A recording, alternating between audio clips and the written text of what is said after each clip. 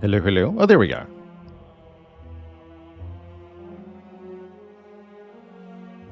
Yeah, this is why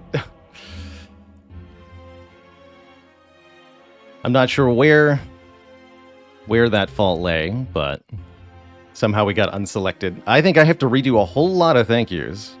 Was I muted the literally entire time? Or was there at any point that anyone could hear me? The entire time. All right. Son of a gun.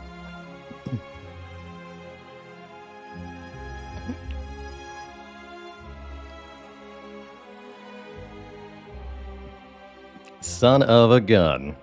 Some banging intro munes, then the Spire music, and then nothing. Okay.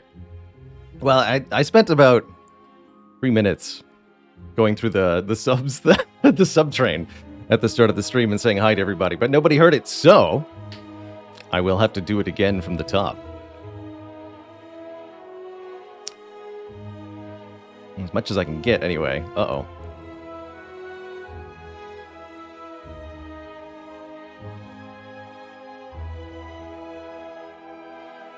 Do I even have access to the full list of subs here? Ah.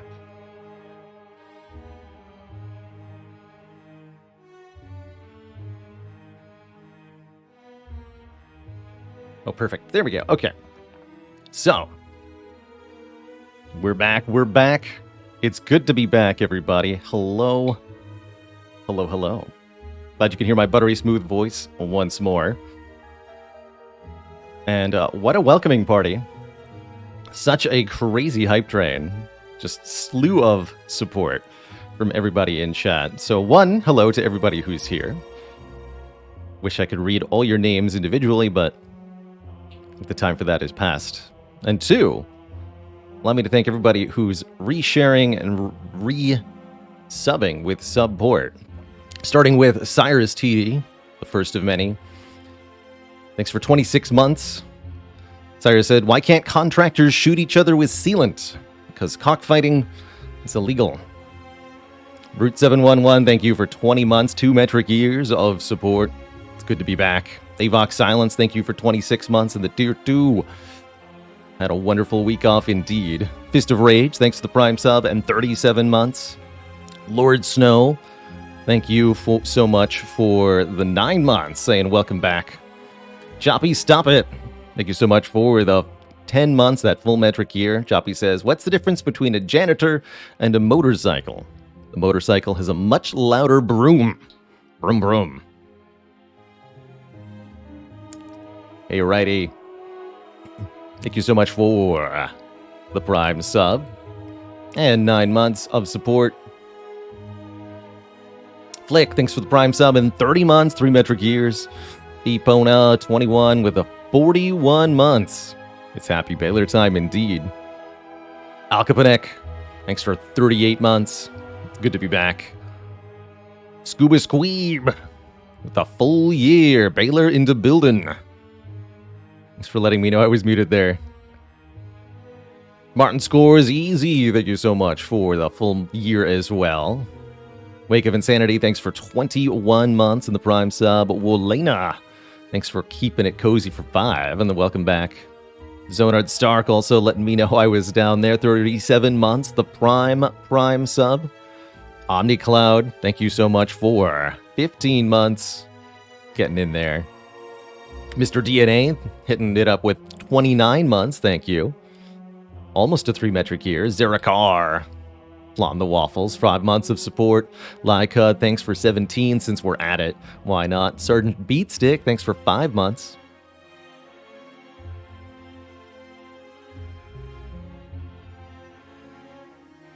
Soul of the Moon, thanks for 3 months. Mark McCarr, thank you for gifting out a gifted sub. And the Hateful Nate, thank you so much for 22 months. Says, don't often get to catch live, but appreciate all the content. You keep streaming, I'll keep watching. That's the deal. It's mighty, mighty good to be back, I have to say. One, thank you all for the absurd train of support there.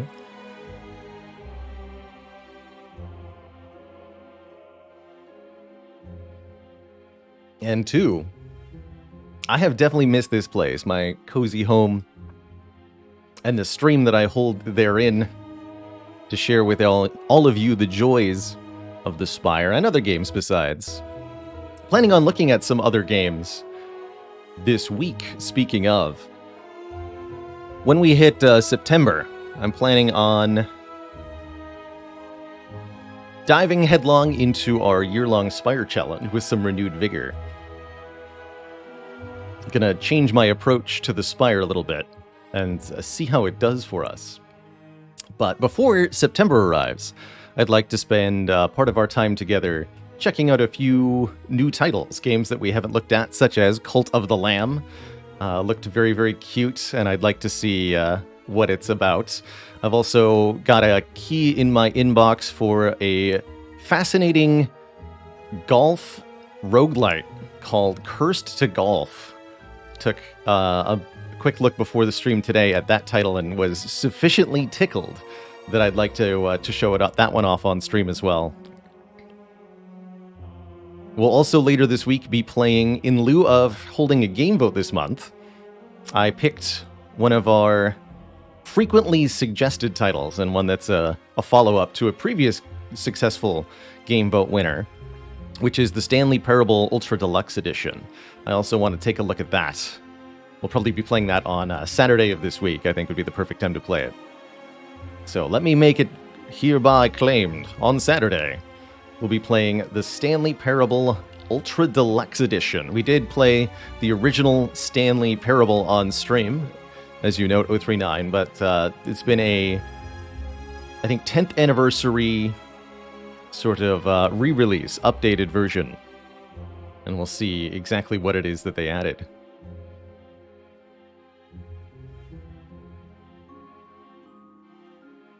They added enough, I'll take it. Yeah, I'd love to see what's new. Especially if enough simply includes the ability to choose one's resolution. Spezner, thanks for 2 months of support.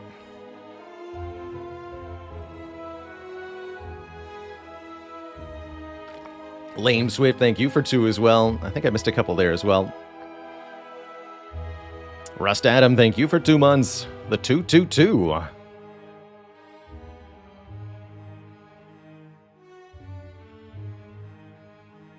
Quagmire says, just want to see me lose. Too many YouTube videos, and I believe you are in God mode all the time.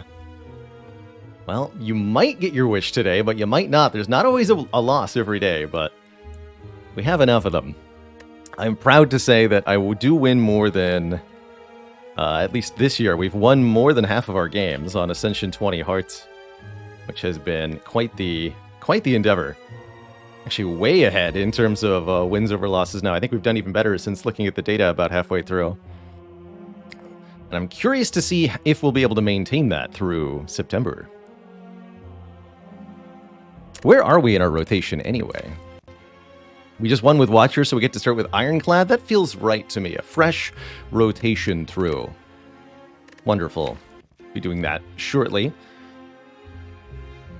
Really did enjoy my time away. I know many are curious as to what I was up to. I got to spend much of last week visiting some family in my homeland of Canada.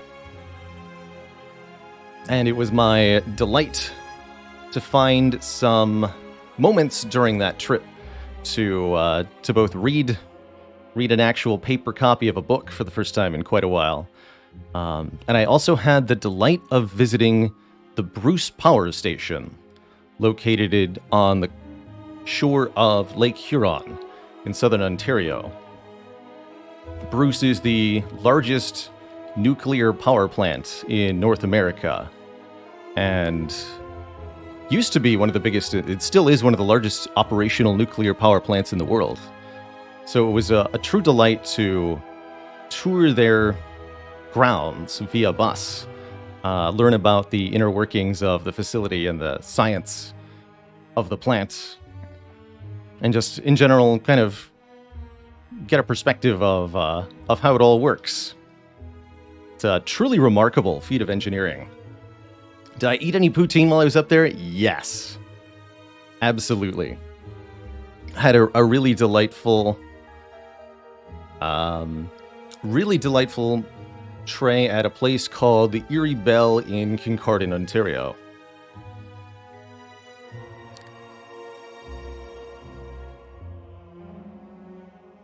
They made some real good poutine. Fish and chips in general. What book did I read? I read Kon-Tiki by Thor Heyerdahl. I think this is how his name is pronounced. Which was a delightful read.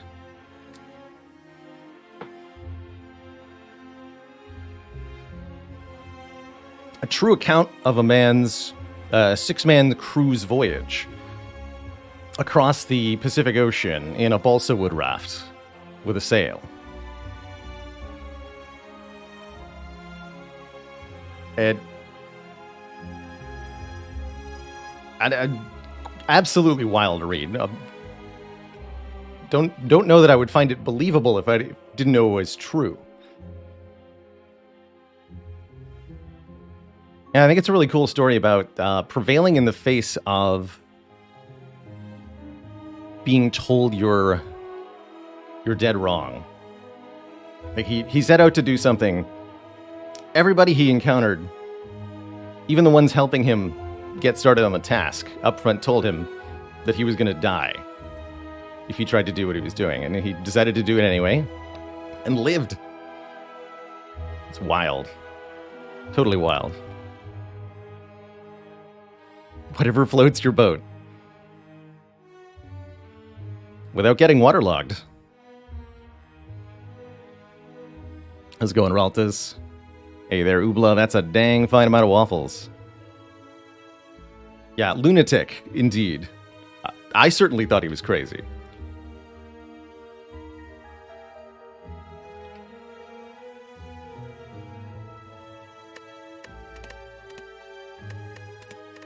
So, shall we play the Ironclad? I think we shall. Ascension 20, our home, our challenge. As a reminder, we are on a quest to get 100 wins with every character on the Ascension against the Ascension 20 heart this year in the game Slay the Spire. Currently, we're at 242 total. So, a bit more than halfway through the challenge, but we've only got about a quarter of the year left. Actually, that's not true. We got a third of the year left.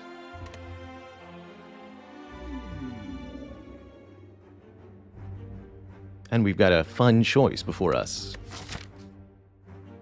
Ooh. So, this is one of those maps. Ooh. This is one of those maps. Understood. This is one of those maps that I warn you about. When you're getting started in Slay the Spire, anytime you're playing on Ascension 1 or higher, there's a chance that your Act 1 might have a formation like this, where you are forced to fight an elite early in the run.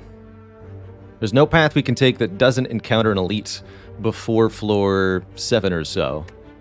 And that is going to shape a lot of the decision-making that we do right at the start. In a situation like this, my first advice is don't swap a boss relic. Don't swap that starting relic away, especially not on Ironclad, as we're likely going to need the health from the first few encounters to guarantee that we can survive beyond. We would much prefer a starting bonus that gives us some aid in that first elite fight. I would say removing a card is not usually that, although on Watcher, removing a defend can be a really good start when it comes to dealing with your first elite. For the most part, you don't really want to shrink the deck size going into an Act 1 elite because it makes you much worse at fighting the 3 sentries, although it can improve your outcome against Gremlin Knob if you're removing, say, a defend. The sentries are really going to punish card removes, and you'd much rather get a bonus from a relic, or better yet, add a functional card to the deck. So choose a card, choose a rare colorless card, choose a rare card. I don't know about random rare, but I think especially here on Ironclad, choose a rare could be a really good start.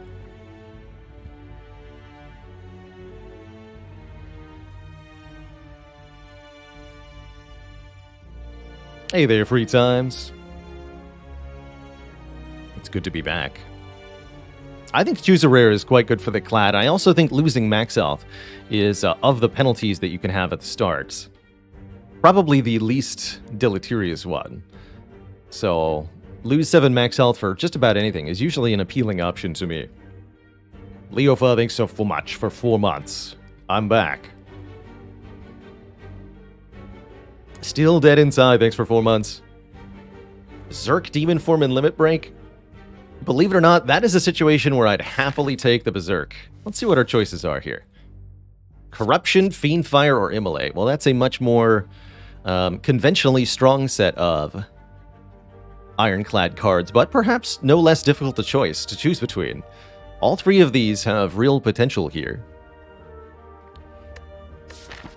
Although I think with the Imminent Elite, we should probably rule out Corruption. We'd much rather take an attack card here to do the big damage. Note that we are fighting Guardian, which I think does speak to not taking Immolate a little bit. If I was fighting Slime Boss, this would be a hands-down, no-brainer. Choose the Immolate card, but when fighting Guardian, I think both could be argued for. Immolate, of course, is probably the best, bar none, early offense card for the Clad. It does massive damage to all enemies, especially if you upgrade it. Sufficient to, in Act 1, just obliterate basically any multi-enemy fight instantly. 5 gremlins, 5 slimes, dead. 4 gremlins, dead. 2 fungi beasts, dead. Just instantly killed by the power of the Immolate. It's also spectacular against the 3 Centuries Elite, which we might be fighting. We'll only be fighting 2 Elites this act, so I'm not actually, there is no path that even fights 3. 2 it is. That's what I thought. So probably going to go this way then. Might as well get the first upgrade before the first Elite, if we can only do 2 regardless. The other option is maybe aim for the Burning Elite, so that we can get that green key. I'd have to be willing to do this. I think that'd be more reasonable with Immolate. But Immolate and Fiendfire is definitely a tough choice here. Fiendfire has better long-term potential, works really well with exhaust synergies, so after picking up a Fiendfire, we can easily take Dark Embrace or Feel No Pain. Cards that become really, really powerful later on. It's also potentially a bit more damage single target, especially if we can get some good card draw going.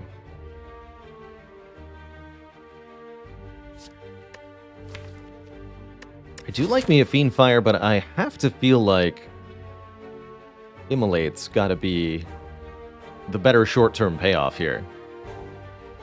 I'm actually not sure we'll be strong enough to go for the Burning Elite, even if I take Immolate. We don't get to upgrade it first. I don't think this is a wise choice. I guess I could make a decision after the first 2 here. We can see if we get a good potion. Something that would let me path onto the red. Okay.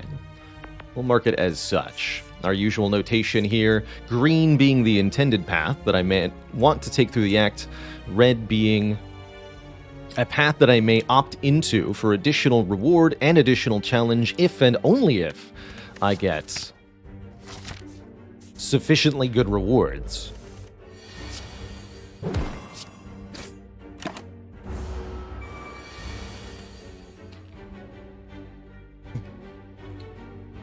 This mod is called Map Marks, and it's not on the Steam Workshop. There's a link to it there. Shmemarin, thanks for 17 months. Alright, not a particularly good potion. Entrench Sever Soul Evolve. Interesting. Evolve Immolate.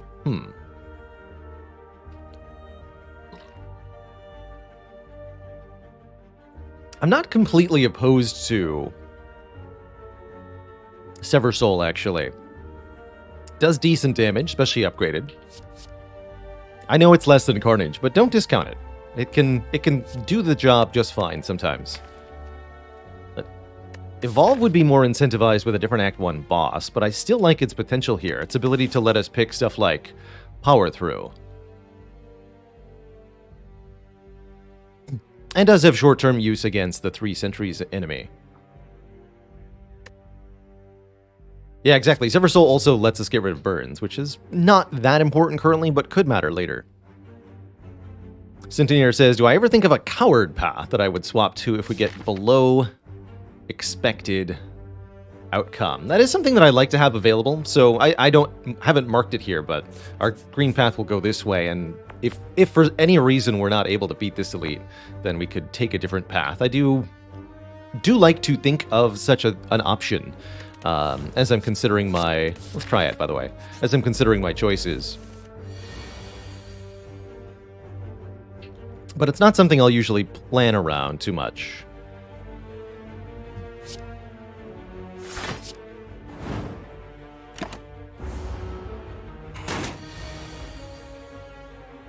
Oh, Jawworm. I think with the Immolate and the Evolve coming up, I can defend 2 times here. Strike and Immolate will kill, for example, so I don't think I need to take the damage to play the Bash. And indeed, it feels like I did not.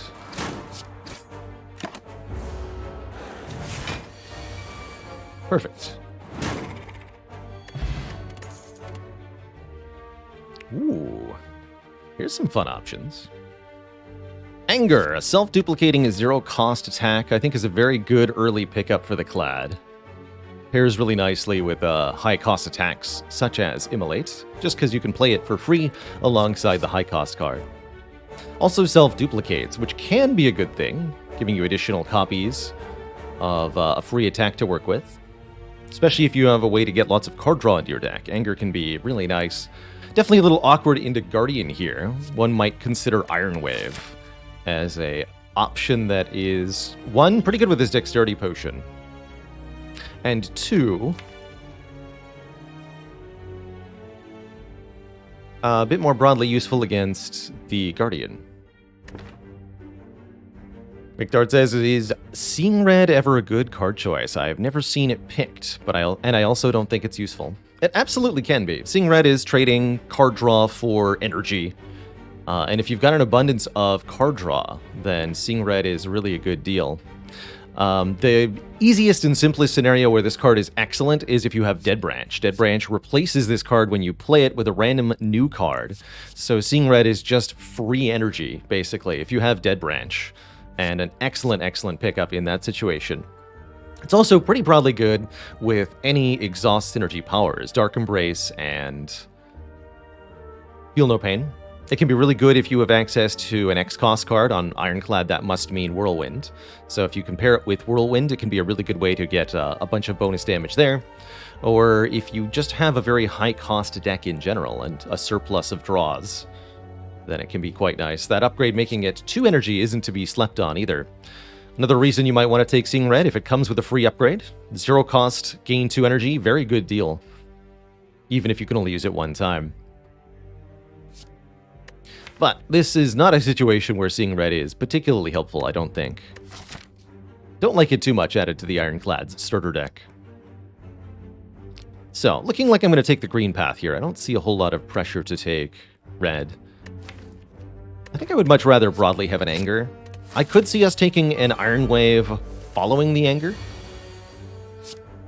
But I do not see a sufficient reason to take Iron Wave right now, with Guardian being quite a ways away. Hoping that we can find either a Shrug It Off or a True Grit. Oh, we get to do it! Yes! Evolve Power Through. Here we go, chat. This is going to be fun. Casper V56, thanks for 15 months in the Prime sub. Captain America, thanks for 3 months. Wishing me good luck. I think it just happened. So, Power Through is Ironclad's most efficient block card, bar none. Upgraded its 20 block for 1 energy. Gives you 2 wounds, which go to your hand. And that means you don't actually draw them until quite a while later. That means no matter what order you draw Evolve and Power Through in, you'll be able to play the Evolve before you draw the wounds a second time. Really, really love this card. When you have an Evolve, which we already do because we were so bold as to pick one up early. We also get offered a card removal.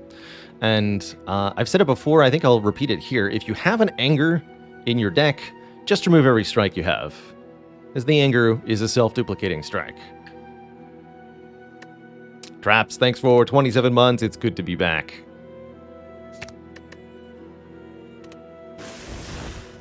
Also want to keep the blocks in the deck to deal with the Guardian here, and because of the Dexterity Potion also.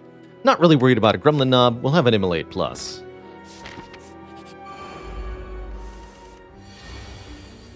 Immolate, where are you at? This is very unbecoming of you. So 11 plus 11 health on this louse. It would take 22 damage to KO. 8 plus 9 plus 9 is more than that. So we can KO the louse. Not block, take 6. Otherwise we have to take 9. Actually, I could kill the front one, but then we're taking 12 because we'll be vulnerable. So I think we should just kill the louse. Take exactly 6, which will heal to full anyway. As long as we KO this thing now. Simple. $10 and Flex Havoc Heavy Blade. It's feeling like a skip to me here. Without the ability to upgrade any of these cards in the short term, I'll be upgrading Immolate. Flex Anger can be a thing, maybe with the card draw from the Evolve, but that's thinking like 4 upgrades ahead before it really starts to pay off. We could upgrade Havoc to let me play the top card and Exhaust, but I think that would be probably bad. That might be nice to play Immolate for free, but we don't want to be destroying too many of these cards, other than maybe Engers. We don't have any strength for the Heavy Blade. I'm thinking we don't want any of this. Appy, thanks for 10 months of support. Consider Heavy Blade to be an inefficient card at dealing damage. It even, tragically, once Lagavulin debuffs our strength to a negative value, the Heavy Blade will do significantly decreased damage, because negative strength also affects Heavy Blade multiple times. So it's actively bad in one of our upcoming elite fights. Skip. Thank you.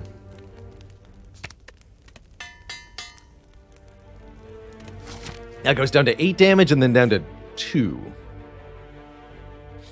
After the second debuff, and it is indeed the Lagavulin who faceth us now.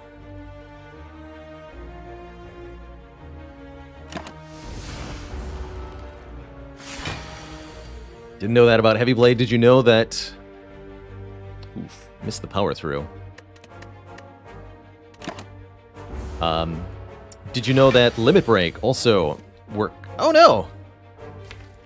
This is unacceptable. Did you know that Limit Break also doubles negative strength? If you've got negative 2 strength from the Lagavulin and you play Limit Break, you'll go to negative 4.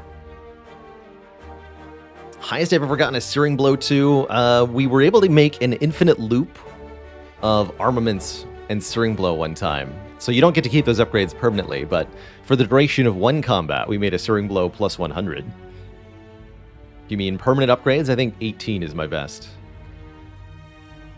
I think what I'm going to do is this. We're going to get the wounds into the deck, not play any of the damage, just let the Lagavulin wake up of their own accord here. Probably going to employ the Dexterity Potion for this fight. Let's do that.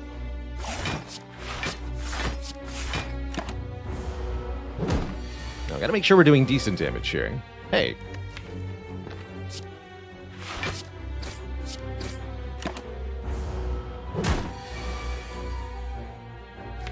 Ash and Immolate being stapled together has not been that helpful for us.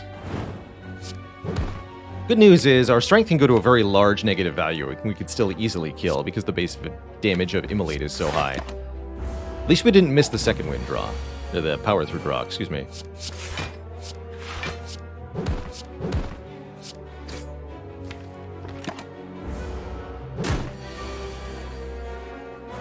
Nor did we miss this Immolate. Good. Okay, not too bad.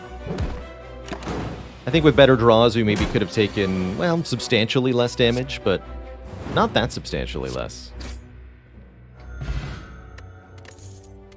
And we still have plenty of health, after all. We get Lantern, which can help fix Bash Immolate turn 1 draws by giving us 1 more energy to work with. Ooh. Fun options here. 3 uncommons is cool. I really like Burning Pact for its ability to get rid of specific unwanted cards, the strikes, maybe burns even if we don't want them. Rampage could be kind of decent, actually, with Evolve, as you're able to redraw it quite a lot. Or Ghostly Armor, another very efficient block card. 10 block for 1 energy. I am really liking the ability to exhaust a card of my choosing at the moment with Burning Pacts. I think that's very, very helpful. Rampage would be useful probably for specifically this elite fight and for the Guardian fight, but not much further beyond. Rampage really is a card that kind of falls off a cliff as you get later into a run of Slay the Spire. It's just so hard to be able to play it enough times because it's not a zero-cost card. Glad we found so much money already. A surprise store awaits us containing some very interesting options. Let's just say that. All 3 of these relics are pretty spicy. Preserved Insect makes elites smaller and easier to kill. Bag of Marbles applying 1 vulnerable to all enemies would be very nice with the Immolate, especially. Or the Toolbox, letting us have an extra card to work with on turn 1 when we already notably have more energy. So the Toolbox allowing us to have another option could be invaluable here. Might also make us some money because it can generate Hand of Greed.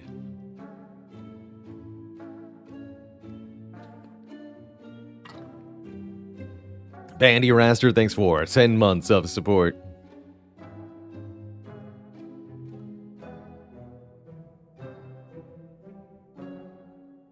Would I take a medical kit here? No, actually, I think with the Evolve, we probably want to keep the status cards around for the most part. So I would not want to destroy them.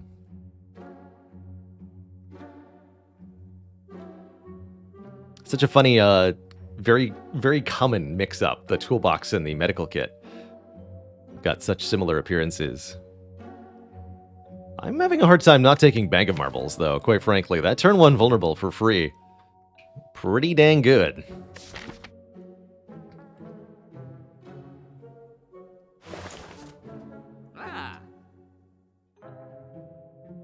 Man, it's a tough choice.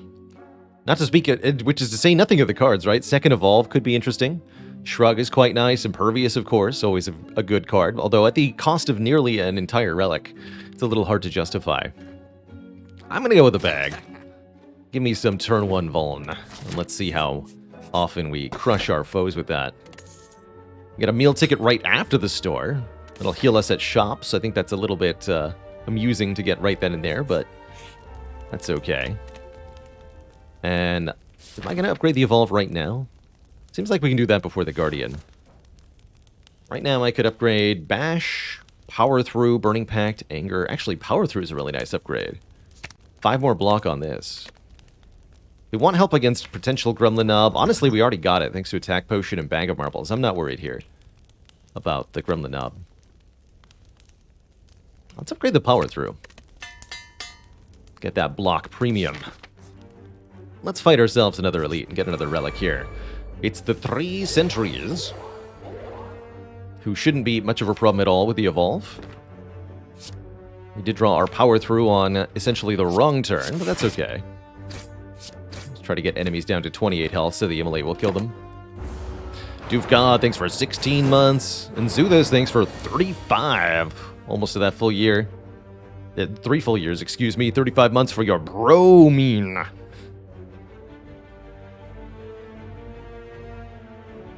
The incredible power of 35 protons.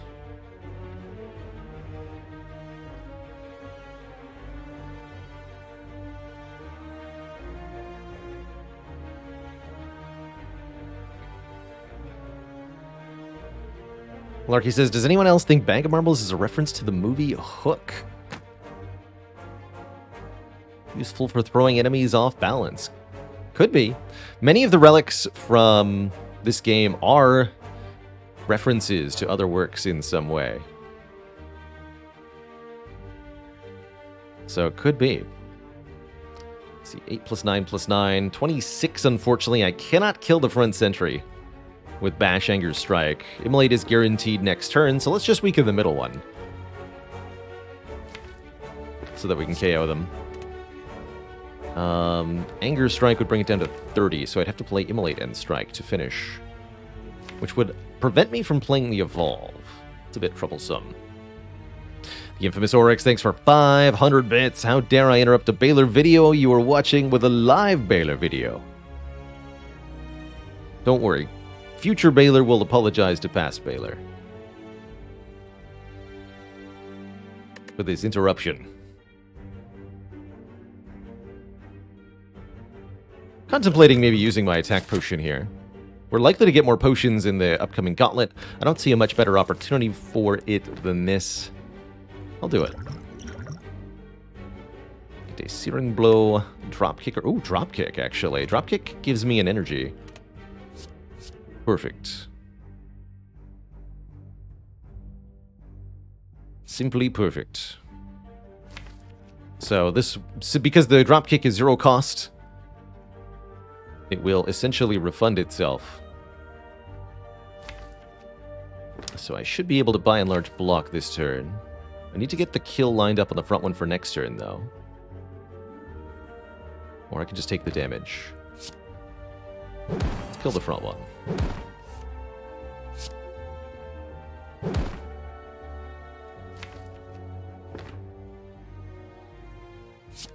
So that blocks 10. Next turn I'm drawing Immolate, Evolve, Burning Pact. I likely won't be able to kill the middle one, so I should probably just play Evolve and Immolate next turn. Take 5 this turn.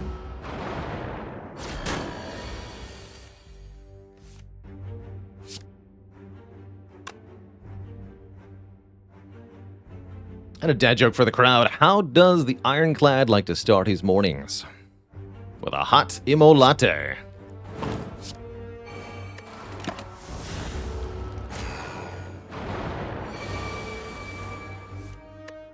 We do indeed play with a mod Downfall on occasion.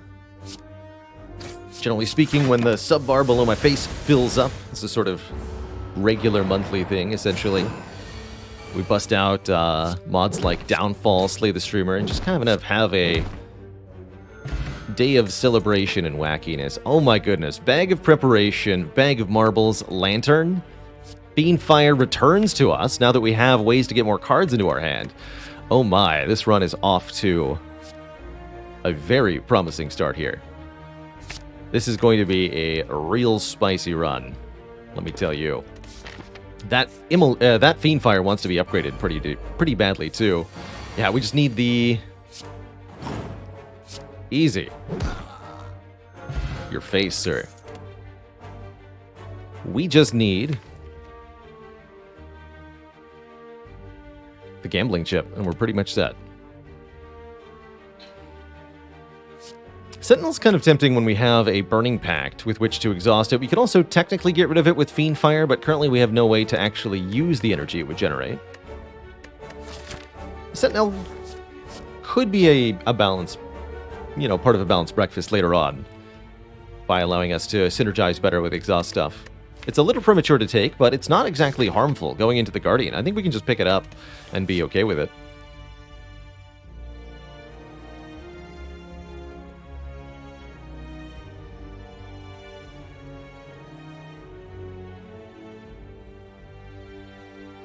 I'm going to try it. I think it's going to be useful later on. I think it's broadly useful for Guardian. I think it might interrupt our turn ones occasionally. And that could be problematic. But that's okay. I did have a full block available. Wanted to extend the vulnerable there. So if I Burning Pact into either Fiendfire or Immolate, we instantly kill. Let's try that first. Easy. A way to gain strength is spot weakness. I think that's quite useful here. Strength gain would make the Fiendfire and the Anger do dramatically more damage, and will be a very important way for this deck to be relevant in the later game. Might be tempted to take Wild Strike for its upfront damage and adding a wound, but I think what we're really missing here is a way to get this deck to produce much larger numbers much later in the game. Strength is going to be an important way to do that. That and cards like Feel No Pain, cards like Dark Embrace. Now that we have exhaust cards, we can get interactions with those too. Hey there, Threat Level Midnight. Glad you appreciate the art. It's one of my favorite works, for sure. Always loved the Souls game in the series. Jay Blue Jay, thank you so much for 13 months. It's 1 2 1 2 today. Good day to test a microphone. Funny you say that, actually. I should have more thoroughly done so because my microphone was inadvertently disconnected at the start of stream, so we had a multi-minute mishap where nobody could hear me. Oops.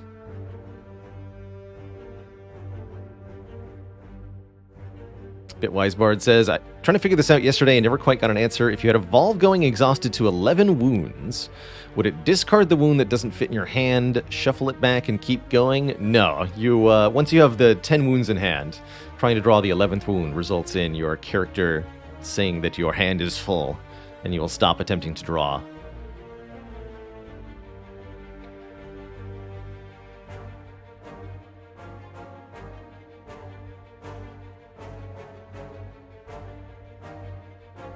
Do I have a particular fave that I revisit? The one I've played most is the first Dark Souls.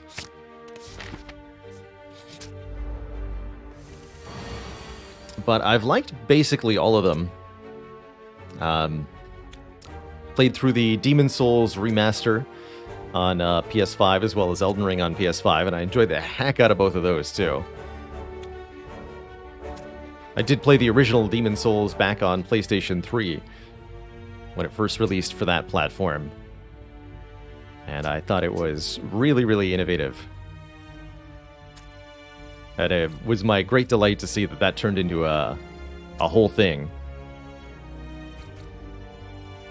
I have played Bloodborne. I've not played Sekiro. That's kind of the odd one out for me.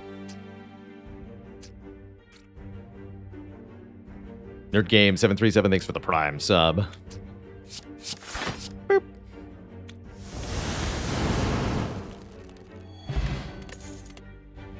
And there's a Dark Embrace. I think I'll pick that up.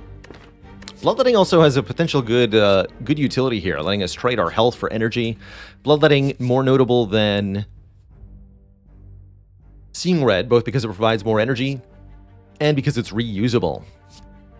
The hit point cost can be daunting, but it can be well worth it.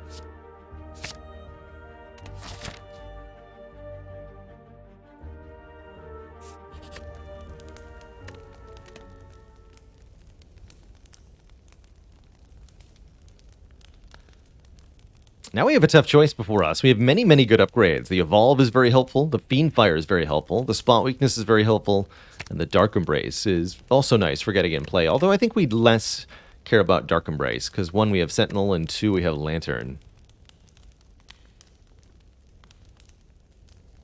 Feels like Fiendfire does probably scale our kill damage a little bit better than the Evolve does, at least initially.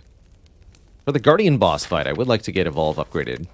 But it's actually not really relevant in a lot of fights that we're going into. We're simply ending fights before we can draw the status cards in the first place. So yeah, I think we should upgrade the Fiendfire here. Partially for this Guardian fight, partially for Act 2, when we want to be able to obliterate foes with a 90 damage turn 1. Sure is a lot of block cards I just drew. Oh well. Boop.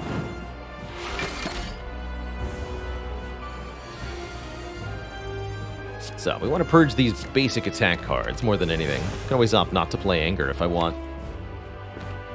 We'll have to take some damage next turn, but I had no illusions that we were going to get through this fight without taking some damage. We have plenty of health to spare. So I'm actually quite fine simply sacrificing the necessary health here to get these powers in play. Completely fine by me.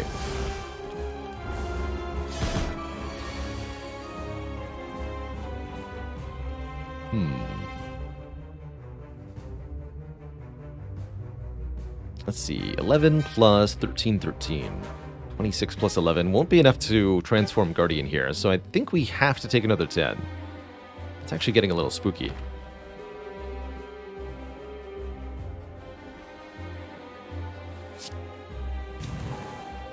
$14 plus 18 also won't be enough.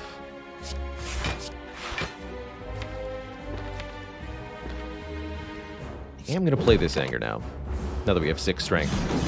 We'd like to force a conclusion to this battle, sooner rather than later. Fiendfire to delete all this sounds pretty nice. Let's do it. Also, we'll draw all of the cards when I do that. That sounds grand, actually.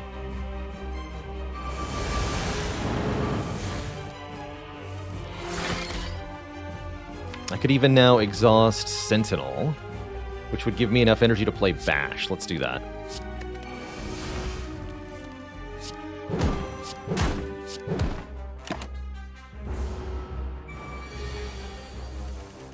Spicy.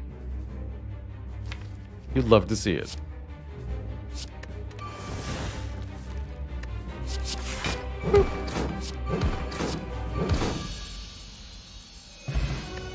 Beautiful. Absolutely beautiful. Oh boy.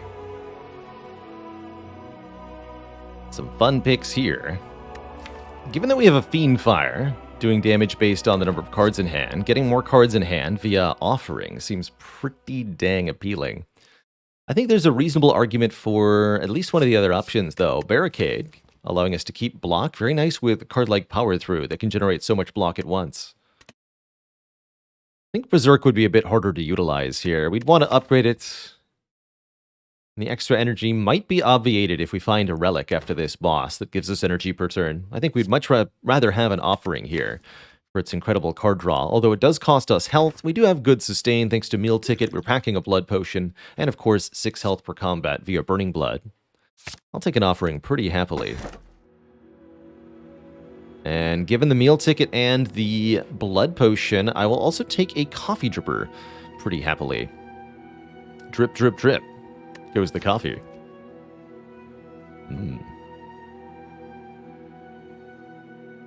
Hey there, Vaylee. Ooh, I like that command.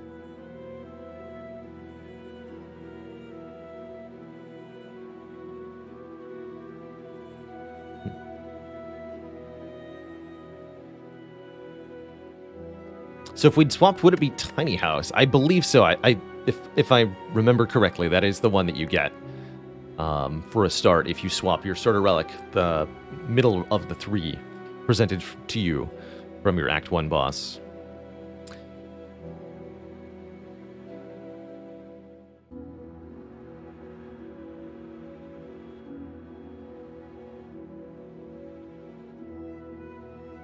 Hey there, Beards and Bacon. Thanks for 22 months. What does this channel cutie button do? Why? It puts your name permanently beneath the stream amongst the list of channel cuties. Thank you so much for being a part of the stream for so long as to amass the required 500,000 in channel points. Thanks for making me rich.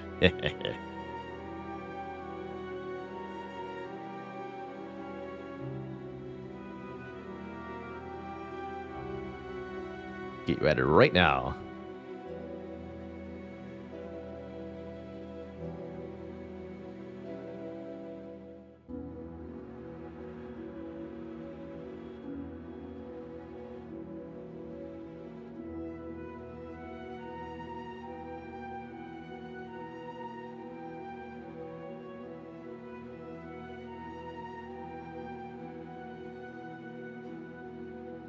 All right, so I'm taking that coffee dripper. 1 extra energy per turn will be very, very useful, especially as we get more card draw. Just being able to play more cards each turn, even if it is just a strike and a defend for now. As we further refine the deck by removing cards, that extra energy is going to get more and more useful progressively. Interesting looking act. So we heal at shops. Currently, all the shops are early on. We can only visit 1 of the 3. So we'll probably want to use one of those to top up. Might as well, with Meal Ticket. At minimum, we can remove another strike there, too.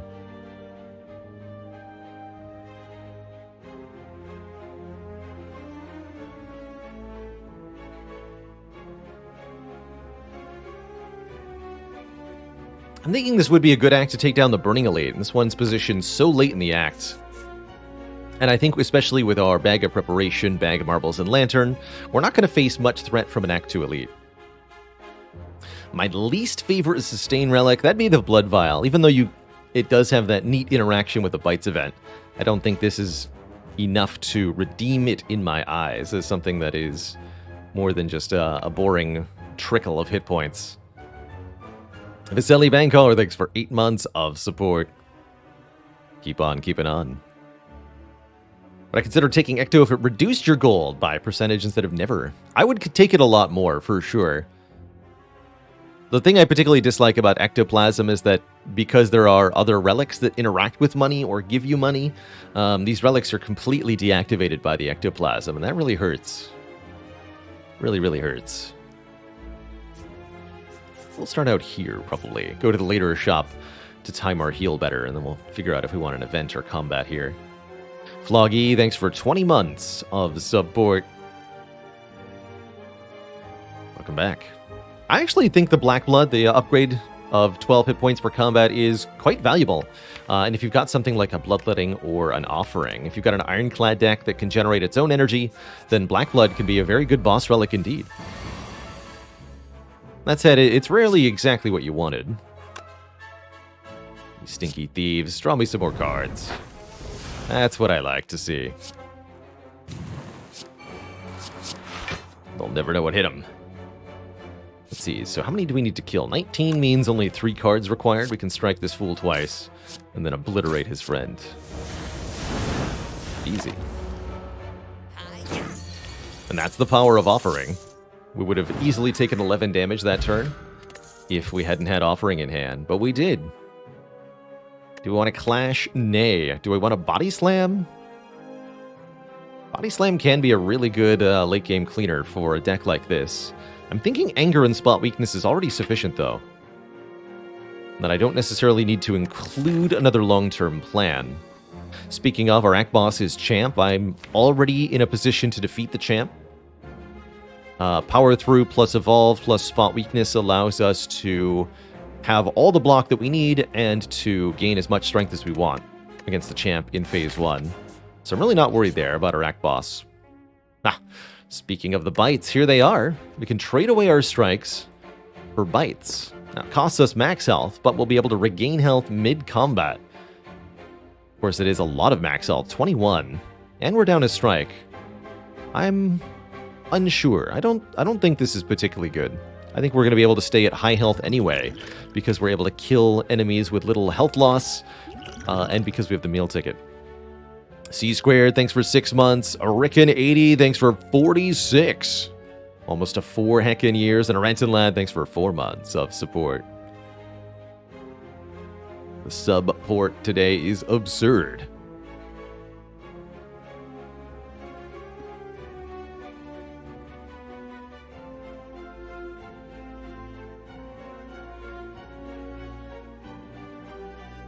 Juice for Zoo says, I always thought it would be cool if Busted Crown had the downside of no longer being able to skip cards. It's a fun way to play Spire. I think that would actually be a better boss relic in a lot of situations.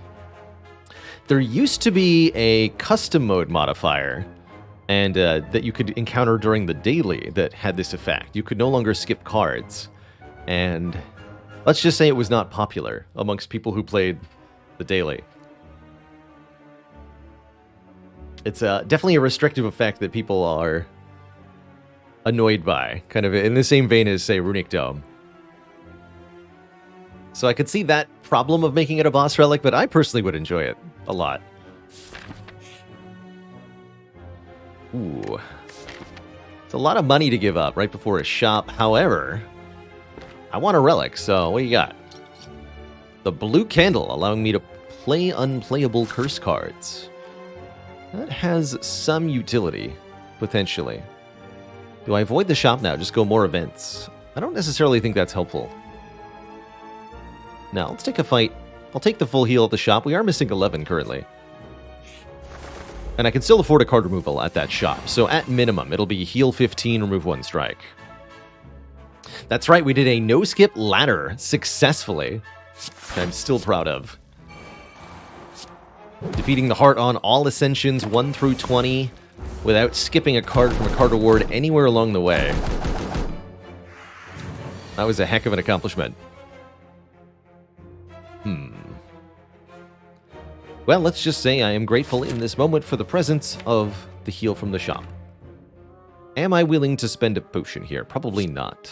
If I spot weakness, can we kill this stinky bird? So these would go to 9 base. 9 would go to 13, but then you divide that, so there'll be 6, 6, 6. Unfortunately, that won't kill.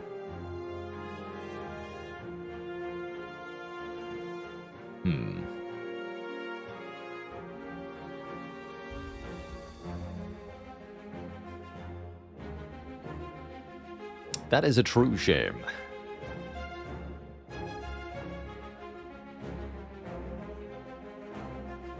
Look at all those beautifully stacked links.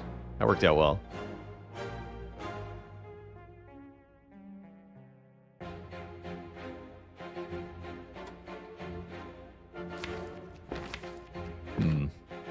Alright, I don't think I'm willing... we can always use this afterwards if we find a potion anyway. I don't think I'm willing to invest this liquid memories, which could be so valuable during an elite fight. So I'll just take my damage. Ouch! The big ouch.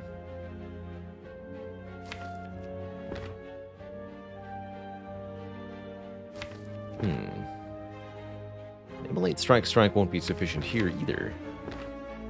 We're actually not out of the woods here. Understood. We should do the following then. May need to play this offering.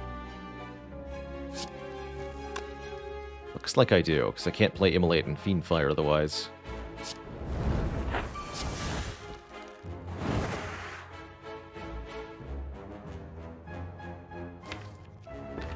We'll go Evolve and kill this one.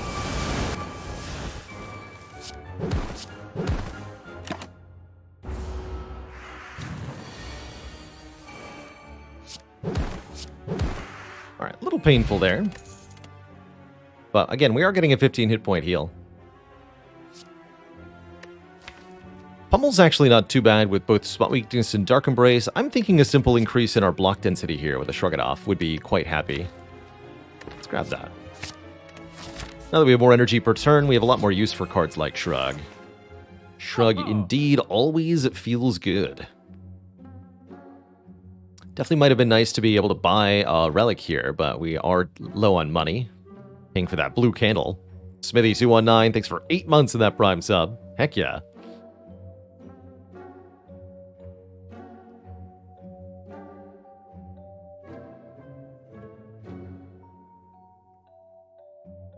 How's it going, Jedit?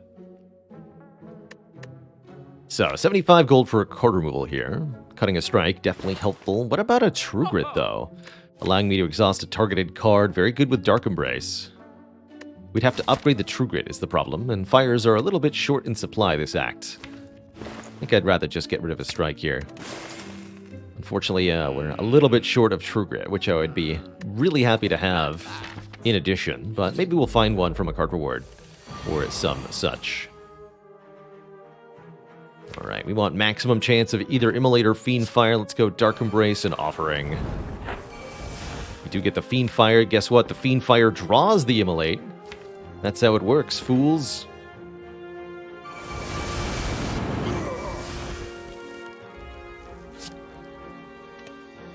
Running Pact the Sentinel? Not yet. Immolate first. Easy. Just play the Immolate twice. And then eat a strawberry. And then consider a second Sentinel. Now that we have Dark Embrace and Fiendfire, it's actually a pretty dang good card. Let's do it. And a bonus shop. Welcome. No! Unwelcome. This is unacceptable, sir.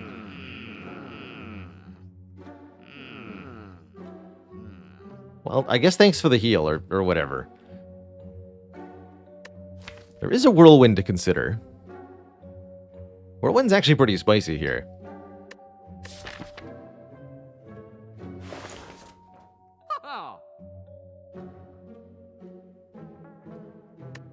Do I want it? I don't think I do. I think we are sufficiently geared up for multi-enemy fights. Let's see, do I want to be looking at card rewards now or events? We just found a shop, so this event room cannot be a shop now. Let's take an event. An odd creature with a hunched back sprouting several tentacles is scrounging through a pile of trash and debris in front of you. As you approach, he shuffles forward in a non-threatening manner. And offer either the strawberry or the blue candle. Note the phrasing here. Strawberry says, upon pickup, raise your max health by 7. If you give up the strawberry, you don't lose the max health. Blue candle's also not particularly useful, but it does actually do something, unlike this strawberry, which no longer does a dang thing. It's also much more edible, I imagine, so feels right to feed it to him. Enjoy your delicious strawberry, sir.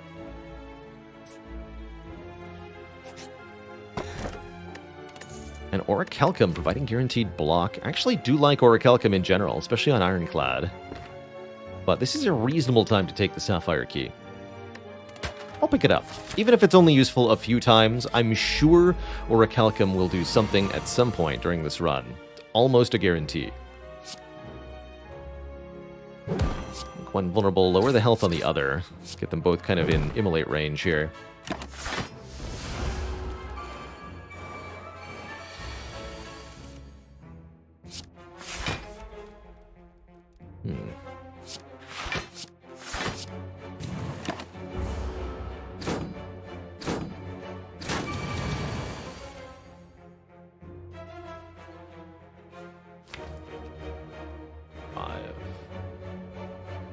We just played the offering here. Wait first.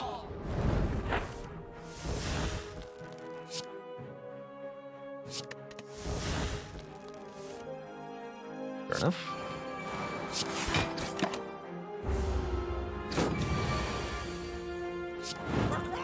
And we're back to full. We also find our first bonus rare card from In-Lost Gift, which is a limit break, letting us double our strength. We do have a spot weakness, although it's not exactly a whole lot of strength to get started with.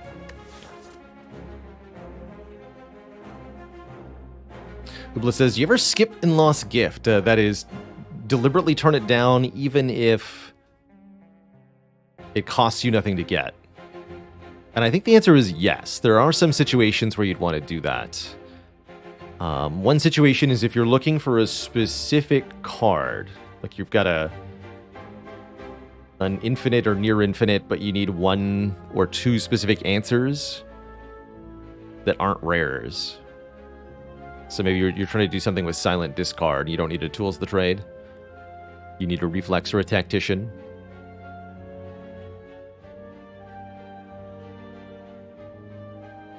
Certain characters also don't necessarily make the best use of their rares. Silent and Watcher in particular, I think would not always want to see a rare card. Although even on Watcher, you do like the increased chance to see stuff like Scrawl and Vault. Dark Embrace.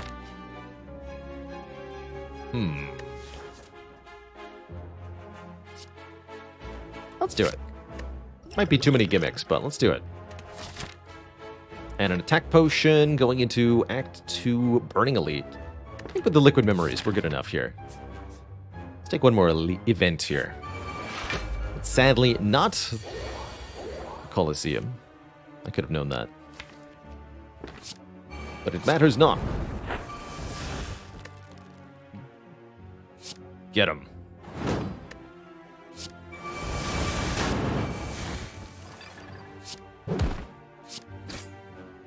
I'd say this deck is working well. Get another rare card offered to us, this time a Feed. Yes. Deals damage, and if it kills the enemy, it raises our max health permanently, making us chonkier for the entire rest of the entire run.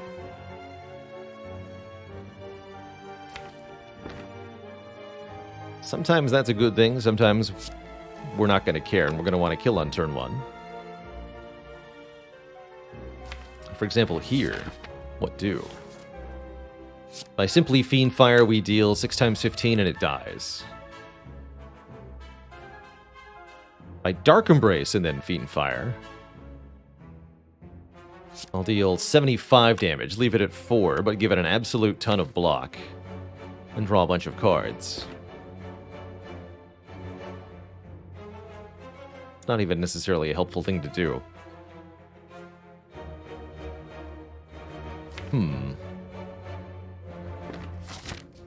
Got a health surplus at the moment. I'm gonna do this.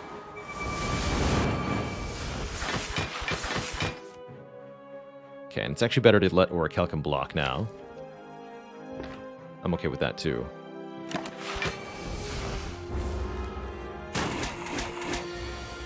We do land our feed. Then we're able to drink the blood potion if we want, pick up a liquid bronze. Get a third rare, 3 rares and 3 combats, thanks to In-Law's Gift. This one's another offering. That I'm taking. Holy moly, this deck is getting real strong. Neilziel, thanks for 3 months.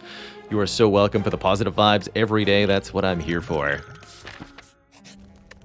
Stay cozy, my friends.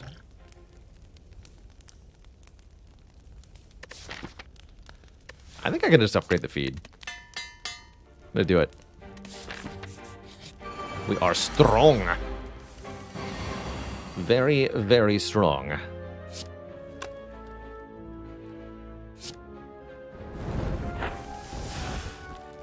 Interesting.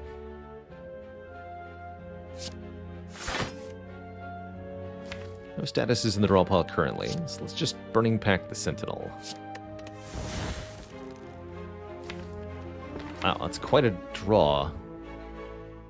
Spot weakness in the strike can kill the sneaky gremlin. And I guess we can block most of the rest of this. Seems fine. Could also use the Ascender's Bane to draw 1 more if I wanted. Don't think I'm going to. Since it'll do that... Oh no, I don't have Dark Embrace in play. I would have drawn 1 more, it just would have done 1 damage to me, excuse me. That would have been very silly. And I would have felt like a fool. Still no Dark Embrace, sadly. That's a bit of a problem.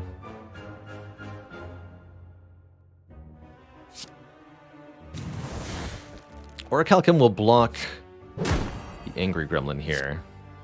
So if I want to, I can Fiend Fire the Leader for quite a lot of damage, lining up a kill next turn. Although this might increase the chance we get attacked next turn. If I can guarantee that I can kill the leader, I don't think I'm going to care much. And we don't even get attacked. Brilliant. Well, that worked out beautifully. Crunch.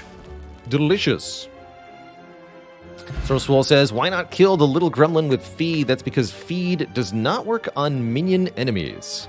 Any enemy with a little skull icon under their health bar.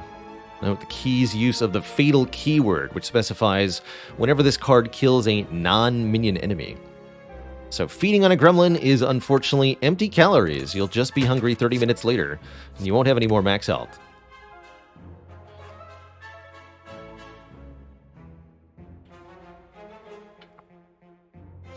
Yet another gift. 4 extra rare cards. It's pretty ridiculous. The gift that keeps on giving, huh?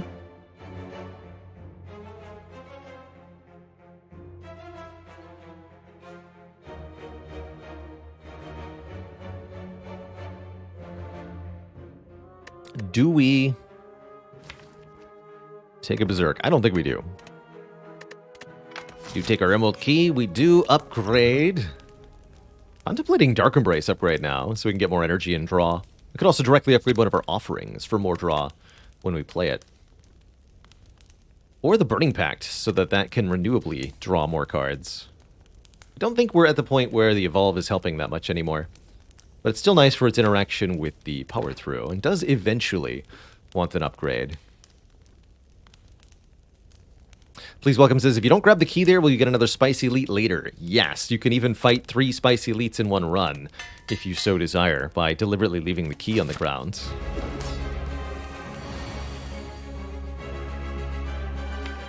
This is not necessarily the cards that I want to get rid of, but I think this is good enough for me. I do want to play that Anger, though, right?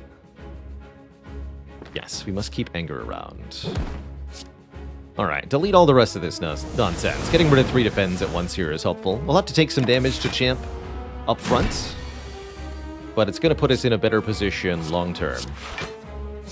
And gets rid of our Fiend Fire early.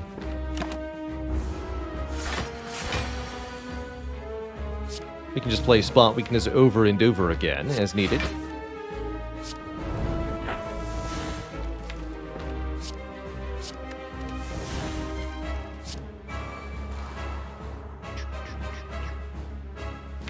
buffering again now? Sure. We don't want to play Anger too many times until we've played Spot Weakness a bunch of times.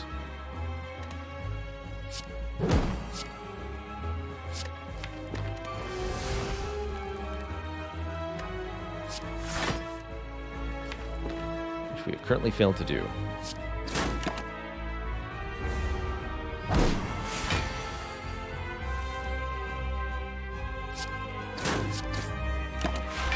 Well, that didn't work out.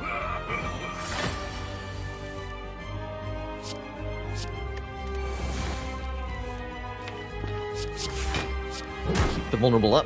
Keep deleting non-important cards. Want to get up to a certain number of statuses. We don't necessarily want to fill the entire deck with wounds, but we do want lots of them. You can always use Burning Pact to get rid of the extras. We need to get up to about 12 strength in order to be able to kill Champ quickly enough. That's usually my benchmark for Ironclad versus Champ. Get to 12 strength, and you should be able to rush him down.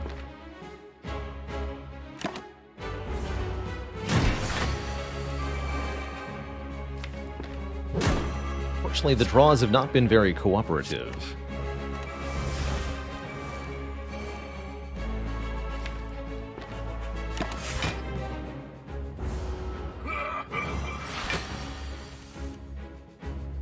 Come at me, bro. Please stop.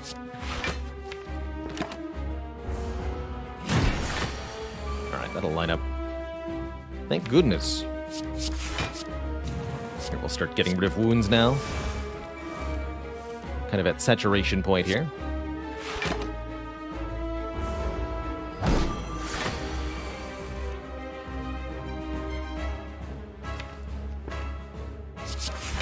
That back into the draw pile. Actually, shuffling without Spot Weakness probably wasn't wise.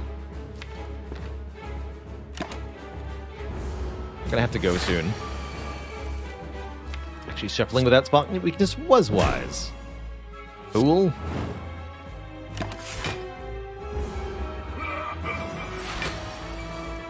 Okay. I would officially call this go time. Which is to say we should try to kill Champ as quickly as possible from this point.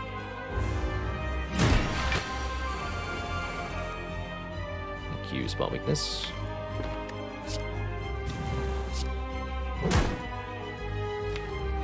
Just need to get rid of the burn this turn.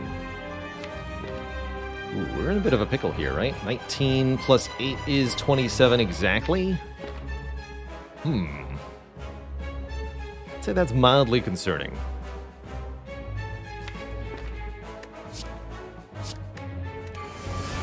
I need to draw another defense card. Or I need to use the Liquid Memories. Pretty spooky. I think we might have to use the Liquid Memories to survive this.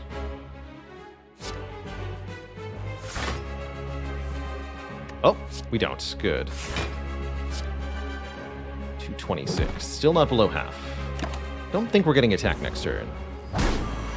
Oh gosh, we are. Terrifying. Simply terrifying. Now we have to use the Liquid Memories, and it's going to be on Power Through. That way we can block the required exactly 33. Draws in this fight really have not been very helpful to us. Pretty yikes.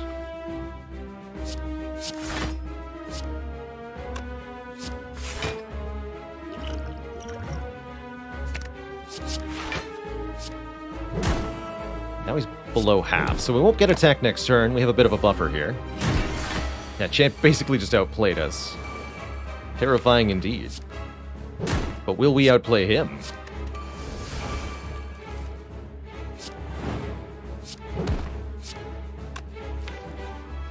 Okay, looks like we won't be feeding on him, but we will be winning.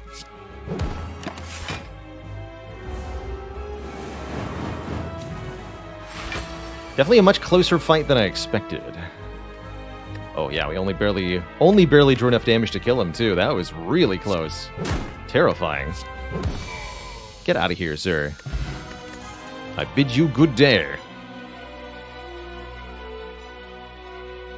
good offering. We take a third copy. That's a lot of health to lose. Although I don't necessarily need to play all 3 of them each fight. Minimus Gluteus, thanks for 7 months of support. Lucky 7 and Janice getting in there with Lucky 7 as well. Thank you. So good to be back. Setting up for Giant Fiend Fire does kind of interfere with feed. It's true, although notably we don't need to feed in every fight.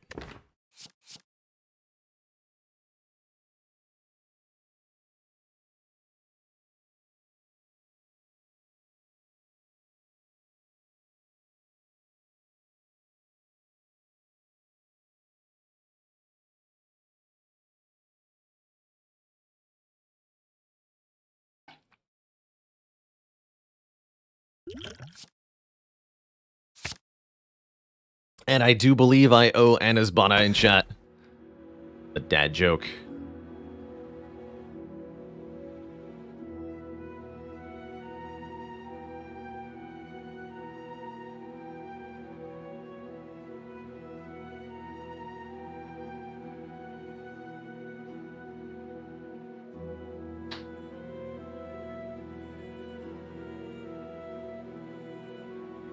Why couldn't the Ironclad play any cards? They were all on strike.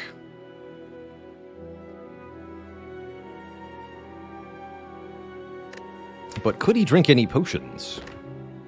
The Sacred Bark here, we would double the effectiveness of potions, which could be quite useful for specific difficult combats. Currently, we only have one moderately useful potion, the Thorns Potion. I don't think that the Sacred Bark goes all that well with it. I tend to like Sacred Bark in situations where you've either got the potion belt so you can hold 4 at once, or if you have the White Bee statue and you're getting 1 per combat. Otherwise, I tend to lean more towards getting even more energy. I think Slaver's Collar, giving us bonus energy during boss and elite fights, could be very nice, and I think the Velvet Choker could also be a little bit more problematic here. The extra energy is nice, but limiting us to 6 cards per turn is really a problem with 3 offerings. I like Slaver's Collar just fine here. One of my favorite relics to pick going into Act 3. Before we dive too far into this act, probably going to go for a couple of shops here, by the way. We want the heals from that meal ticket, so an early store. This act is looking pretty juicy. But before I get too far into this act, I'm going to take a really quick break, refill my legs, stretch my water. When I return, we'll slay more Spire. Be right back, folks.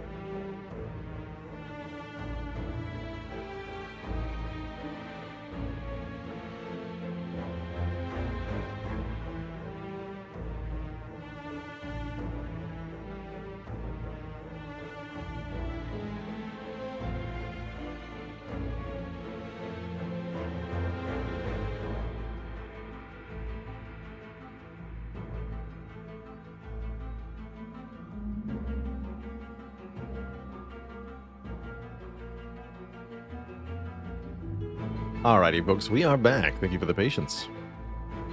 Mazuza, thanks for 9 months. Still loving the content. Somebody who's played this game north of 800 hours. You were surprised that you're missing one card in your compendium. I bet it's a curse with a trophy on it. This card is called Pride, and you can only get it in endless mode. You have to go into the custom mode of Slay the Spire, select Endless as an option, and then play, I think, to the beginning of the third run through the game, at which point you'll be given a few copies of this curse.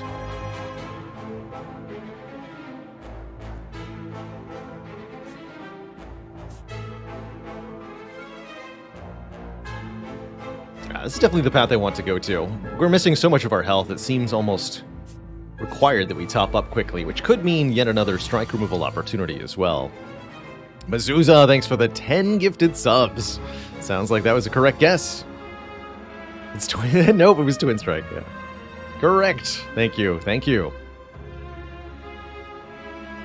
Said no one says, do people compete for deepest run in Endless? I saw a little discussion of this early on in Spire's early access, but ultimately it's a race to nowhere. It is somebody, at least I believe, gave a convincing proof that it was theoretically possible to survive indefinitely in endless mode with the correct setup. So with sufficient patience, arbitrarily high floor counts can be achieved. In practice, though, the limiting factor is your human time and your computer's processing time.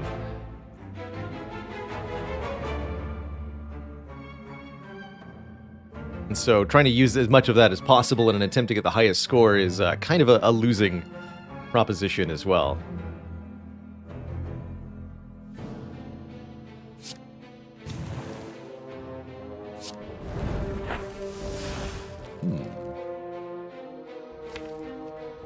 Well, Dark Embrace, Ascender's Bane to try to get the first floor feed? I don't think so. I think I go Evolve, Sentinel, Defend, lower the health intentionally. And let our opponent take it from here.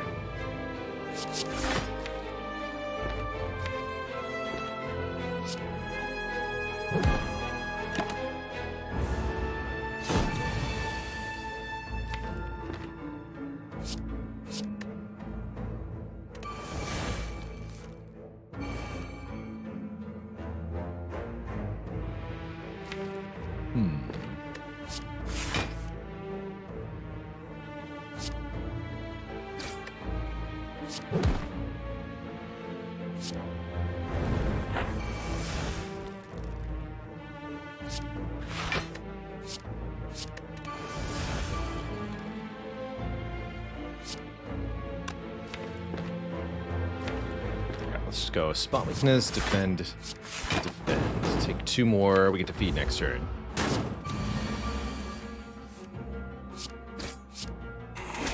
There we go. Get an Entropic Brew, which can contain 2 additional potions.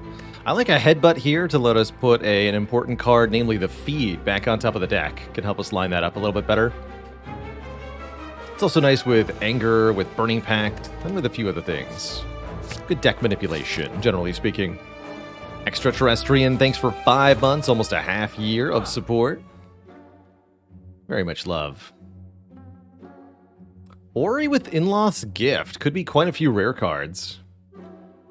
That's worth thinking about. Shockwave is here to let us apply AoE, Weaken, and Vulnerable. That's pretty good. Card removal on a strike, also pretty good. Notably, we are allowed to do Ori card remove, which is quite tempting, although spending all of our money is not ideal if I do want to go to another shop later for the heal. But definitely hard to turn down 5 additional card rewards. Finding something like Corruption could be a game changer. Finding a Feel No Pain or another Dark Embrace. There's quite a few good options there.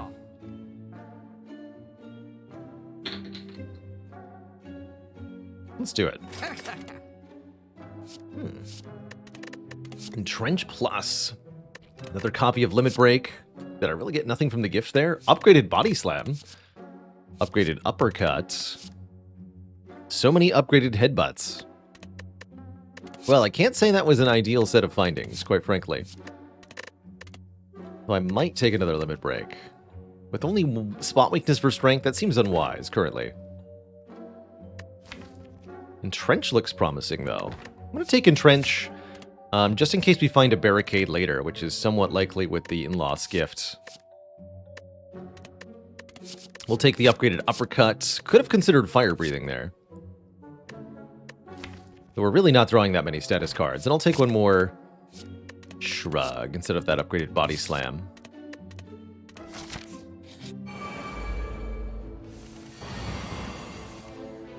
Save the removal for the next shop.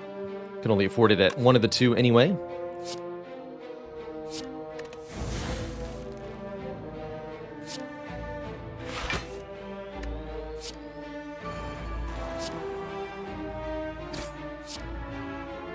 That's not quite enough. Okay, we'll have to play one of these.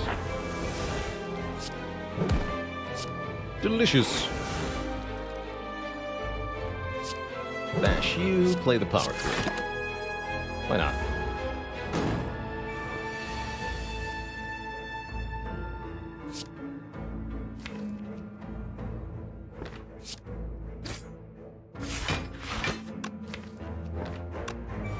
Willingly take one, I suppose. Now we have a slight problem. Beanfire will at least draw some cards. Can always block with your Calcum. Do have decent attacks, right? Good enough.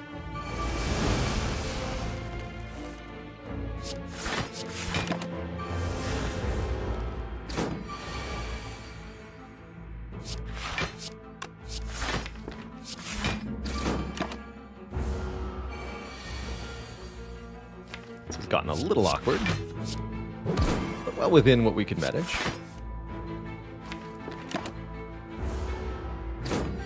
Need to draw power through again, essentially.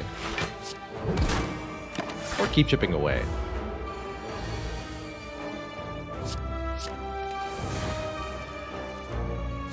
Perfect. 50 block.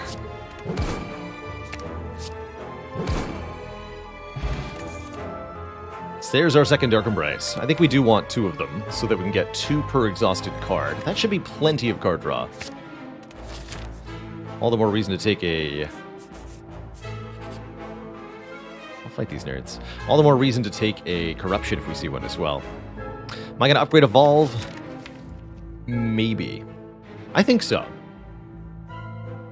Spot Weakness is also a pretty good upgrade at the moment. So this fight can be quite dangerous, but with a powerful turn 1 and a potential Entropic Brew if I need it, I think we'll be okay here. Don't need to play both Burning Pacts, or both Dark Embraces immediately. Okay, there's Fiendfire. Or like Feedfire. So I'd ideally like to kill one of them. Fiendfire the other.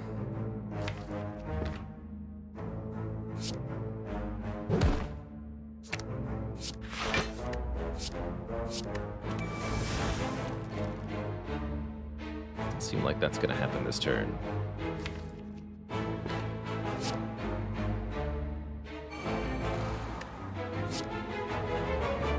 You for 2 turns.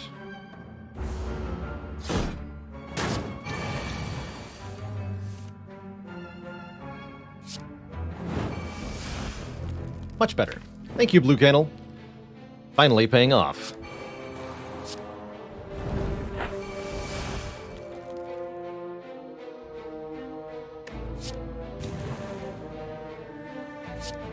So again, killing one of them is completely within bounds. Let's see. I'll play this offering too, I suppose. Let's do get played first then.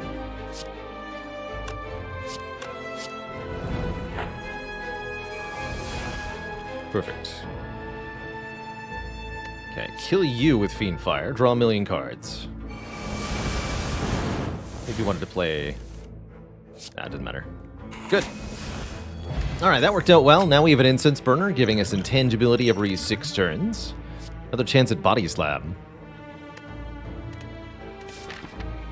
Yeah, we could have simply killed on the first draw with the Fiend Fire, but because I had Feed in my hand, we weren't able to get max health while so doing. That complicated matters a little bit. I chose to sacrifice some health to gain some more max health, and I think that'll end up being worth it. Here's a fight where we'll easily be able to land our Feed, thankfully.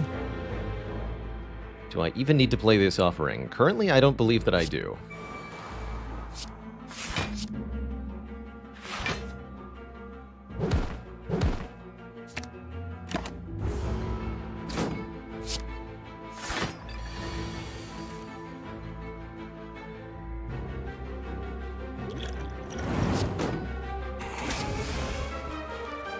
How dare you?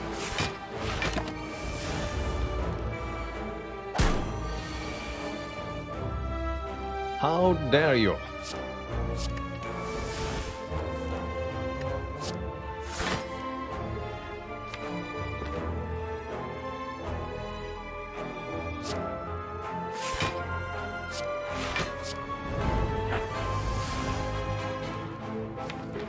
And you?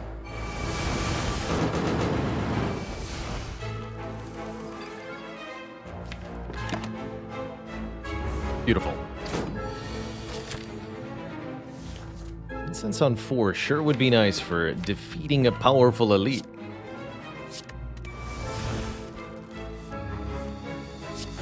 The Reptomancer. I'm not going to bother playing Offering to make that happen, though.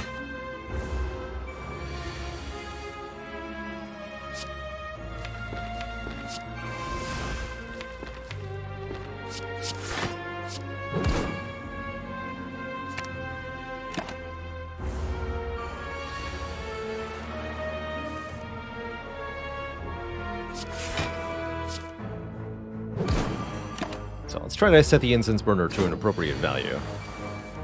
I'm willing to wait here.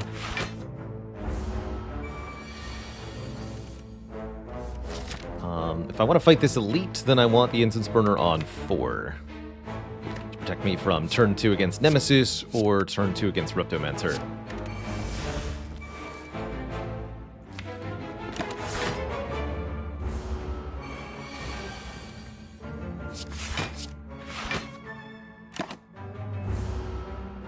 I'm even willing to take a little bit of damage to make that happen, which I don't need to do.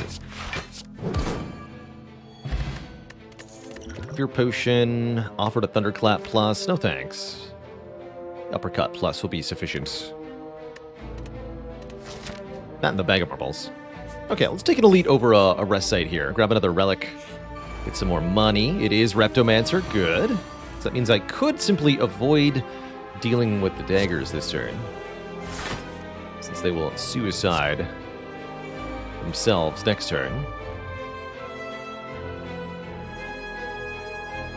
Let's do that. Let's poke all the damage on the Reptomancer and block here. That'll force the if I kill neither dagger this turn, it also forces the Reptomancer to attack me next turn, which is desirable. If we kill one of the daggers, the Repto could summon more.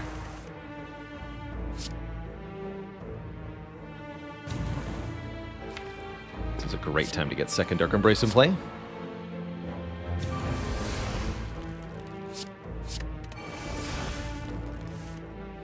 Perfect.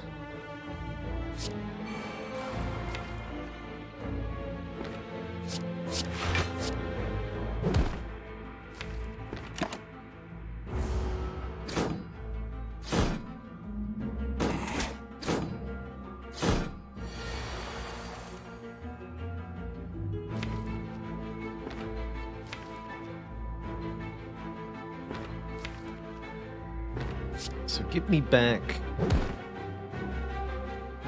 Not feed. Not yet.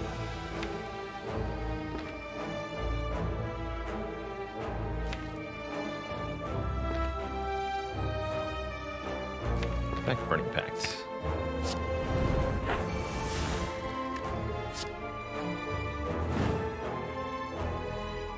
Fiend Fire I simply kill.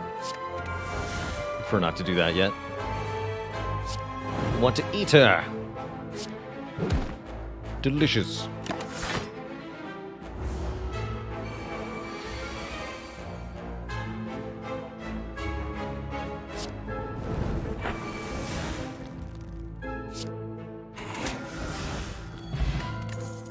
Tasty. There's a fire breathing. This one says plus on it. Whenever we draw a status or curse, deal 10 damage to all enemies. I could see that being good. I could see that being bad. It's yet another power to put in play. That's a little bit awkward, especially when we already have a damage engine. Even if it is a little awkward. Dawsome, thanks for 6 months of support. Whole half year. It's offering 1 hit point loss if you're intangible. Yes. Yes, it is. Which makes the incense burner and the 3 offerings really nice together.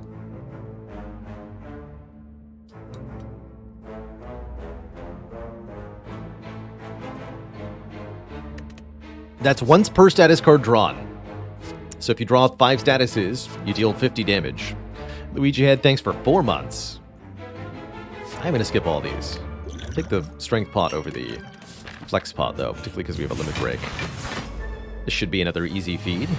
Although, will it be an easy avoid early damage? That remains to be seen.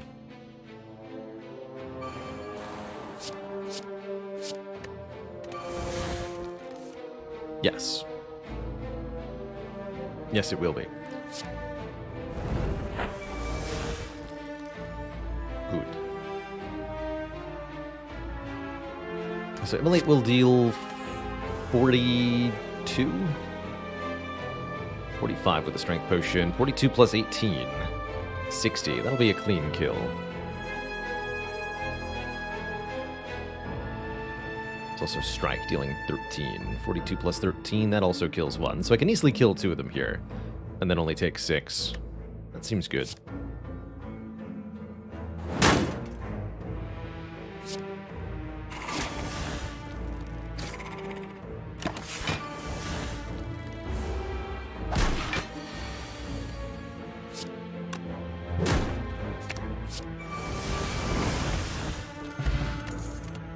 So that max health steadily going up. True Grit unupgraded, little awkward here. We're not going to have an upgrade to give to it. 3rd Dark Embrace is frankly excessive. Let's not take that either.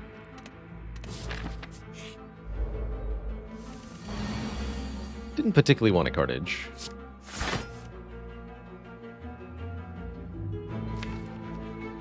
Not going to Offering here. I'll Offering next turn if we draw it. Charnan, thanks for 4 months. How would I rate the 4 characters for boss swaps at the Whale? I think I would say Defect the best, Watcher the second best, Silent the 3rd best, and Ironclad worst, but note the gulf between best and worst is not huge here, and that every character is pretty dang good when swapping their starter relic. I want a particular card back. Yeah, I want to headbutt the other offering. Just chain react them while they're all at 1 cost here.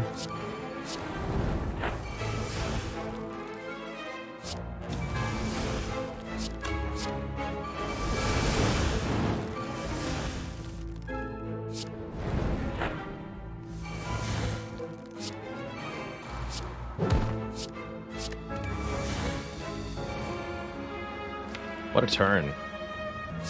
What an absurdly cool turn.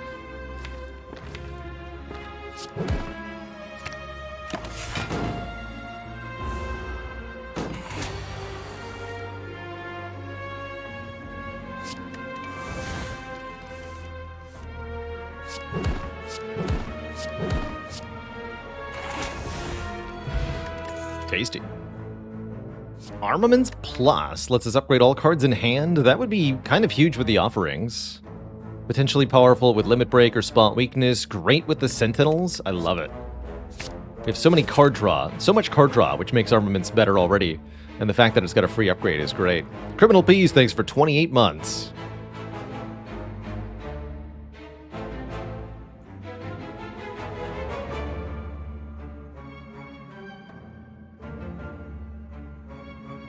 And AD says, you don't really realize how valuable the cracked core is until you're taking tons of damage to the hallway mobs at the beginning of Act 1. Yeah, no kidding. Without the cracked core, Defect can be very sad in those first few fights. But man, is it good in Act 2 and beyond to swap your starter relic. Too late, Omamori. I've got a blue key to take. Alright, Nemesis is one of the foes I was a bit afraid of here. Looks like a really good opening hand, though.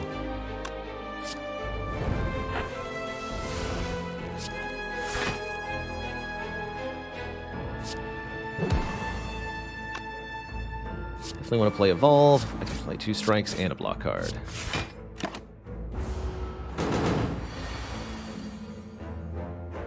Dang. This is where Headbutt would have been, or Intangibility would have been nice. Still, taking 13 is not too bad. Might as well play that. Doesn't do any more damage this turn.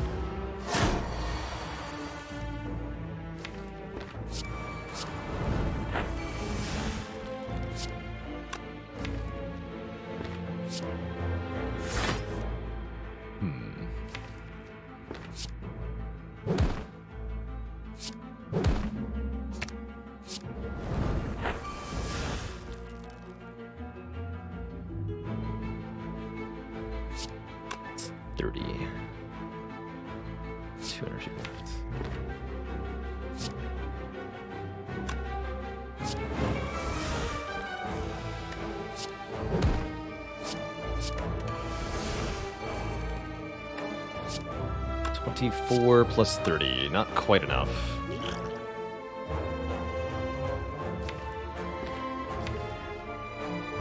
So Headbutt next turn. Or I can use the Strength Potion. I think that'll actually get me a kill here, too. Just check.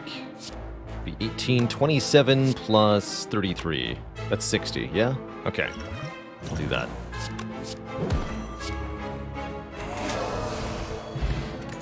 A letter opener doing damage for playing skills in a turn. And we're offered an Impervious, shoring up the block situation very substantially. With a gain 40 block one-time card, I'll take it. Well, gain 30, but if we upgrade it with armaments, it's gain 40. Excuse me. We're gonna go this way, for sure. Take that heal. Definitely not trade all my money away. No way. Give me the heal. Here's Potion Belt with an Entropic Brew. That is guaranteed 2 potions. Could also take the Souvenir, blocking the first debuff each combat. Blocking Vulnerable from the Heart could be really valuable. Hard to turn down Potion Belt, though, when I have an Entropic Brew. Really hard. Give me that. And remove a strike, please. Probably buy a potion at the last location or something. Could take an event over the fire here. I think we just want to recall and then probably upgrade our Evolve.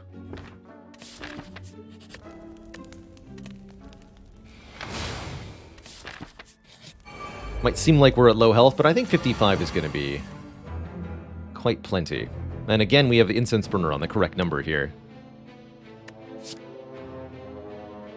You. Almost did that wrong. I might actually just destroy the feed here.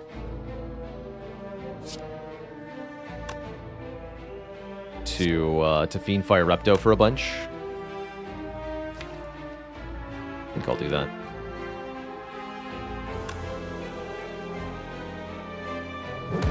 Let Orichalcum block this turn. It's going to hurt a bit.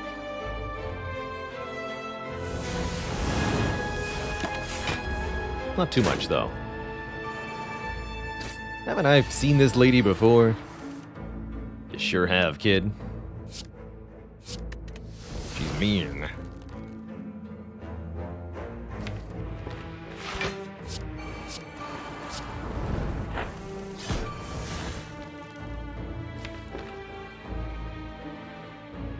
The armaments? Question mark? Go ahead, but Burning Pact.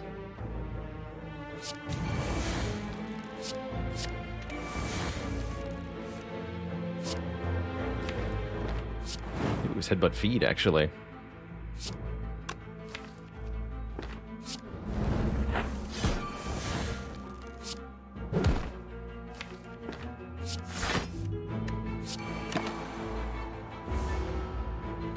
Well, I got rid of the feed, right? No, I got rid of the feed. Killer. Ball Bank. That'll give me a little bit of money. Not much, but a little bit.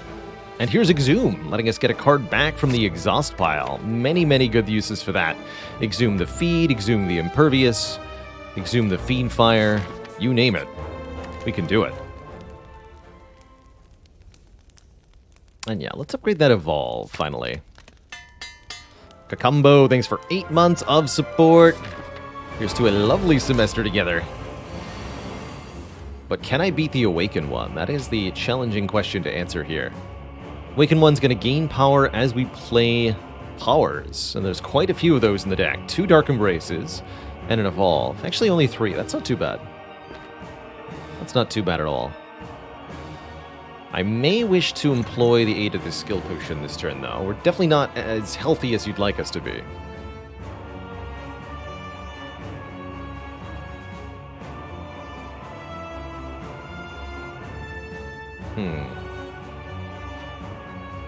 I'm going to start with Offering. Although, maybe I could redraw the Spot Weakness. Let's do that.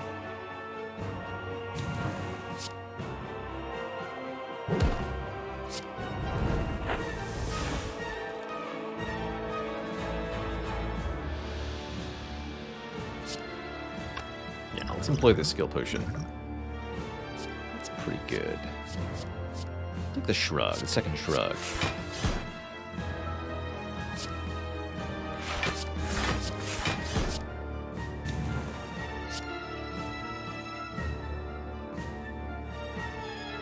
Get rid of anger.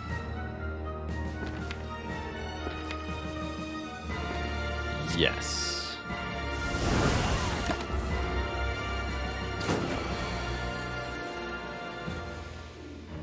Pretty good turn. Not going to play the Immolate, as I don't want to kill the bird. I'd rather feed on the bird here. But the fact that we drew a full block thanks to Entrench, that's good news.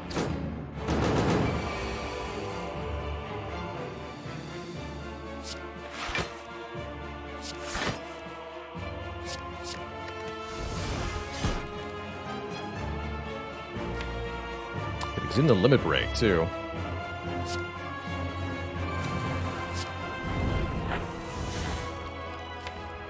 I think I'm only going to play 1 Dark Embrace. Keep the Awaken one's strength at a more reasonable level here.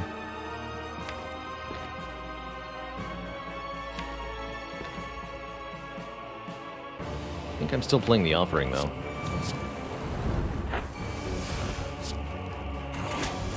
We can exhume that Offering and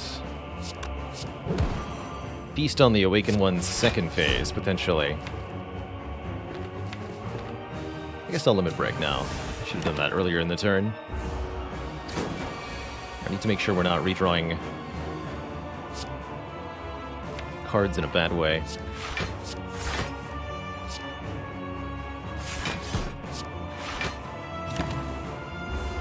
I think we're okay from here. Looks like it worked out pretty well. Now I'll play that.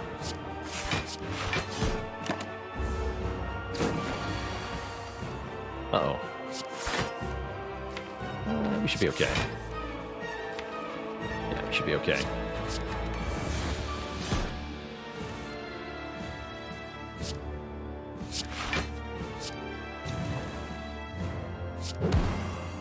But Spot Weakness. Actually, Headbutt. Burning Pact.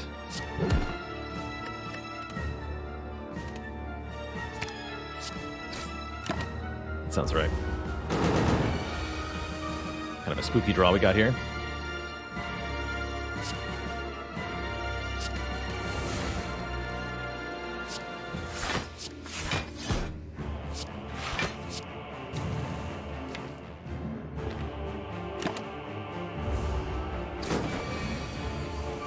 Should look to put an end to this quickly, because if we faff about for too long, we're going to have a bad draw. We don't like a bad draw. That would be undesirable.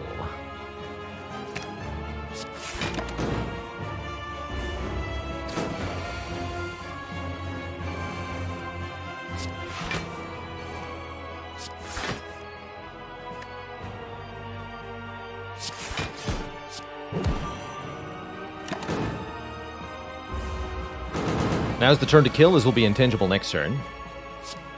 So we can both kill and play our Dark Embrace power. Perfect. Please put Uppercut back on top.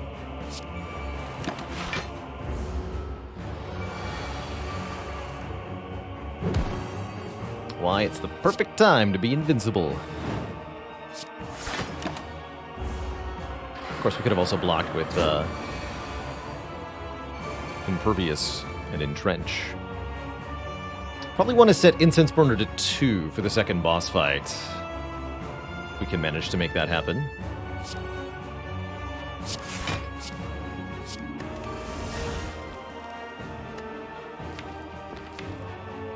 Don't forget the feed, though. 'Tis highly desirable.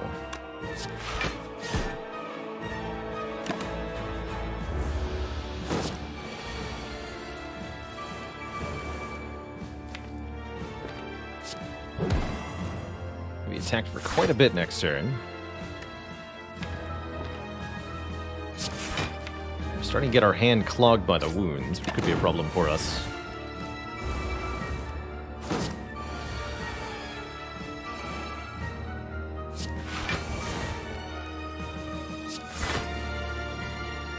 Good. So we need to feed next turn. That's the goal here.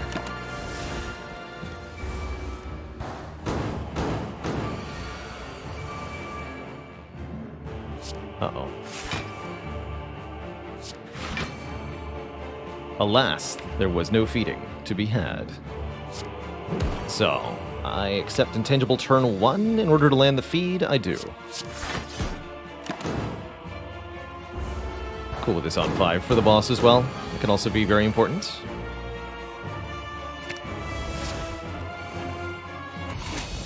Give me that max health. Alright, it's Donu and Dekka. And we did draw an offering turn 1, so I'm grateful for the Incense Burner. I'm also grateful for this boss in general. I think Donu and Dekka will be easier for us than Time Eater, and ensures we should have plenty of health in Act 4. Plenty, I tell you. Well, that's not a very useful hand, unfortunately. We can always headbutt at least the power through.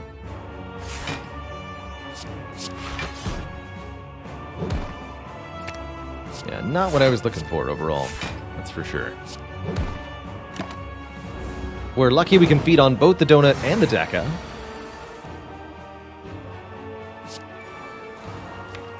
It's only if this goes properly.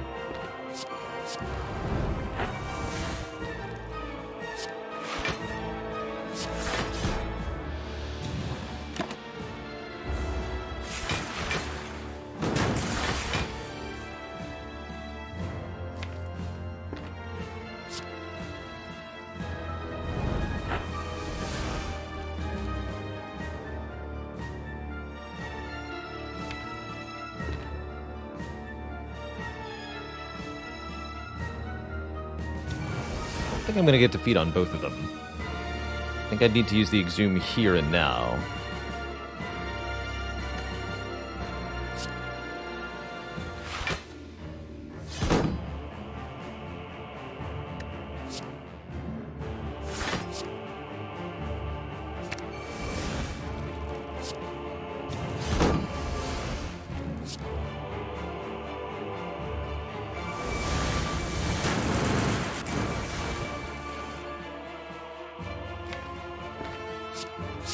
Perfection.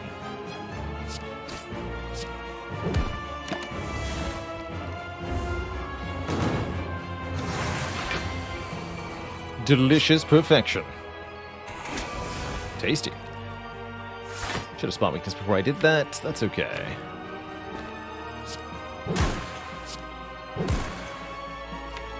Take the armaments back.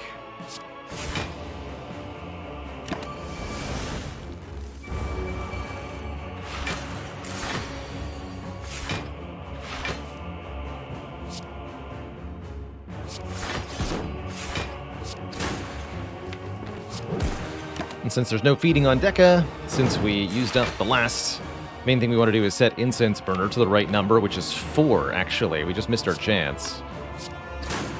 So let's try to... Let's try to set that up if possible here.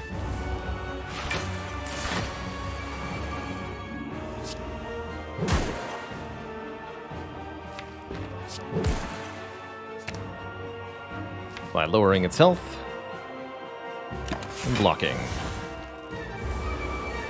Highest HP that Ironclad could theoretically achieve. Now, that's a good question. Over 500 is my answer. But exactly how high is a fun thought. With absurdly lucky fruit juice drops, you could, like, beyond even mathematical likelihood at all, you could probably get a truly absurd number. But even if you ignored fruit juice, I'm sure you could get well over 500.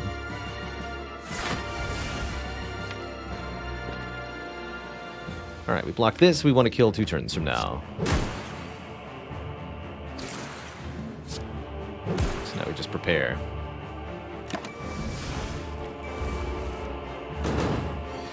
When the incense burner saith 4, you shut the door.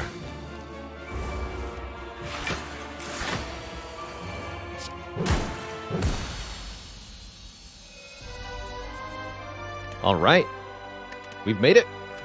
To thump, a deep pulsing dread can be felt throughout the room. Is this the heart of this spire, the source of this max health? Look how much we've gained, almost 50 max health since picking up this feed. Not even all that early in the run.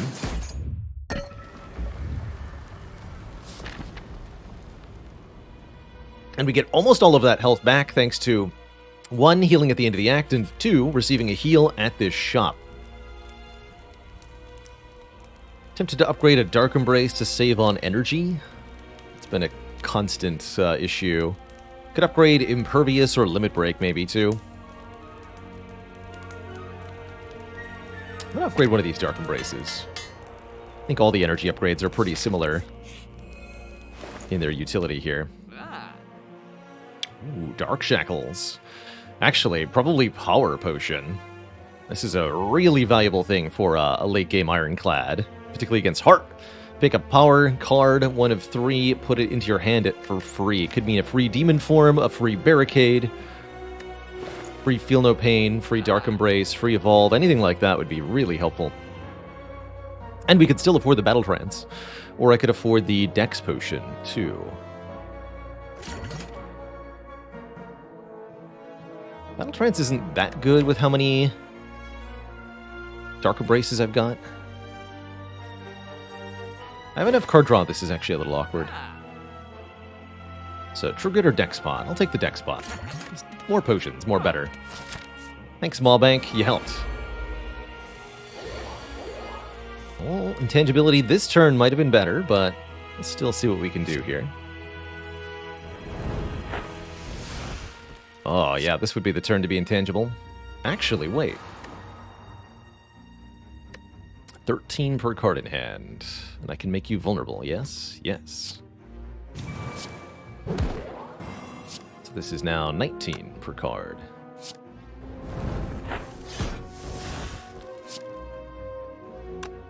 Perfection.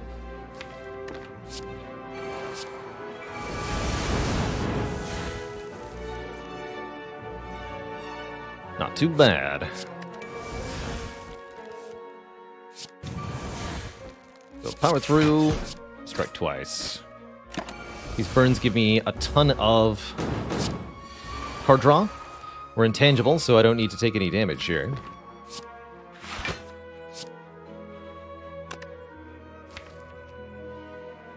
Could get back Fiendfire, Offering, Immolate. I guess Limit Break is fine. Up my damage a bit.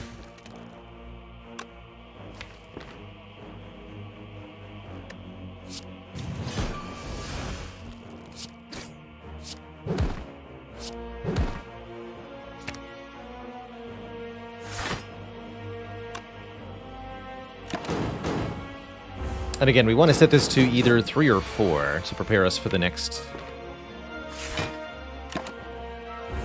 showdown with the heart.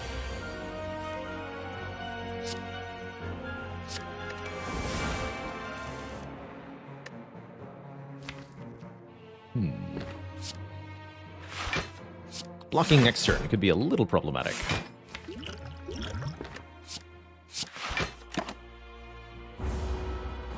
Could also just kill next turn, though. Let's do that. And since on 3 will be quite sufficient.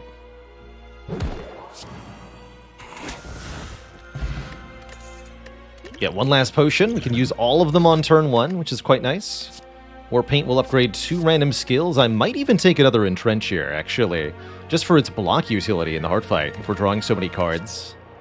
Let's do it. Even if we don't get Barricade out of the Power Potion, and we totally might, I think a second Entrench could be quite good.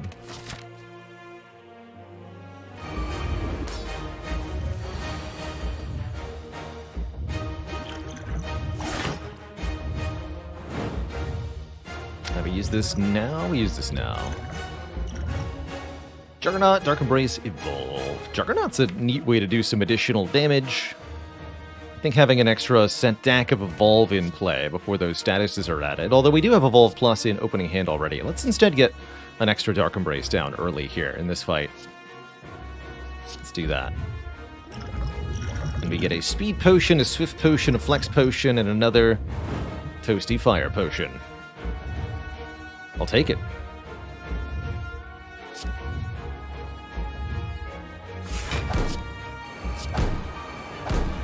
Currently nothing to exhume. Could consider the Swift Potion now.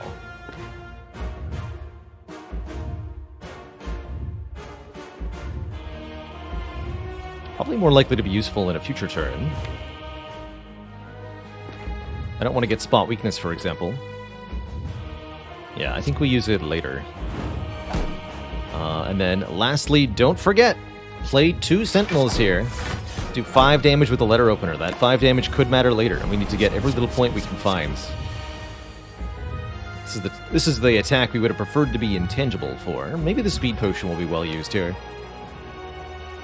Do have 2 Entrenches.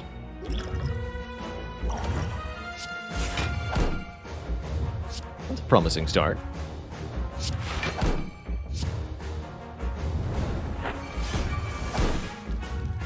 Ooh, we upgrade the Limit Break and use the Flex Potion this turn. Yes!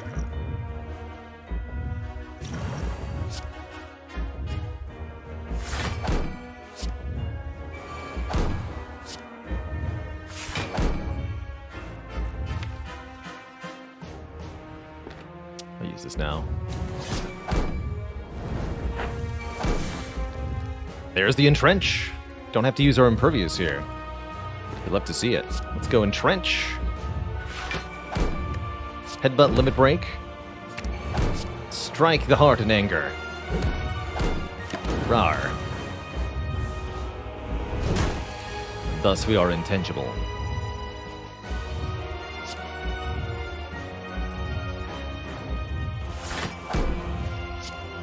This offering will only deal me 1 damage. That's great news. It's also going to draw many, many cards.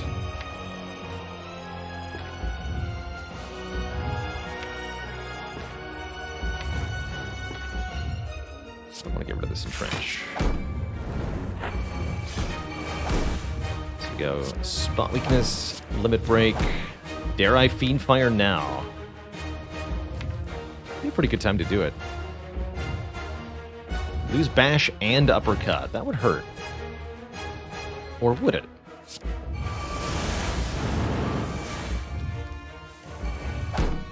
Or would it?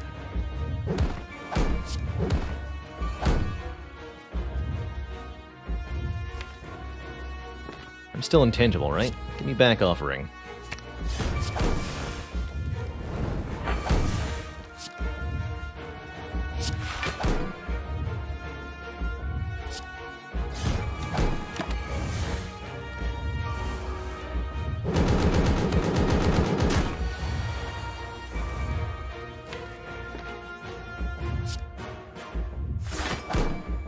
Armaments has been absolutely wonderful.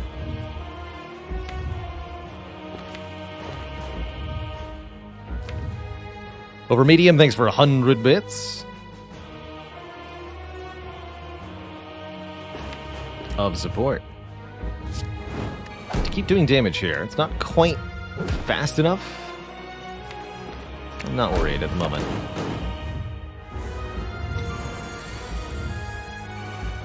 We're by 15, they say. Doesn't seem so bad. Let's see, we go to plus 5 is 13, 21, 40. We'll be short a fair bit here. I'll employ the potion then. Perfect.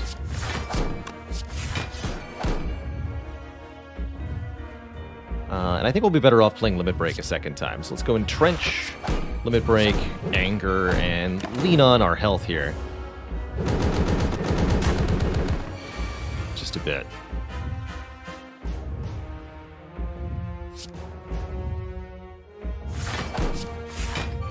Now we're going to want to kill the heart before we get attacked again in any substantial fashion.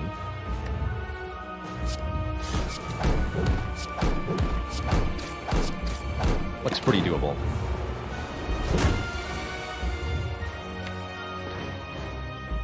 Dare I say. Alright, Feed's going to draw 3 cards. It's actually kind of important for us.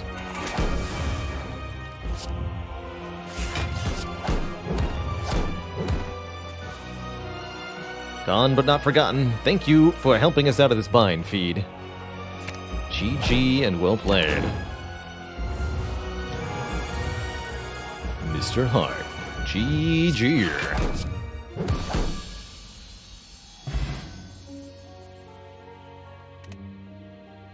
Not too bad for a first run back. The ironclad streak continues. That's good to hear. Virtual 256, thanks for lucky number 13 months. 8-month streak, 13 months total. There's something Fibonacci going on. GG. GG.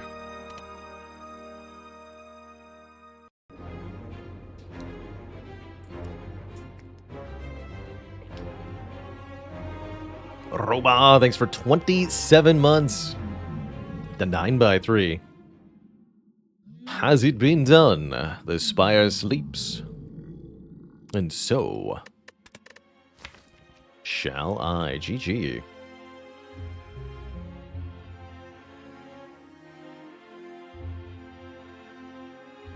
This is a bit of a weird one. Ultimately, kind of centering around these 2 Dark Embraces, the Fiend Fire, and the Exhaust stuff. Triple Offering also a really big component of this deck.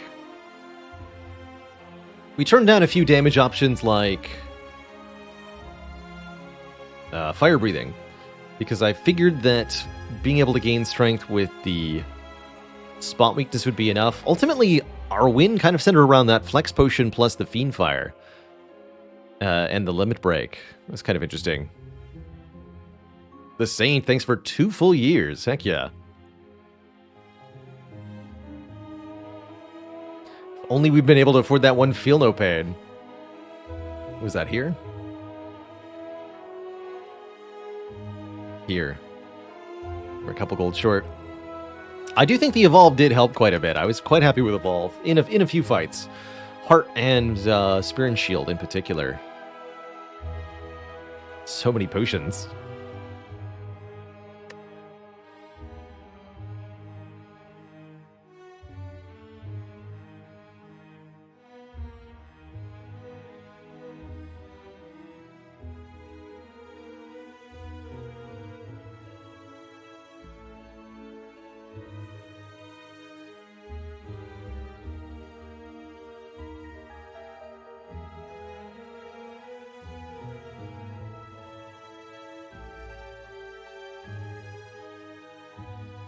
Junk Science. How does an Ironclad get married?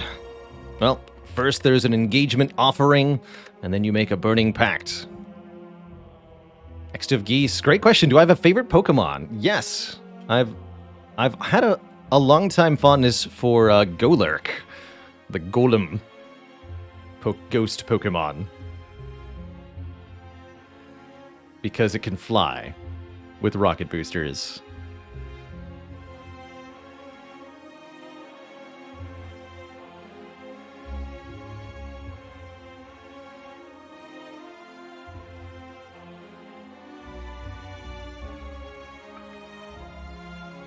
Well, if that wasn't a fantastic run, I don't know what was. Next up, we're going to play some Silent. Before that, I'm going to take a quick break, refill my legs, stretch my water. Oh, Sfeel, good choice. So bouncy, so cute.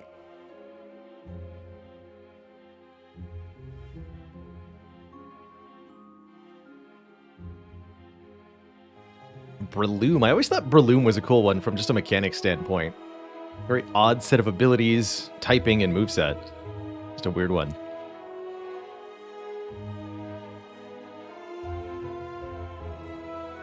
Wooper's a great choice, too. Please feel free to continue the favorite Pokemon discussion. I will be back in a few minutes when I return. More Spire. Don't go nowhere, folks.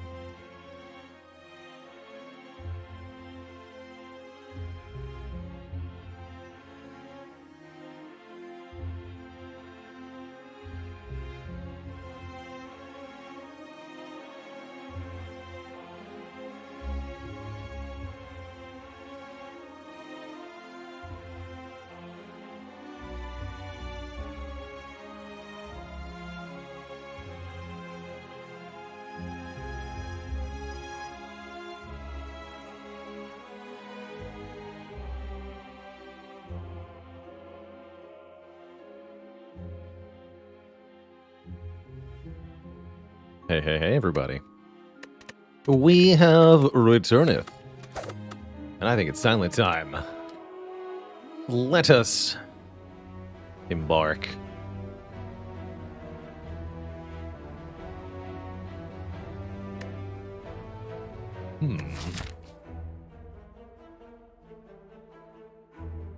Pretty generous looking Act 1 overall. I particularly like this path. Rich in rest sites, not too many elites. Silent has trouble with the early elites. This does encourage an early shop, so starting 100 gold actually seems really solid to me. But I think random rare relic could be okay if you're willing to take some damage. Who's our act boss? Against the slime boss, you basically need every hit point you can get as Silent, so I don't think taking damage to start is a good idea here. Fluffy Mittens, thank you so much for 2 months. Tier 2, 29 months, almost to 3 metric years there. In honor of this run, you will not say anything in this message. Shall remain quiet.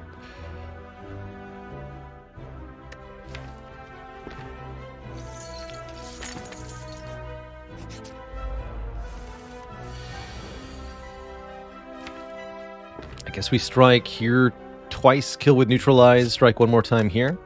The weaken on the gray slime doesn't matter.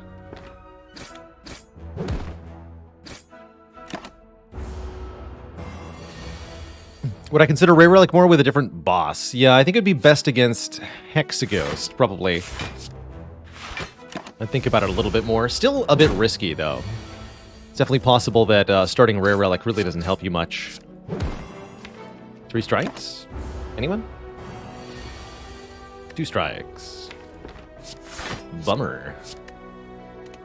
Let's try to save every hit point we can here, so I'll do the full block and see what happens. Good stuff.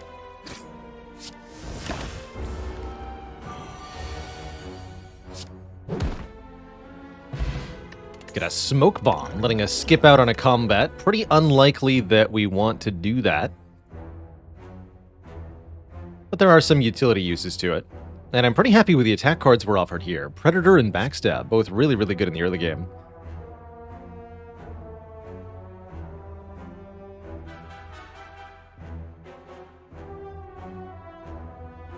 Yeah, 3 uncommon cards on floor 1, notably. That's kind of cool. Really hard to turn down an early Backstab. The fact that it's free is so, so good. It just gets you a head start on so many different fights. But Predator is reusable, which actually counts for a lot here early on. We'd love to have an attack that we can upgrade and use to slay an elite or two. So I really do like this Predator quite a lot. It'll solve the early elites in a way that the Backstab doesn't. The Backstab really does help, and will be broadly useful later on. But I think right now the Predator is slightly better. That said, it's possible we can take another card like Predator, in addition to the Backstab. So maybe it is just Backstab. Especially here on floor 1. We're going to get many other card rewards. As well as an opportunity at the shop. Let's try Backstab first. See how that goes. But I do think the Predator is actually the slightly better pick, at least for this act. Break their block. Bring this one to exactly 6, sounds good. Curl that one up as well, and then simply block. Sounds good. Moji. Am I planning to play Cult of the Lamb? Yes, I think we'll probably take a look at that sometime this week. Did get a copy of it in my inbox, so I'm highly incentivized to play, let's say. Onomatopoeia, thanks for 5 months of support as well.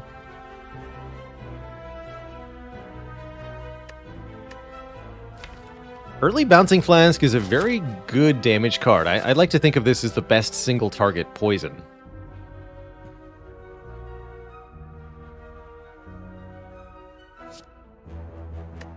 I like 2-cost cards paired with Backstab in general. Not as thrilled about an early Prepared or Cloak anyway.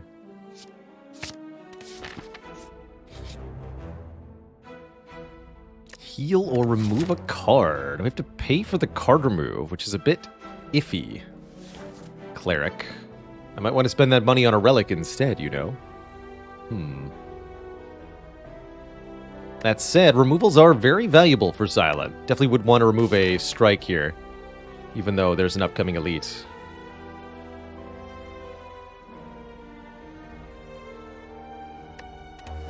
I'll take your card removal.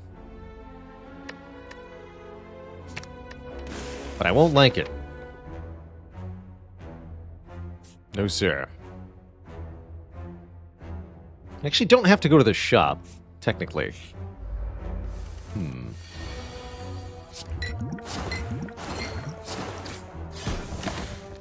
I'll think about that.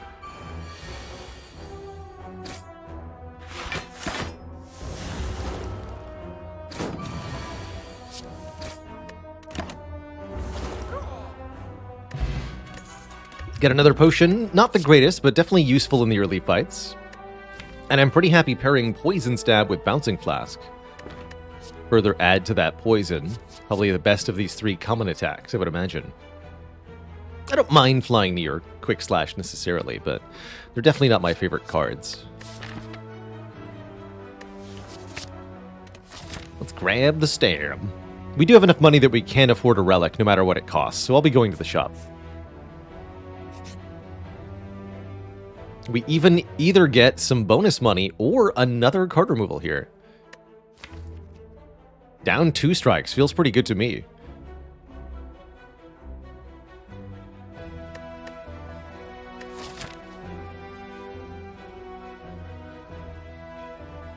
I don't think I'm even going to let the Gremlin Knob weigh into my decision making. Since we have this Smoke Bomb,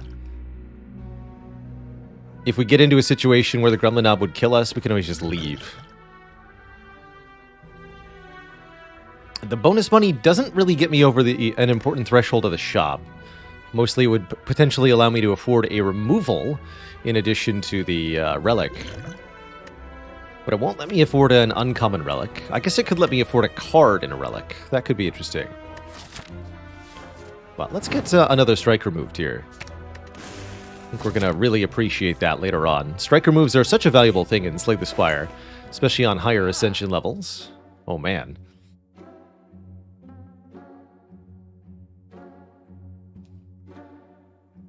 Okay, Insect plus well-laid plans would have been pretty cool. That said, I think I'm very happy just buying the Insect here. That'll make elites 25% smaller, which one will make this first elite way more manageable. As well as all elites for the rest of the run. Genesis, how does pricing on colorless cards work? Essentially the same as for regular cards, except I believe it's a 20% additional surcharge added for colorless cards. Colorless cards can also only be uncommon or rare, so you'll only see expensive cards.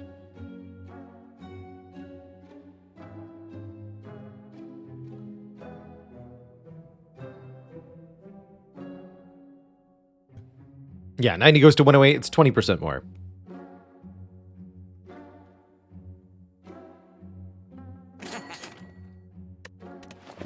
The wrong guy.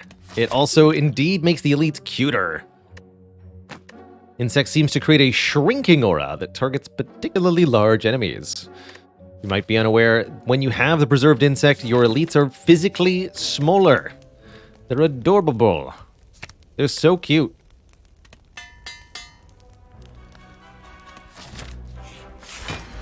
Look how small that is. You just want to squish its cheeks.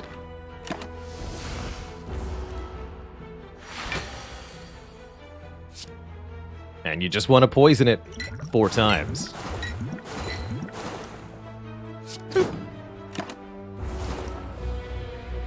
Definitely a good fight for the weak potion, although do we draw the neutralize? Nay.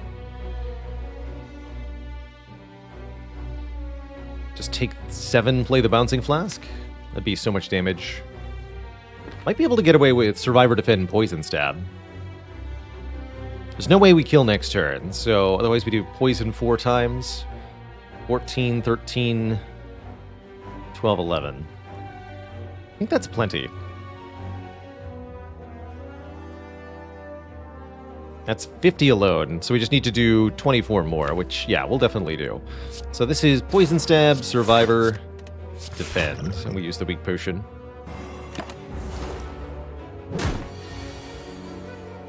Here we can defend 3 times.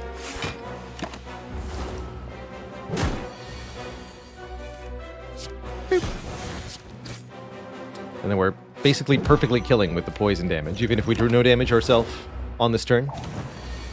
Beautiful.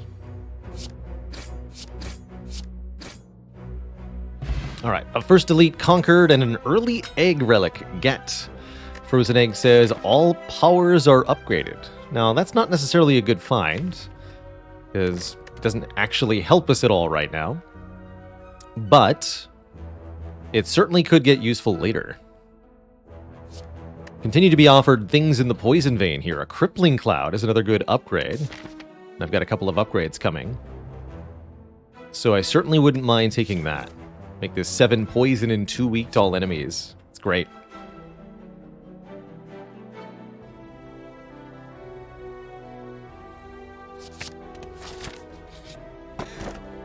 And bonus strength. Definitely going to take that, even though we've already removed a couple of strikes. Making all of our remaining attacks do 1 more damage might not seem like a whole lot, and it isn't a whole lot, but even a single point can always help. And every little advantage we can get this early is something we want to be able to take so that we can compound our strength. Use that extra little advantage to gain more money, more relics, save health, wherever we can. Let's get this cloud upgraded, and I might upgrade Survivor, or maybe Neutralize, or maybe whatever card we find from this fight here at this next fire. All depends on the card rewards. Identical health means these things are essentially identical to me. We can kill one, block the remaining one. Good.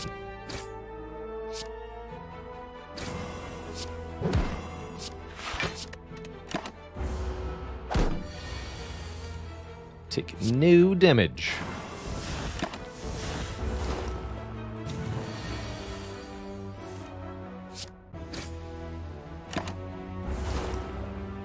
Not too bad. 20 gold and no upgraded powers. However, Bane plus Vajra plus 3 poison cards might have some merit to it. Bane will deal 8 damage twice if the enemy is poisoned. 16 damage, and we can upgrade it to make it 22 damage. That's actually pretty spicy. I like that a lot.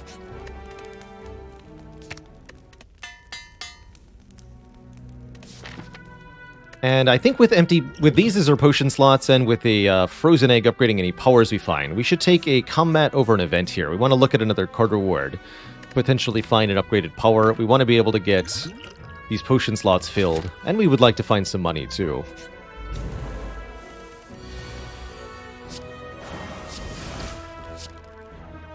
Yeah, etc.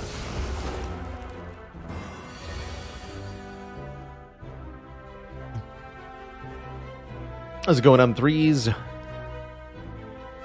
M3 says, question, I was just playing, when you play Rupture after playing Combust, does it not count each hit point loss?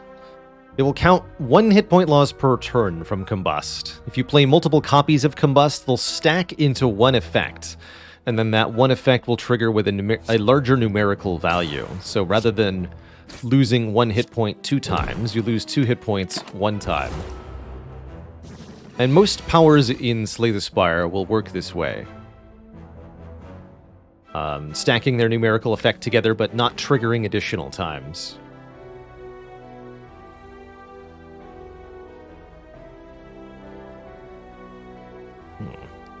I can guaranteed kill this Spike Slime with Strike Bane. If I play Bouncing Flask, there's a 1 in 16 that'll hit the front one 4 times. I guess let's give the chance for that to happen. Why not, right? Gotta let the Spire have some fun.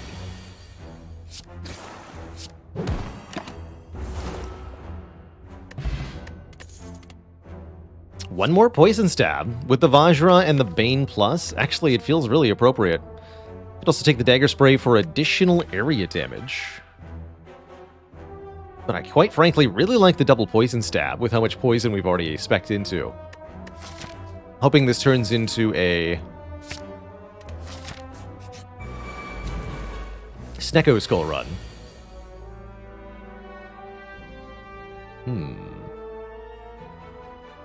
Alright, well, we definitely need to Bouncing Flash just to remove the artifact layers. If we hit the middle one twice, we can kill it. Otherwise, I'll probably have to block. Ah! Well, sayonara, fool.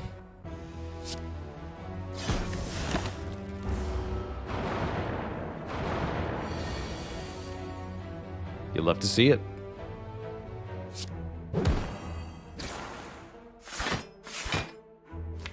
And then we can Crippling Cloud Poison Stab next turn.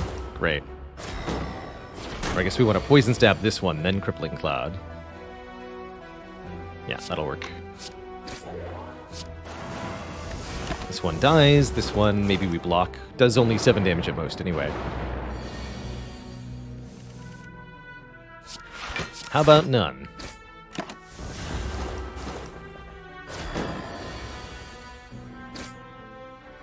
Beautifully navigated Sentries fight. We get one of our potion slots filled.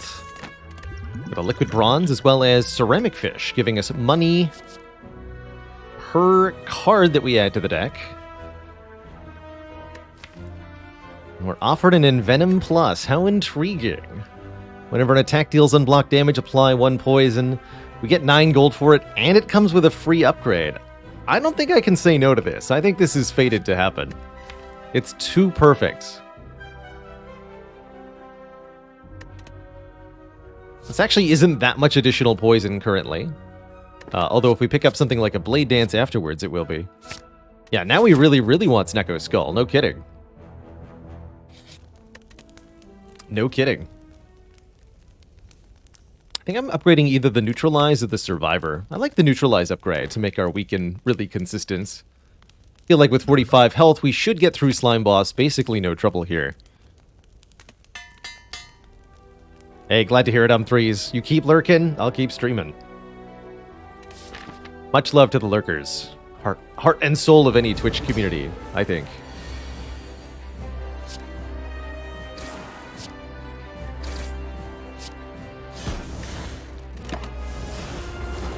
How does Bane work with Envenom? If you have Envenom in play, then Bane will hit 2 times. Pretty cool. Even if you're starting at 0 poison. So, 99 minus 14 is 84. 85. If I neutralize, we do 5 more damage, goes to 75, and splits immediately. We don't want that. We want this thing to split in half next turn. After we play Envenom, Poison Stab, and Strike. Note that with Envenom, the Poison Stab does get 1 additional poison, so 7 plus 3 plus 1 is how it gets implemented. You see the number even increased twice there.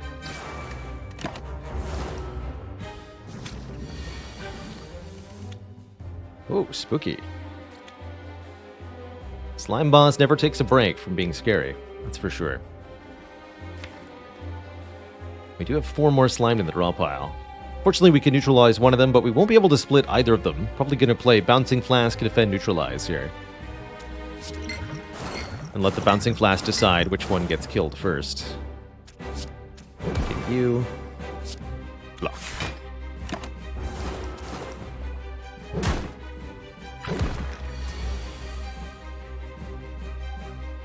Blink Cloud Bane.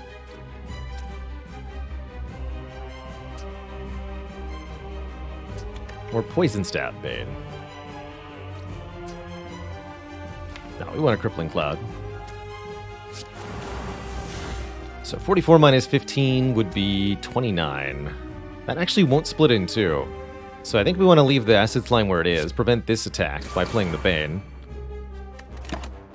And create 2 resultant Gray Slimes with no Frail. Yeah, this looks like it's going to be okay.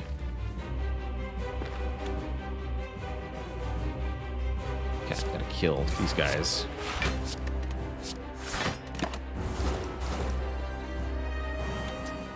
Medium green slimes will be a bit of an issue here. Oh, shoot. I thought Poison Stab was going to kill, but it doesn't, right? Looks like I'm going to be dead instead. All 4 of them attacked, huh?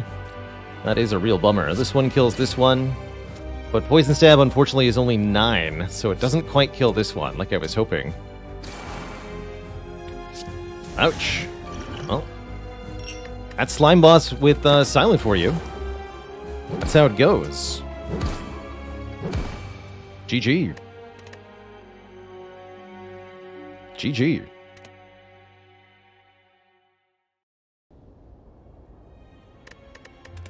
That's okay. We get to go again. And that chatter who said they wanted to see me lose got their wish.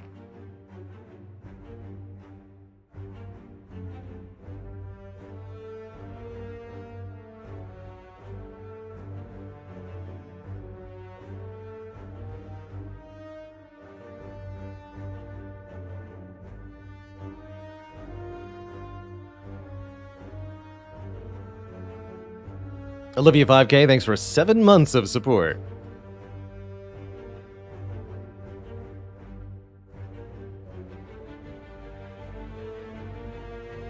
Yeah, Slime Boss is always brutal against Silent. Full stop. Full stop. It's a potential Burning Elite snipe here, but thinking about random Rare Relic, actually. What you got? It's more health to work with. I like it. I like it a lot. Olivia 5K, thank you so much for the 5 gifted subs. You know what I think actually killed me in that run was removing 2 strikes too early in the run. That and potentially making some numerical fudgery.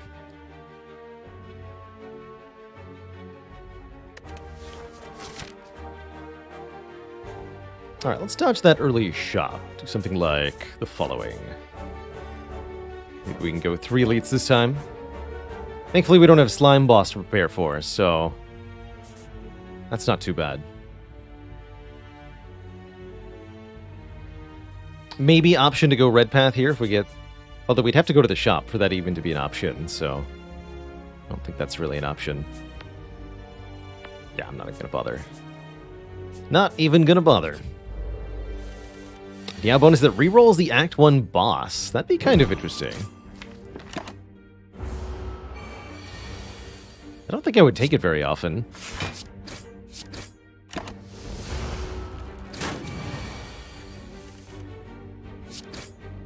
Wow, we managed to get really far behind in this fight.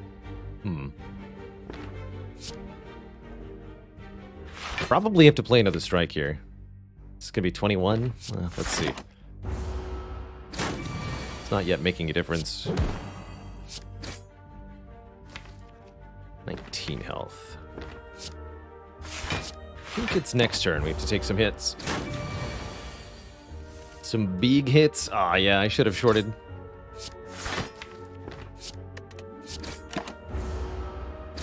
Should have shorted myself 5 earlier.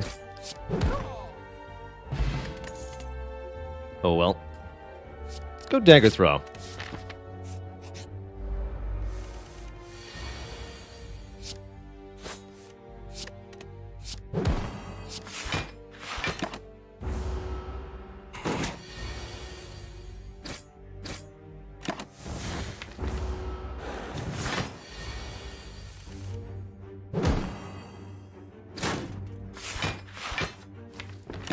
I find the Dagger Throw really gives you a lot of options for what to build with Silence. Also, surprisingly good damage output in Act 1. I'm all about the card draw these days. We're fighting Guardian too, so let's pick up a backflip here. 5 block, 2 draws, giving us some core consistency here to deal with the large starting deck of Silent. If we can add some additional energy to this later on, it's going to work out really well.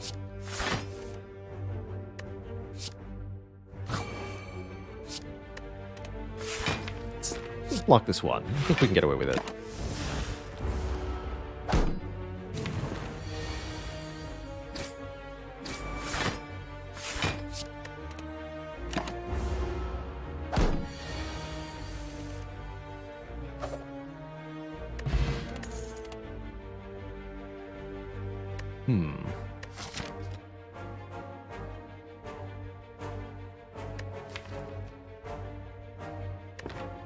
could take a deadly poison here to get additional damage into the deck, but I'm not exactly happy with it.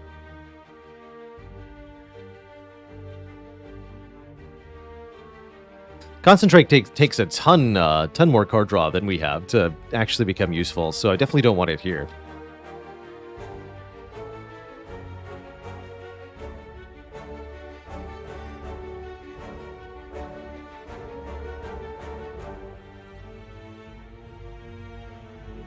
I had a dad joke for the chat. What do you call a really sour turtle? A tortoise. And yes, I know turtles and tortoises are different animals. But not when I'm making a pun, they're not. Still haven't found any potions, so I think we'll just keep taking more combats. I can easily skip a card ward, too, if I'm going to take 4 fights. There are 5 total fights. That joke was terrible. I loved it.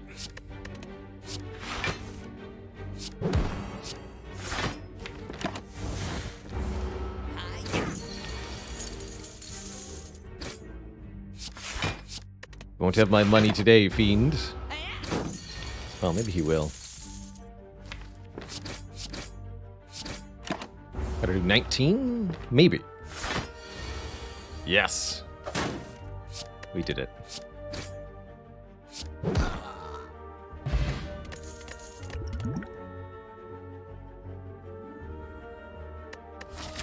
Thousand cuts. Very early to be offered 1,000 cuts. If we're fighting Slime Boss, I'd actually take it here. As it stands, I'll go Double Dagger Throw. More damage, more draw and discard. More consistency. And then we'll get in way over our heads in one of the most difficult fights, oh dear lord, of the act. We're pretty screwed here, actually. This is really, truly, completely bad.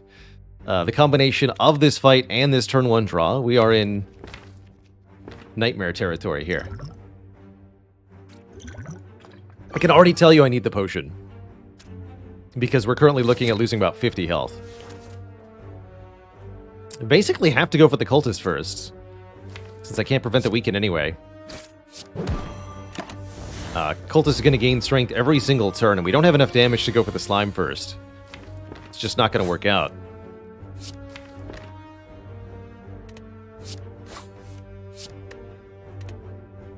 Do I get to block? I think I should block now and then strike when I'm not weakened.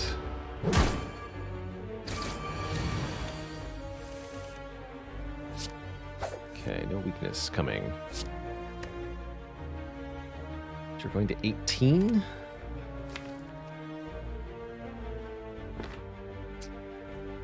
Probably want to make that 12, huh? So we can kill with any 2 attacks.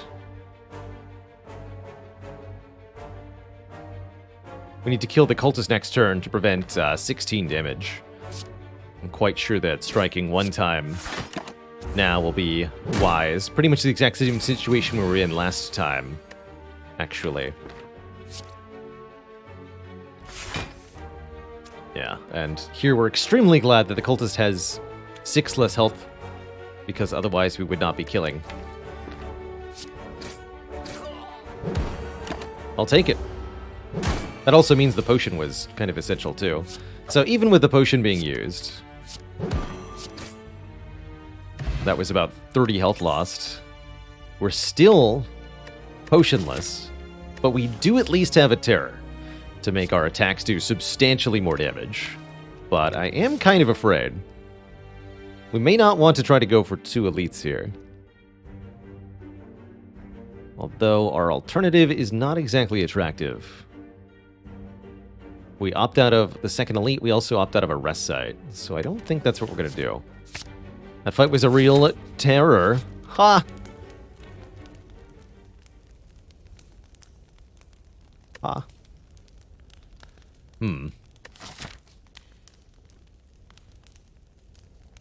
This is looking tough.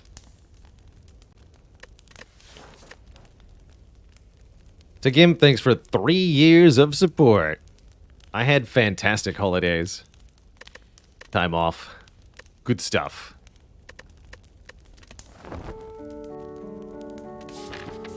Got to learn about nuclear reactors. It was really cool.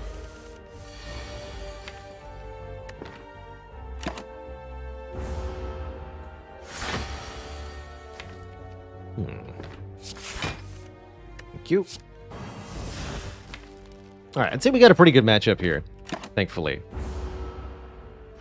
For our first elite. We should be able to do this without potions. Oof. Without excessive health loss.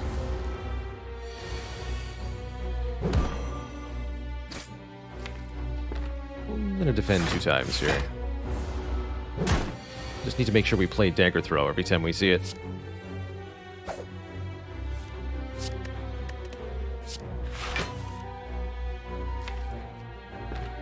I'll play strike.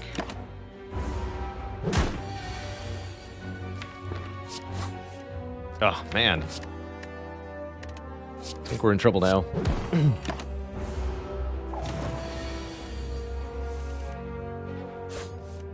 Still doing 10 with the dagger throws at least, but the strikes are down to 6 now. We'll strike once, defend once. Need to be able to kill. Did not get there? Okay. Well, the good news is we're not dead. Yet.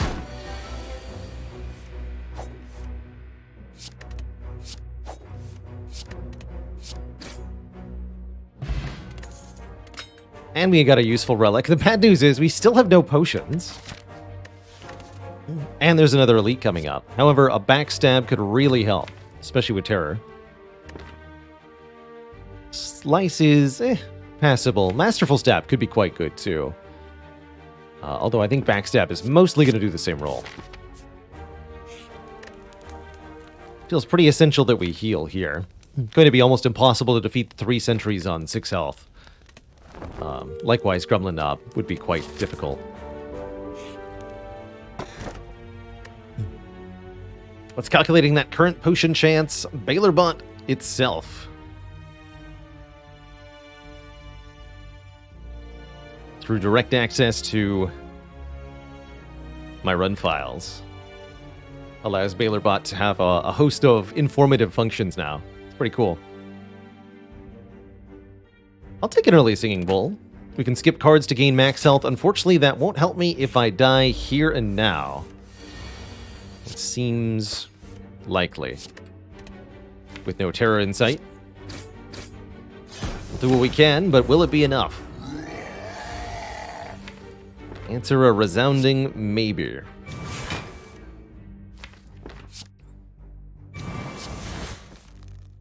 Just hoping for neutralize there. Don't think we can kill.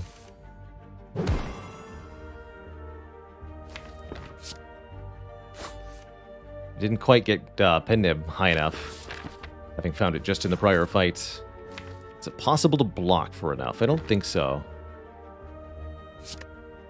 Right, backflip into Survivor won't live. Wait, yes it does. Aha! Knobbed again, they say, not realizing that my master plan has worked and that we're actually alive. Easy.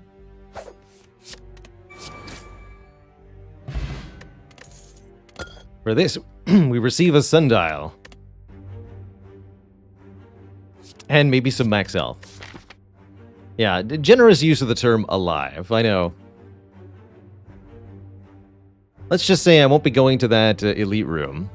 Although, who knows, maybe that question mark contains a full heal. Did we still not get a potion? Good lord. What a struggle bus of a run.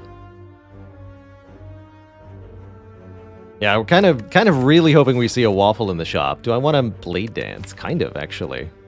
Pretty good with the Pendib. Yeah, it is pretty good with Pendib.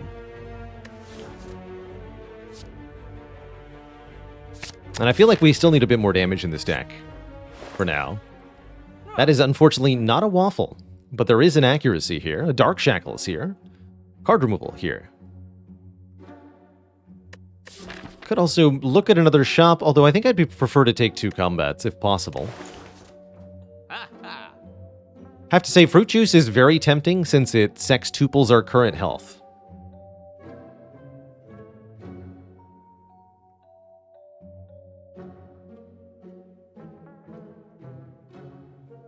I'm actually also okay with another backflip at this time. We just got past Gremlin Knob, now we're fighting Guardian. Card draw is where it's at. And I have a sundial, too.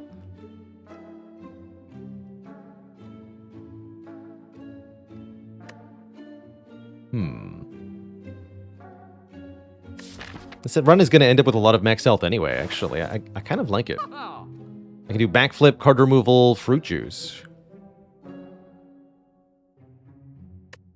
And that feels pretty decent. At least in terms of surviving the next couple of floors.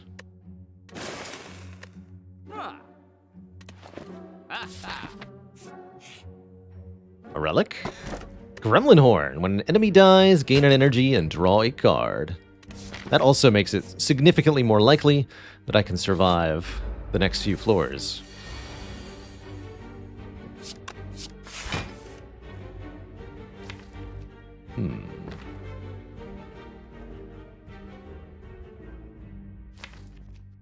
I don't think I want to backflip.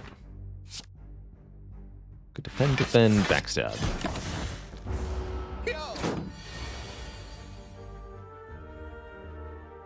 Uh-oh.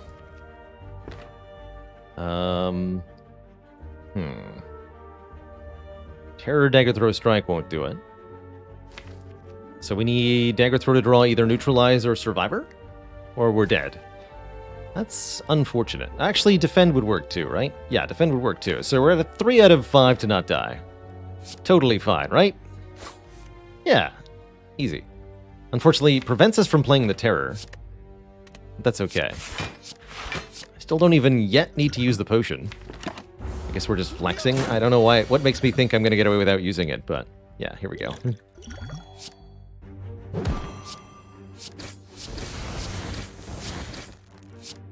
Take un damage. And set up Pen Nib to 9 for the next fight. We also got another real potion and 2 more hit points or a card of our choosing. You could maybe make an argument for Finish or Blade Dance, but realistically, I don't think we have what it takes. Let's take 2 more hit points. This should be an easy fight. Definitely. Chonk.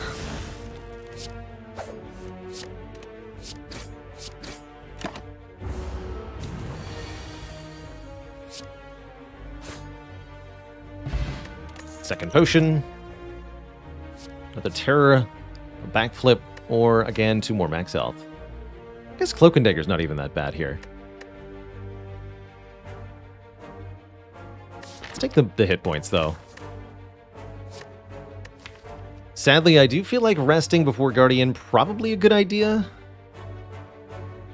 Actually, with the potions that we have, and with Terror, 2 backflips, 2 dagger throws, we should be fine, especially with the Essence of Steel. So what I'm going to do is go into the Guardian fight with 9 health.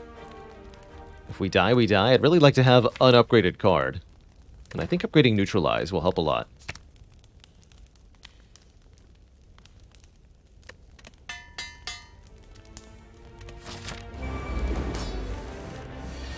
My hope, at least, is that this will be one of the easier fights of this... of this run. Let's see, this does 29, so we'd have to do 11 plus 9 next turn. 20 damage. That's pretty doable. Especially with Pen Nib on 8, that's very doable. Yeah. Easy peasy.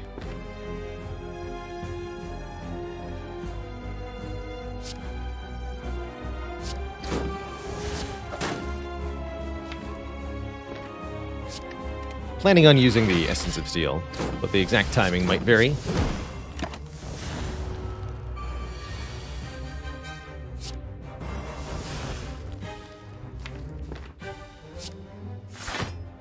A Dagger Throw, we go down to 1. This wouldn't be enough.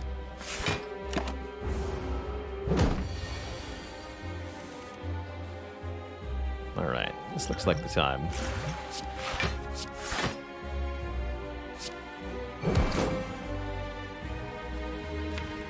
Lose 1 point of plated armor here, that's okay. Keep the flex potion for now. Might have to use that as well. It's gonna vary a bit.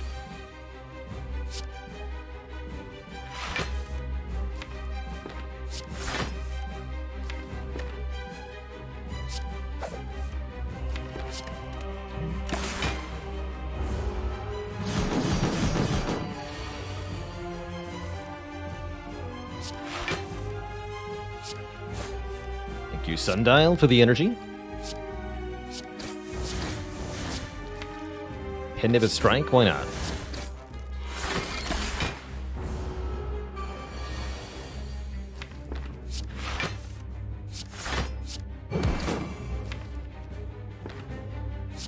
Next turn could be a bit spooky. No problem. I'm even allowed to play Dagger Throw here, which I will do. Got 16, this is 12.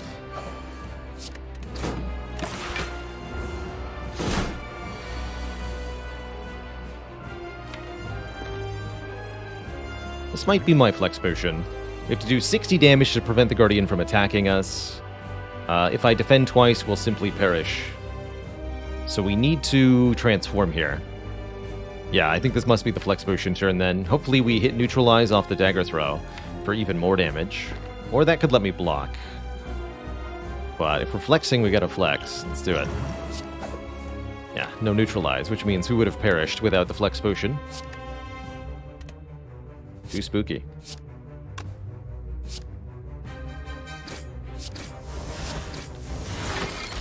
I think I'm gonna get rid of this shit.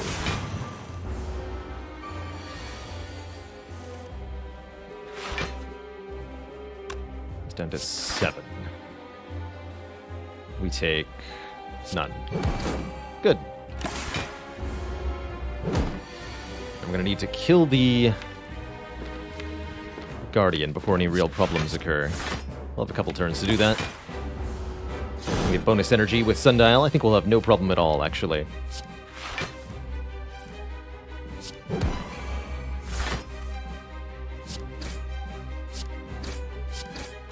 Beautiful.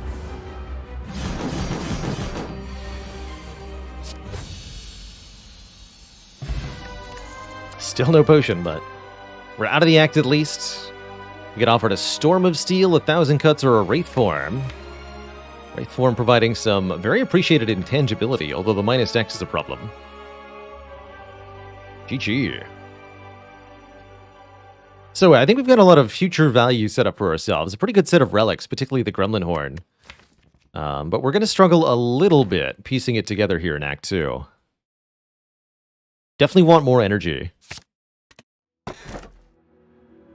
Fusion Hammer is the way to get it? Or Black Star. Black Star could be very good as well. I like Black Star when you've got Gremlin Horn for Act 2. Conals, thanks for 23 months. Empty Cage works with Sundial, that's also true. Although we'd have a long way to go before it's really powerful. It's true that getting rid of the starter cards could really make the Sundial very effective, but I think we're too many removals away for Empty Cage to be the right direction. Yeah, are we ready for Act 2 Elites with only 3 energy per turn? I'm not sure, especially not with...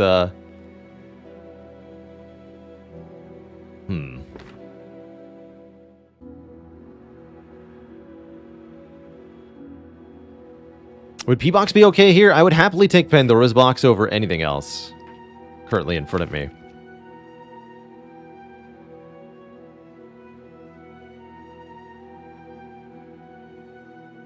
Really contemplating the Black Star just because of how valuable the Wraith Form upgrade is.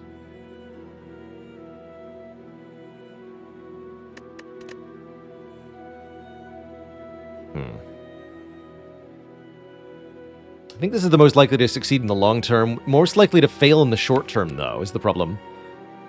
If we can't get a path that goes to an early shop or rest site, we'll be in trouble. dodging elites. Problem is, I also want to fight elites if I take Fusion Hammer, because we can't upgrade anymore. So it's Empty Cage and dodge elites or Black Star and fight elites. I'd rather go Black Star and fight elites in that case. Okay, we do get offered early shops, perhaps too many. And an almost ideal act layout, actually. This looks amazing. We get 2 easy elites for 4 relics if we feel super comfortable. We can try to fight this nerd, but I probably won't. And we can do 1 or more shops along the way. I think 1 is just fine. At which we could remove 1 more strike or purchase a potion or something. Fortunately, our potion chance is back to its base 40% value. It does reset when you leave an act.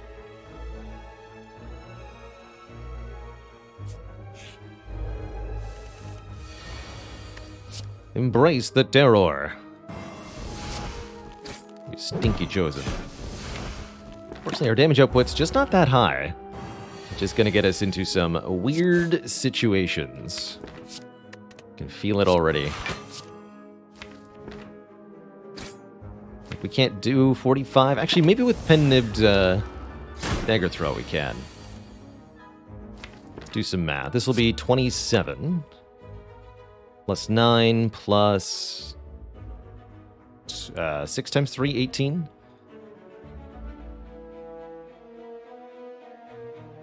Oh, praise Pendib. That is enough.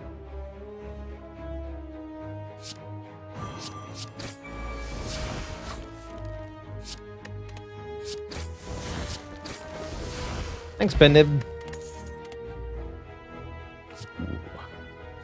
Cards that say Plus are attractive.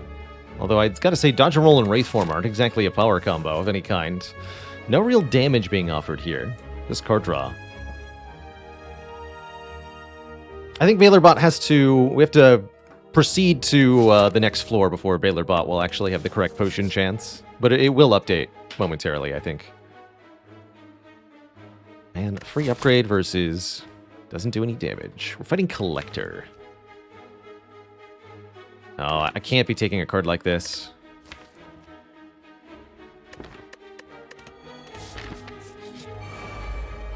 Doesn't work. Okay, so now if we potion... Command. Yes, it has the correct value. I thought so. Gonna strike the front looter first because of the significantly lower health. Want to get that Gremlin Horn activated.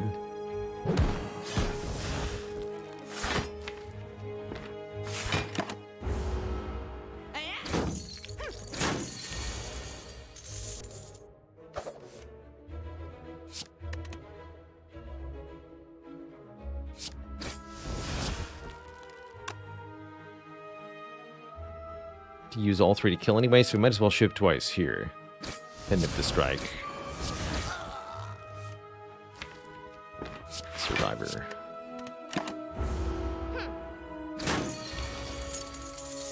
You dare block against me? I think this fool might get away from me.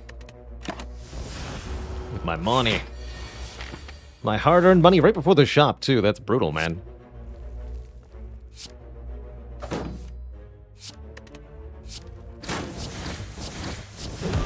Oh, so close. Bye.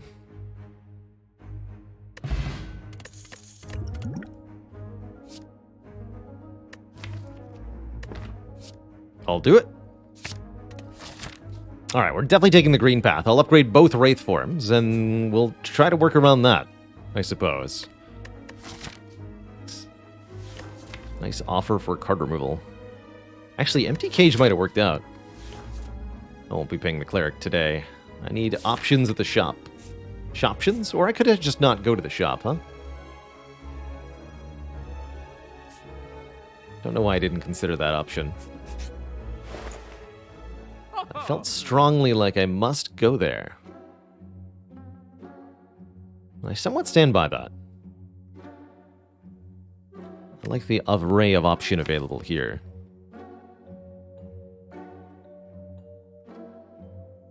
Dagger Spray in particular looking kind of nice, especially with Pendib. Could take Ghost in a Jar. There's a potion for you.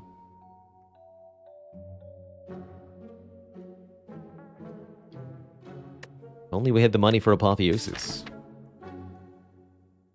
Always intangible all of the time. I think Energy Potion also looking very, very good at the moment. I like Dagger Spray Energy Potion, quite frankly. We do need more damage, specifically damage that does damage to all enemies. Seems really important. Well, it feels like a kind of awkward thing just to buy a common card here. I do now feel set up for that first elite. Yes. Take an event. Remove a card, again offered, or upgrade all the strikes and defends. Notably, upgrading the strikes is definitely a big boon with our terror to our damage output. The truth is always simple. I think we're upgrading that many cards. It's going to be pretty valuable. Although, now I'm definitely feeling like Fusion Hammer might have been the right pick. Knifes Out says, is upgrade usually the right call there? I tend to think if you're getting 5 or more upgrades, it's often worth it. It's also worth it if you're able to multiply your strikes in some fashion. With Terror and the Pen Nib, the strike upgrade might matter quite a lot, actually. This could be up to 9 additional damage. And that's pretty cool. And now we're offered money, of course. The wrong time. Bit of a tragedy of errors there. That's okay. Rather than upgrading the second Wraith form now, I'm going to upgrade Dagger Spray to be Ploosed. It's another important Pen Nib target here. As we gear up, look at that. Matryoshka from the second chest? No way. This gives us 2 bonus relics out of the next 2 chests. Problem is, we're only guaranteed to encounter 1 next chest from here on out. So it might only be 1 additional relic simply replacing itself. Unacceptable. I say, unacceptable.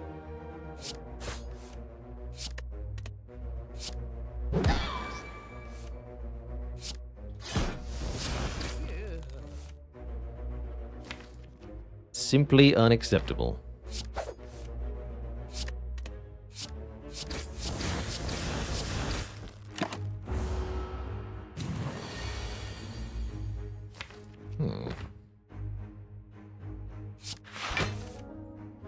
And that would be where the energy potion came in.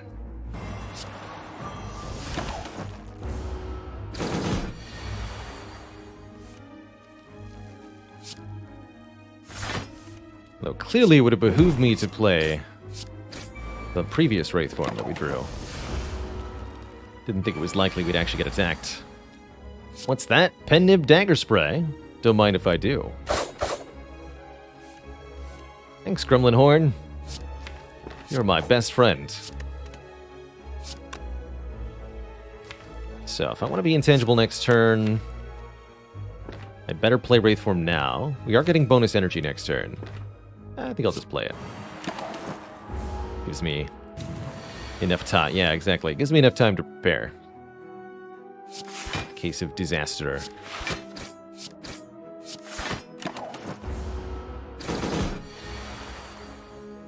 Okay, our first elite went swimmingly, I think.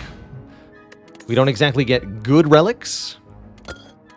Ancient Tea Set gives me bonus energy after visiting a rest site. It'll be bonus energy turn 1 against the Collector, at least. And a Dreamcatcher, letting me look at another card if we rest.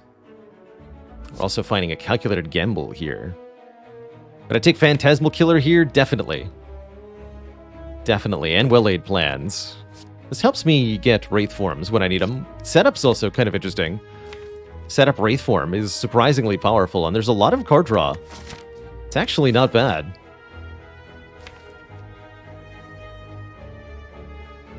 I'm worried our draw is too slow if I take setup. But this is a really nice energy solve on Silent. And we do have the abundance of draw required, as well as the big expensive cards for the payoff, as well as a want to manipulate exactly when the Wraith forms are drawn. I'm going to do it. I'm going to take this setup and see what happens. Alright, should I take an event here or a combat? Already getting another combat before the elite. We do value card rewards. But I am likely to take damage. Let's do 1 event, 1 combat. It's these nerds anyway. You got it. This is a tough one. We need to kill the cultist first, but the chosen... Well, we have the wraith forms. It actually won't be that bad. Put the vulnerable on the one with more health then. But still focus the damage on the front one. For the time being.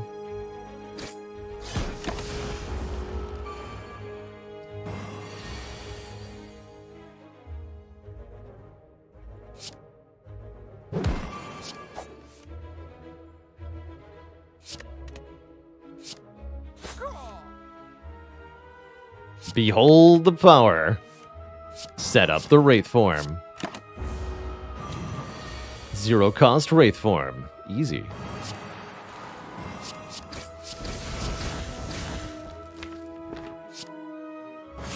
I don't know if I actually should have done that, but here we are.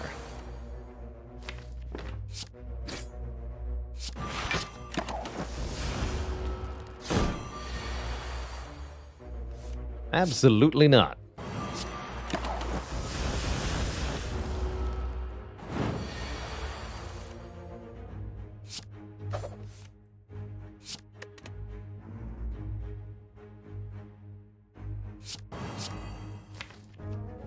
Want to kill this turn?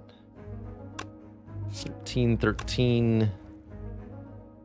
8, 9. I can't kill this creature without using the pendant.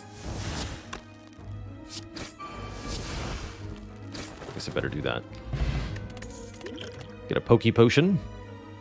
And 3 mediocre attacks, to which I say 2 max health. Although Fléchettes has some vague utility here. I'd say it's vague at best. Greetings, Centurion and Mystic. This fight's not too bad. Focus on the Centurion first. Especially if your damage output is lower, you'll need to target the knight first. Lest ye face disaster.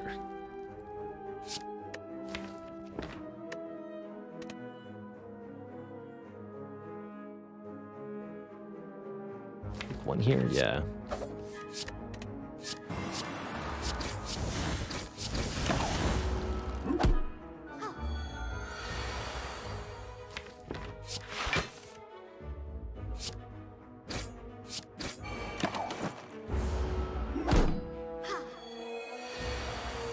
Rude, but acceptable.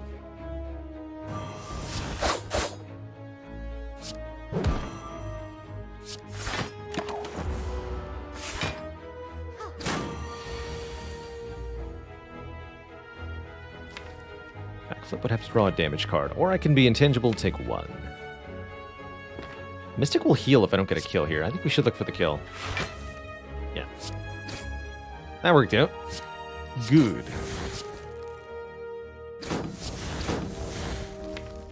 Of course, now if Mystic attacks me, I don't have an answer to it. Ah!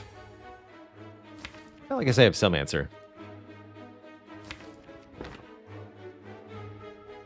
But not much. Oh, I can backflip dagger throw? Even better. Put all these in the discard pile.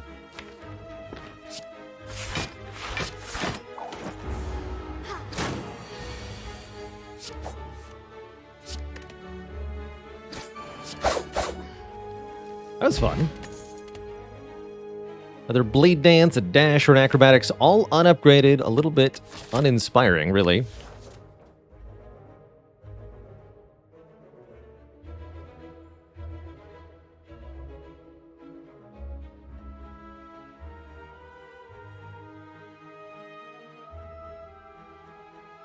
Give me more. All right, we took the Black Star. We pretty much have to fight another elite. I think we're in shape for it, too.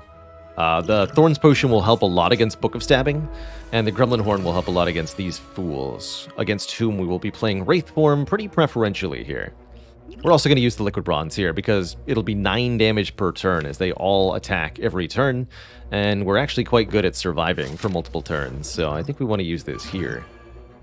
Could also employ the Essence of Steel to preserve health. Not sure how useful that is. And we definitely want to target the Backslaver, the red one, first. Vital. to do so.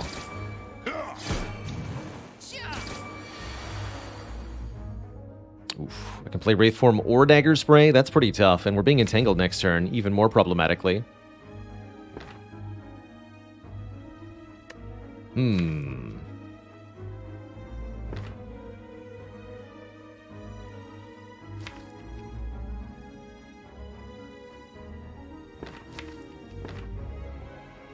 I think I'd better play this. Backflip to draw a setup. That was the real answer. What is it in the top two? No. Twas not.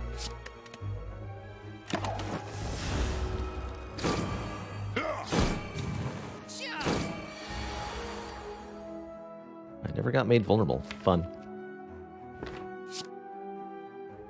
Still need this man to die first, I think.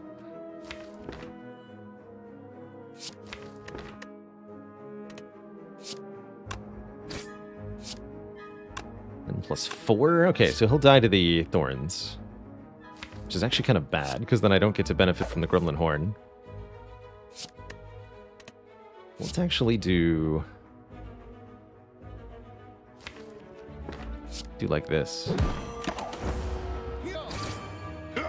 Since we're not being made vulnerable.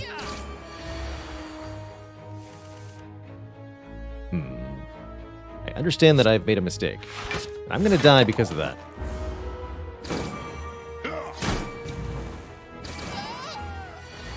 Definitely a big mistake there.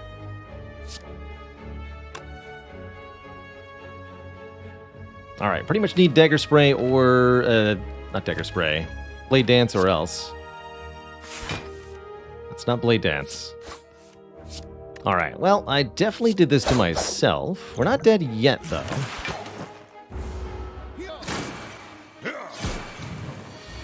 But I definitely have no one but me to blame here. Not on my A game. That's alright. GG. We'll get to go one more time with the Silent. Quite frankly, though, I'm simply happy getting out of Act 1 this run. That was a really, really tough run. From the very beginning. Yeah, this was the 27 damage Exordium Thugs and then 1 health Gremlin Ob, right? Yeah. That we got as far as we did. I'm quite happy. I'm quite happy. Amjad says, I wonder if that ended up much better playing Dagger Spray instead. Probably not. I don't think there was a good way out of that fight. Without a pen nib Dagger Spray.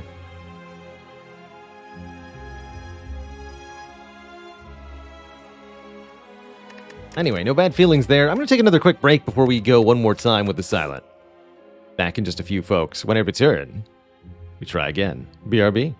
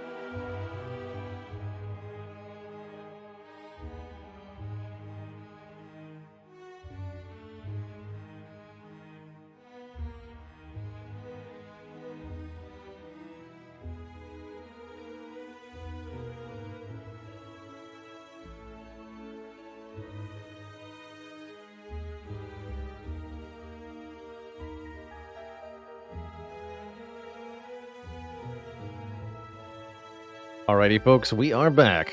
Appreciate your patience with me there. Let's give her another go with the silence, shall we?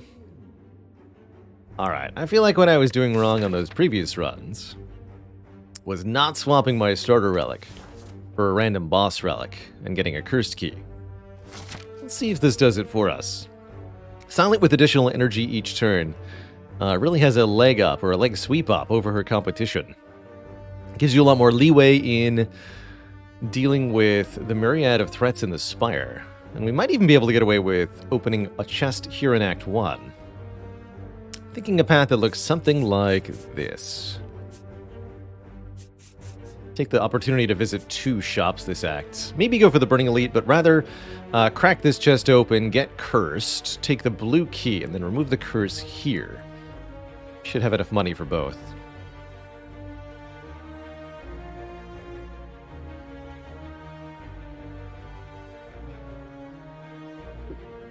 Three slavers got us in the last run. I didn't realistically see us beating Collector with that run anyway, so I don't have too much regret over how it ended. There was no way we're going to be able to kill Collector within the 5 turns that we had, unless we got maybe Shuriken and another Blade Dance from the Elite that we killed.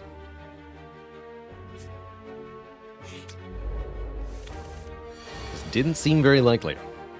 Sure is nice being able to play all of my cards, actually. Really like getting an extra energy with Silent, as she's always got a use for more energy, even in the early game. Just 2 strikes, 2 defends is so much better than 3.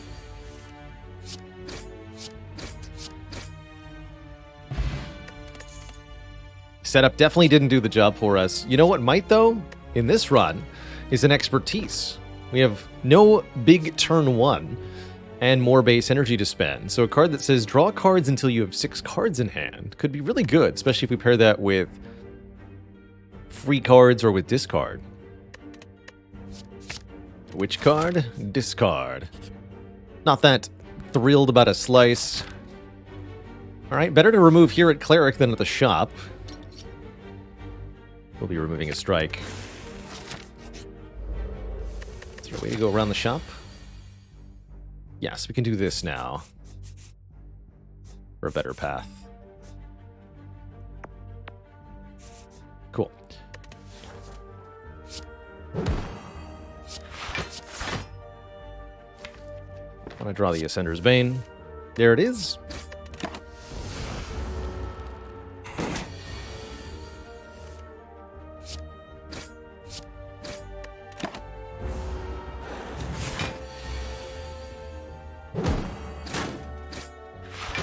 Hooray for energy.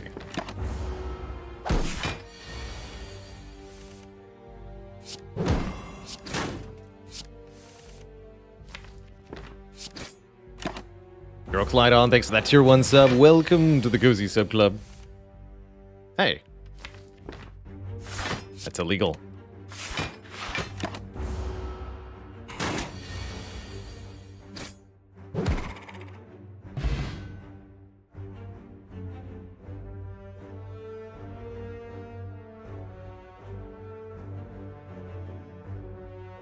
WU says, I feel like Silent lacks a reliable, uncommon attack.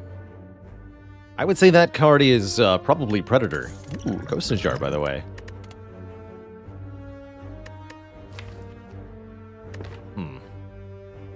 Bane's not exactly the best first damage card. Backstab also, yes, quite reliable.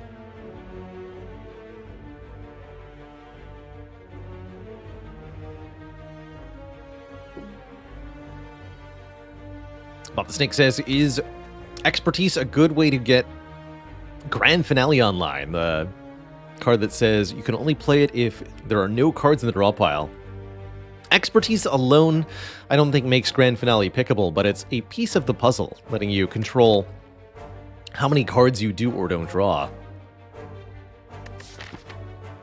2 more card rewards for the first elite. First potential elite. Do I take the Acrobatics? I think I do. Not going to take a Bane with no poison. Not really excited about an escape plan right now. Would much rather take variable card draw here.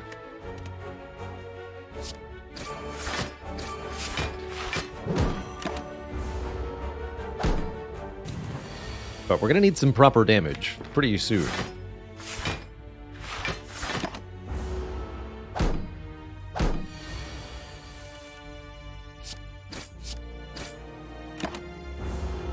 Or else.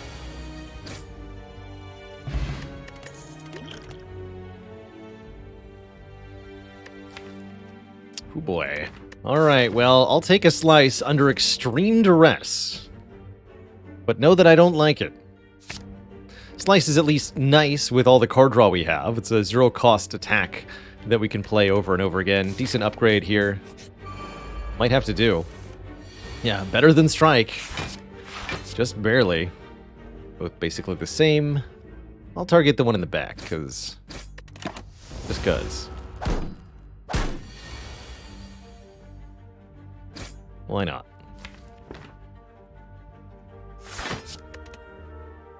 So we'll draw exactly all 5. Perfect.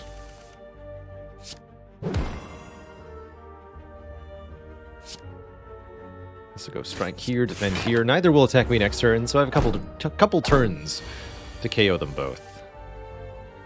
Quite easy.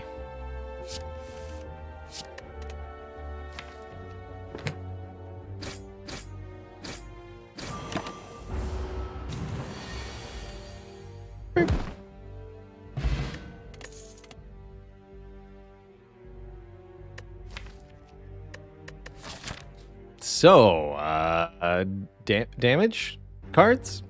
Damage cards.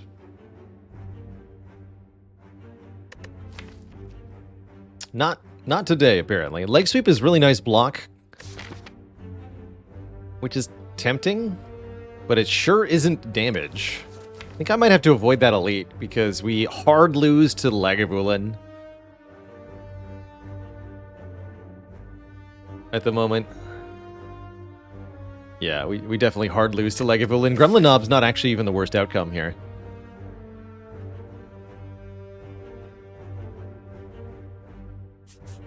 So, we cannot fight this elite. Might as well take a leg sweep then. Deflect would be weird? I don't think I like that much. Blur's okay as well. Wouldn't say we necessarily lose to Knob with Ghost and Jar. We could actually beat Gremlin Knob if we took 5 turns to do it. Maybe more. But that's not... the Lagavulin fight goes even worse for us, because we get to a point where we can't do any damage at all, and then we hard lose from there. Even with the Ghost and Jar, even with the Distilled Chaos. It won't be enough. Upgrading Slice under duress as well. Guess we could go more card rewards here. We still haven't found the good damage stuff. So we can sort that out.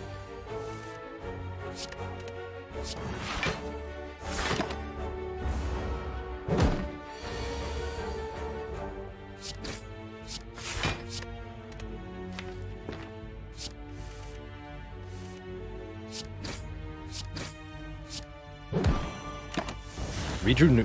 no. Didn't redraw. Neutralize. That was from Leg Sweep. Excuse me. Stay weakened, fiend.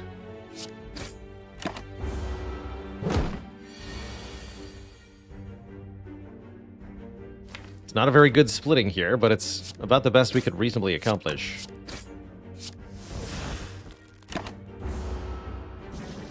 So we'll just have to deal with 2 26 health Grey Slimes. And whatever else that entails.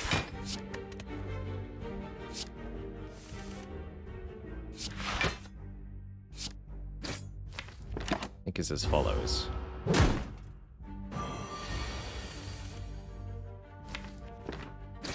Good enough.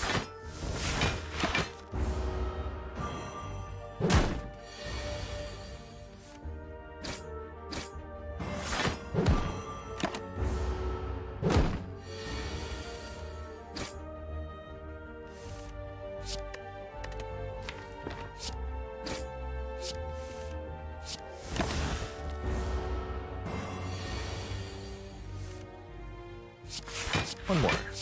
Not too bad. 3 health for the Grey Slime fight. It's not bad at all.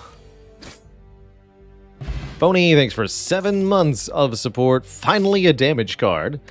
Although we got some questionable options. Bouncing Flask is damage over time.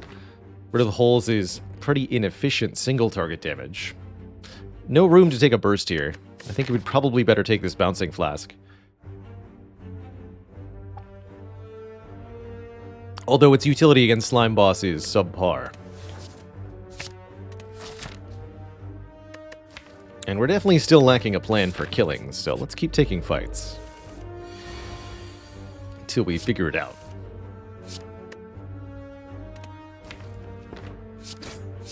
At least we have tons of energy per turn. Hey there, Darlak. I got myself a cup of kombucha here. I don't drink often, but I do like the taste of quite a lot.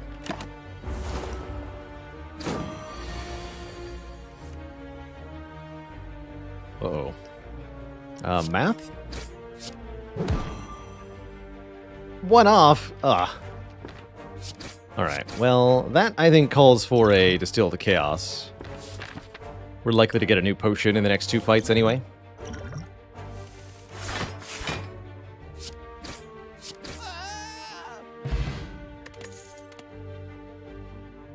More poison, or a footwork to improve our blocking. Footwork's actually pretty spicy.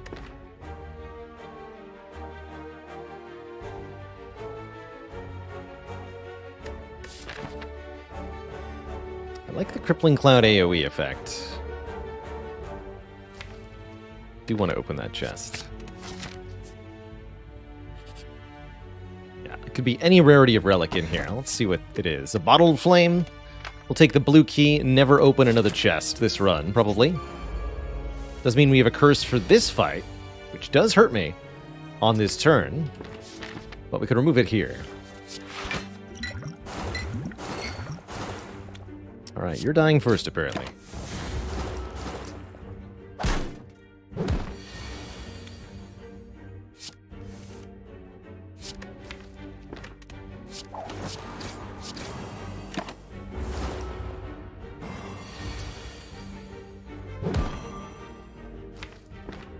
Nice try, nerd. Was it better to wait on opening the chest until later acts, given how far behind we are already? I'd argue that for that reason is why we needed to open it, just in case there was an actually really good relic in there. It would have been worth taking with the curse. Could have gotten something like a Tough Bandages, or a Snecko Skull, or Mercury Hourglass, something to really help me out here. Guess a second slice isn't the worst thing. Old Coin, Doofu Doll, yeah, a couple good examples there. Could take Prepared, draw 1, discard 1. Not very effective. I think I'd better take another slice. How good is the heel hook with the leg sweep? Not particularly, is how I would, I think, unfortunately describe it. Not particularly. The good news is we have a strength potion, and I think that'll get us through our next elite fight, no problem, especially if I take a dagger spray. Let's do that.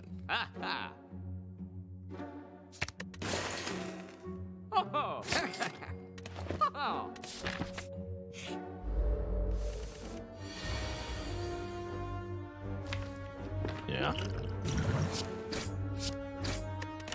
I'd like to have the strength potion for Slime Boss. Fortunately, the Bouncing Flask did not cooperate there. Hopefully we'll have it all sorted out. Looks like I'm probably taking a hit next turn, or using Ghost in a Jar next turn. Either way, this saves such a minimal amount of health that I don't care.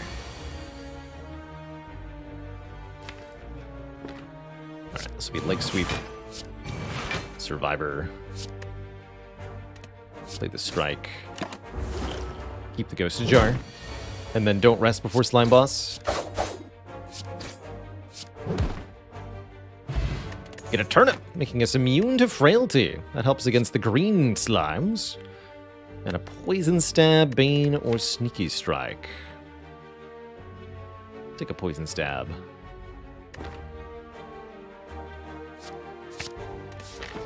That'll have to do. Either combat or an event. Event having a chance to heal me is pretty helpful. Chance for potion from the combat could be nice. I think with Ghost Jar we can go for the event here. That's not a heal. That's the opposite of a heal.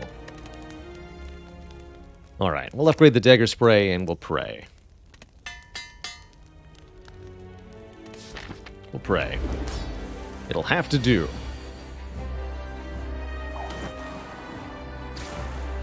I wanted to expertise first. I don't think I'm going to expertise. Can't afford to draw the Bouncing Flask, but I also can't afford not to, you know?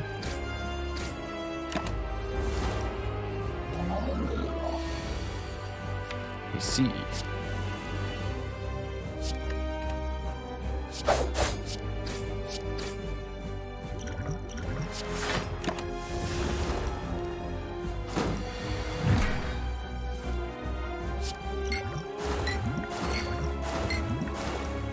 $93 minus 12 is 81. So I can play the neutralize, but not the strike.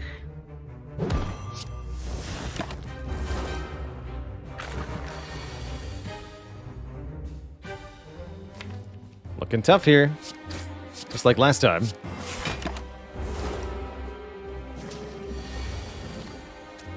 Yeah, that's looking grim. Yeah. Even if I draw all the block, there's really not much I could do. Guess we could triple defend. This is insufficient.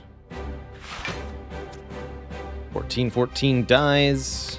Yeah, there's not a lot to do there. GG. GG. Tough. Slime Boss takes us down one more time.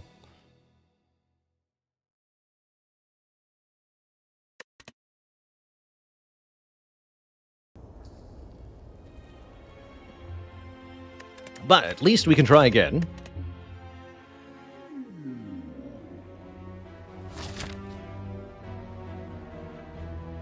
We could even take a 250 gold start.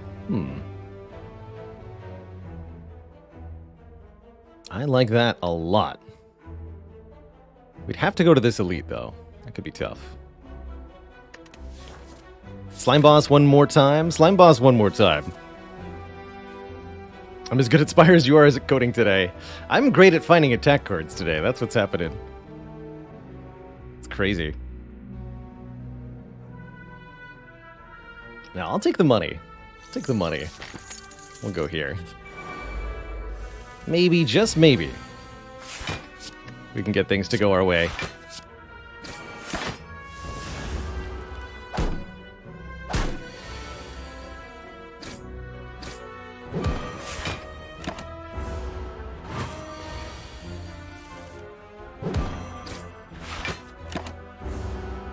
Good first fight, at least. It's encouraging when you don't lose 12 health to Jawworm. We do get a potion. And a Deadly Poison or a Dash, particularly Dash, really good in early game. As Silent for surviving early elites, it's also pretty good against the Slime Boss, unlike that Deadly Poison card.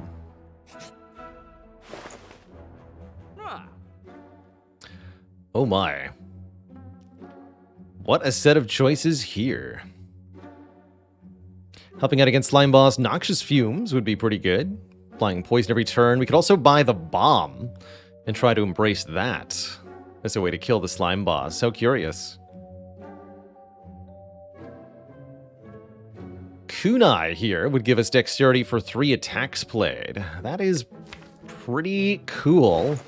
Early on as the Silent. It's not actually that helpful right now, but I'm sure we would be able to make it worth it.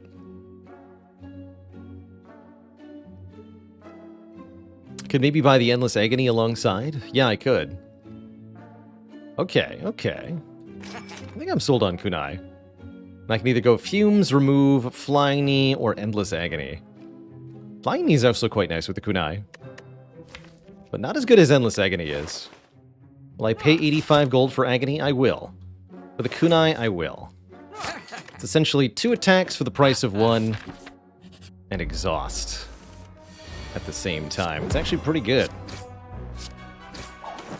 Silent has so many cards that block for small amounts. If you're able to get large amounts of dexterity on this character, she can really thrive.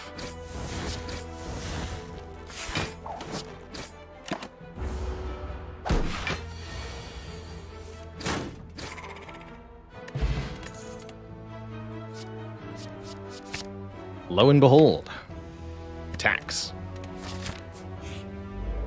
Dodge and roll was also tempting because it makes use of the dexterity, but we need to gain the dex first. So I'll happily take a Blade Dance. Stell, thanks for the 24 months. The Baylor's dozen.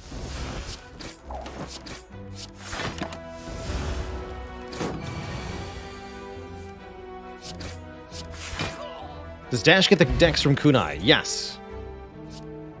And so does Cloak and Dagger, which is block and shivs at the same time. Particularly like this card with the Kunai. Let's do it.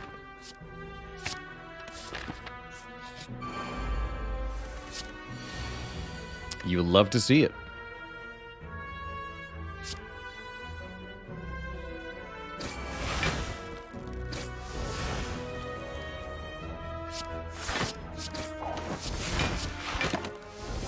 Save all the health for now.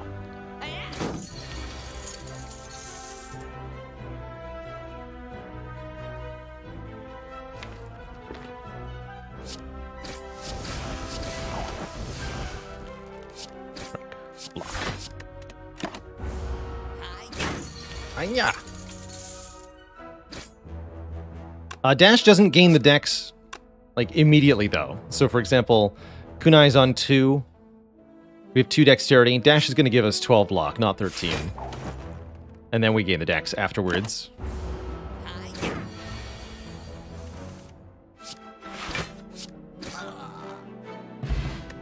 Beautiful so far. Dupe Pot's also a really good potion. We wanted some area damage, AoE, then taking an all-out attack would be a good idea. We're fighting Slime Boss, so I'm going to go ahead and say that is a good idea.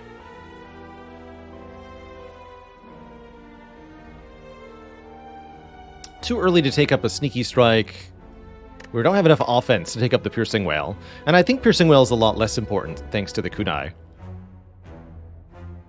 If Dash was written block then attack, would we then gain the dex? No, because the Kunai will only give you the dexterity after the card finishes. But if you were to duplicate, let's say a Dupe Pot, the first Dash wouldn't gain the dex, but the second one would. Because they're separate card plays. Oh yeah, there's also this nerd. This nerd could be a problem. Especially with this draw on turn 1. This is not a good opening draw here, because we drew both our neutralize and our dash on a turn that we're not being attacked. Oh well, I suppose. We'll just have to make do.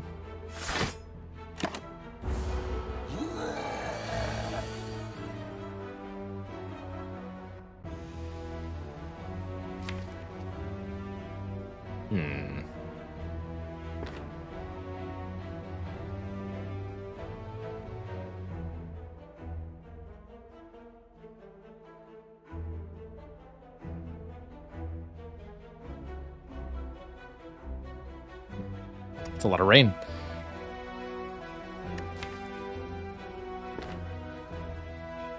Piece of Pie SK says, any consideration to leaving Endless Agonies in the deck for future turns to crowd out skill draws? Problem is you lose 4 damage for every Endless Agony you don't play. And then you gain essentially 8 back. So you're spending one of your card draws to deal 4 damage. The 8 damage of 2 agonies minus the 4 from the agony you didn't play. This works out to being more or less the same as allowing a shiv to go to your discard pile, which is usually not something you want to do. But there can be situations where it's really worth it. And I think it's most worth it when you're discarding the Endless Agony with a card for another effect, such as Calculated Gamble or Storm of Steel.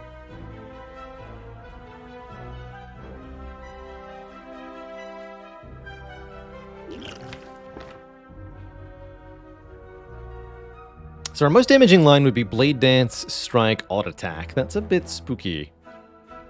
We take 11. And there's a lot staring us down next turn. I'll definitely have to use the Swift Potion to try to draw either the Dash or the Neutralize, but it's likely that we fail. How much health does that put the Knob at? That'd be, we deal 12, 22, 28. 59 minus 28 is 31. 31. That would be enough that we would kill with a dupe potted all-out attack. Okay, yeah. I think we just do as much damage as we can here. Anything to prevent this attack from occurring, if possible. Swift Potion, save me! Go! Sadly, it did not happen. No Neutralize, no Dash, no all-out attack, no Blade Dance. Any of those would have been enough.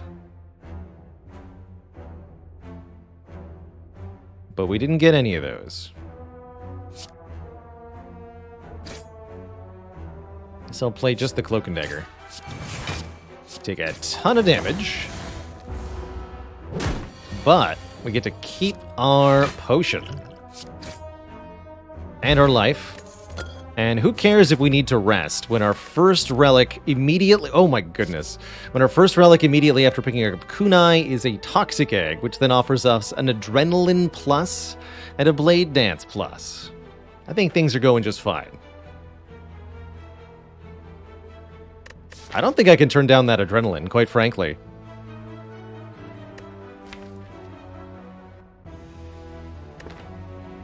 But the Blade Dance is sweet. I'm sure we'll see another one.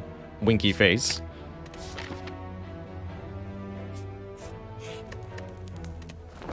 And thus Blade Dance was never heard from again.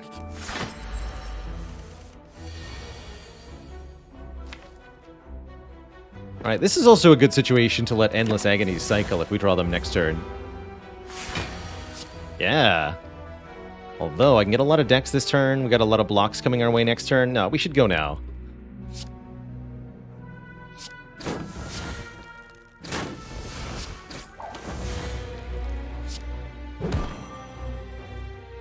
The same damage. I'll play one to get a Kunai proc. Let the other one stick around so we can get another copy.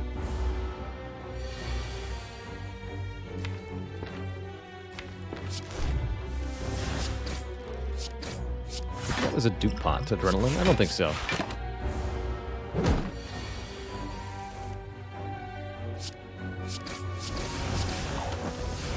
We're going to be doing very little damage very shortly here. Just have to be a little careful about how much damage I do or don't do.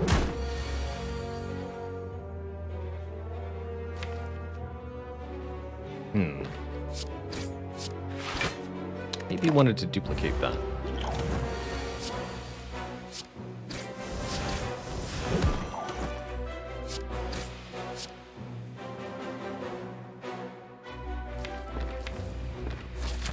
Yeah, I should have.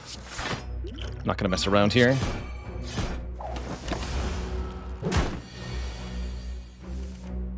The situation is dire.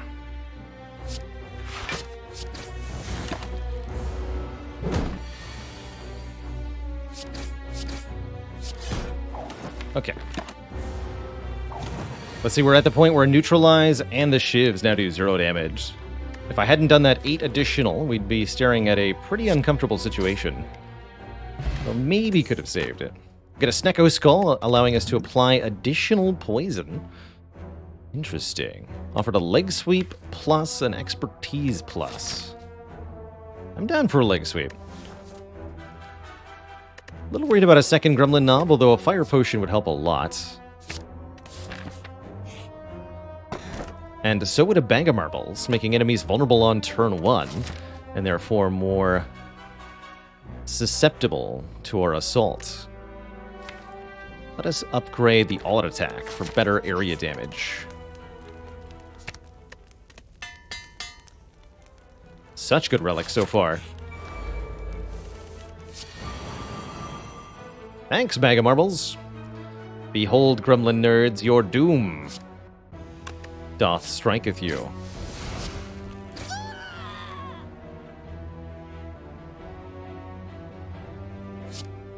Let's kill the wizard next.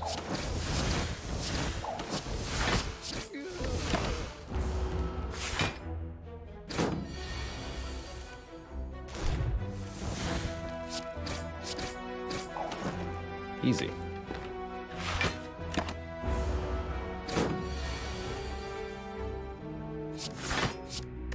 Become angry, child. So angry.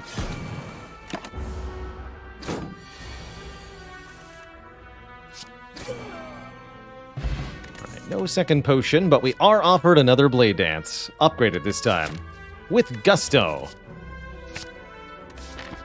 Let's do it. And I think that means we're fine against a Gremlin Knob, too. Although the skill abundance is a little spooky. Should be fine, and if it's these three, we'll have no problem at all. None whatsoever. I'm gonna try to save this fire potion for the boss then. If at all possible. Good all-out attack. Good stuff. So it's a Blade Dance, defend all-out attack, or leg sweep all-out attack. I think I should take the small amount of damage. Take 3? Do 12 more? Feels more correct.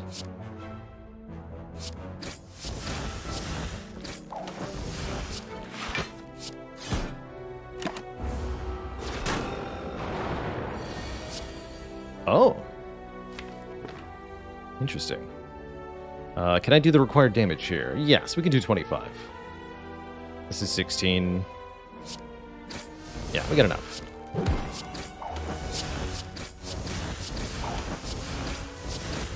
Could have done 2 more here. Not bad. 3 damage fight's very good. Get a power potion, which will definitely help with Slime Boss. A bottled flame, which means we could have actually bottled all-out attack with a bag of marbles. That's pretty spicy. Deflect plus also really spicy with a kunai. Extremely happy to see a free block card like that. I think I like that more than the Piercing Wail or the Expertise.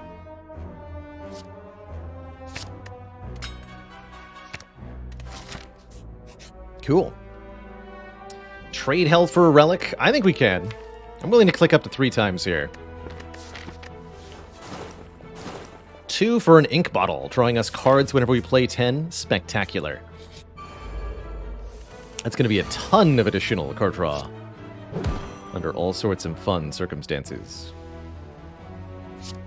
21 plus this won't kill, so go leg sweep. Then all out. Finally, the RNG of Spire really seeming to favor me here. It's cool by me.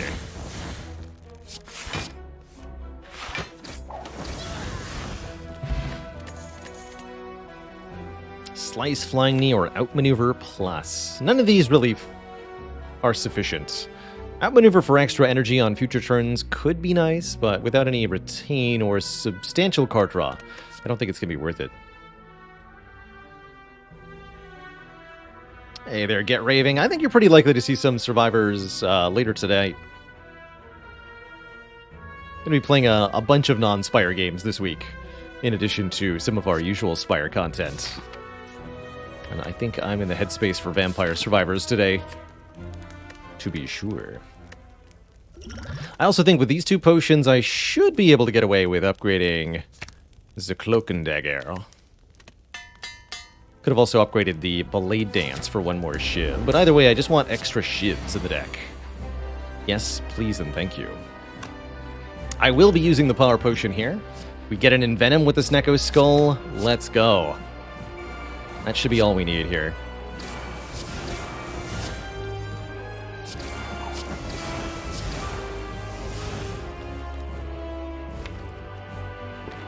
I don't want to split it on turn 1, though.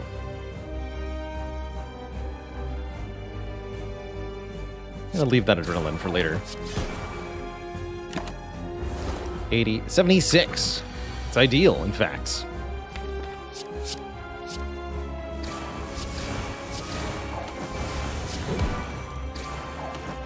$25 poison. I think we're okay without using the fire potion. Not gonna play any more cards because I want the ink bottle next turn. What do you call a bottom-decked Blade Dance? A Blade Dance.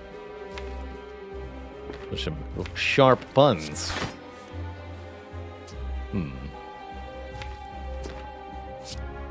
Belay that belay dance. Okay, getting weakened.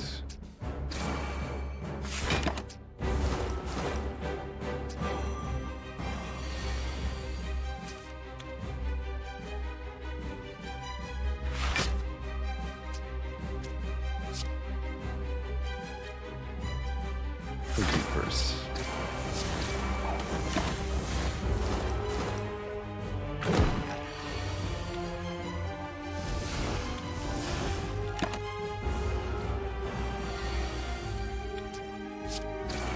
Well, let's say that power potion sure did the job.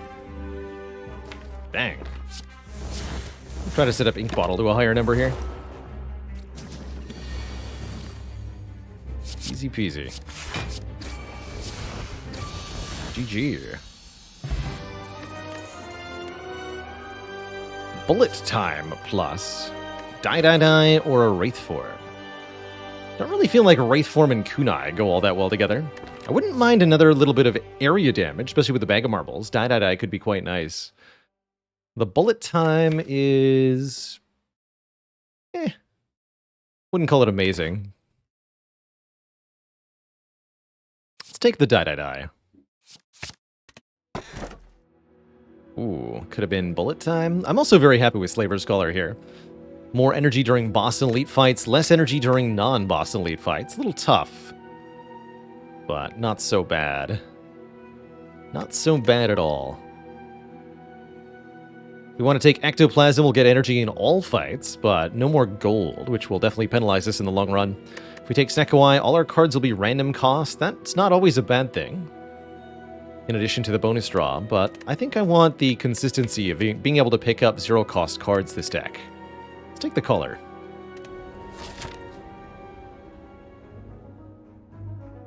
How many elites do we do? 2. Maybe 3 if I go for the Burning Elite. Seems challenging, but not impossible.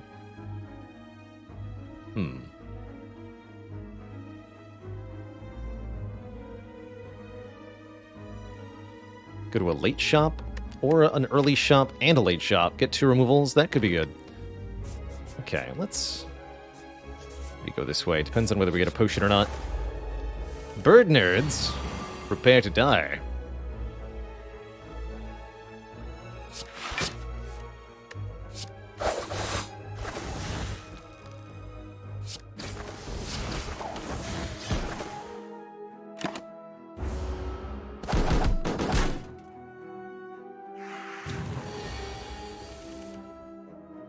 Foolish bird nerds.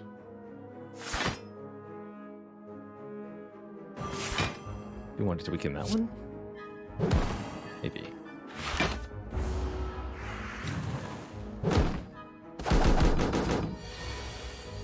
Nah. We can just shiv you to death. It's that easy.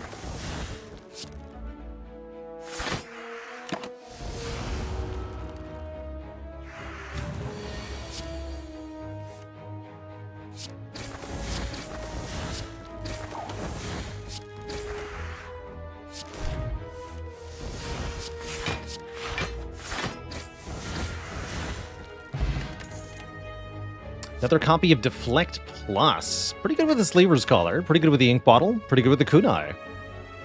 Good with the Slaver's Collar because we can use it for cheap block in fights where we have low base energy.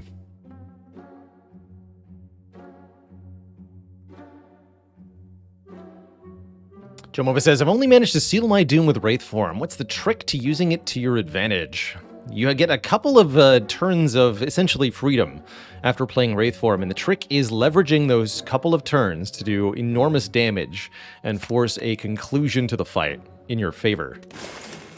Does Funnel interact with the Skull? Yes, this would be 5 poison to all enemies at the start of each combat. Although I don't think that's actually good enough for me to want to take. Prepared Plus, on the other hand, I'm actually really all about. Welcome. Welcome, welcome. I am going to take more card rewards from these fools as well. Although Chosen is definitely an enemy that could give us trouble.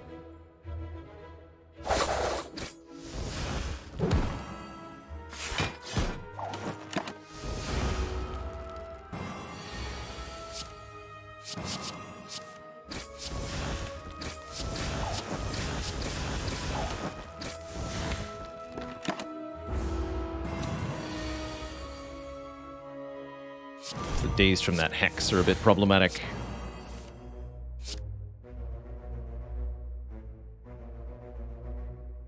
Don't need both of these. Not where I'm going.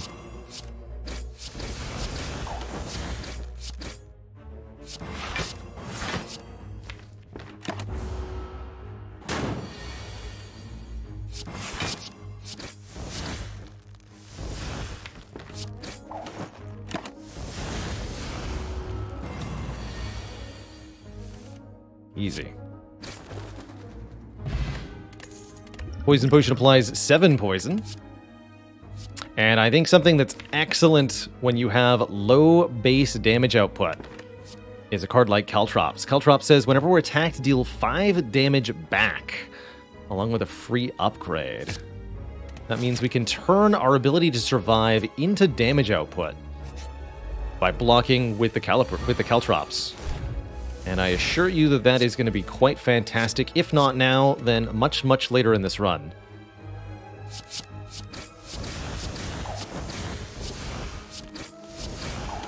Caliper Drops would be good here.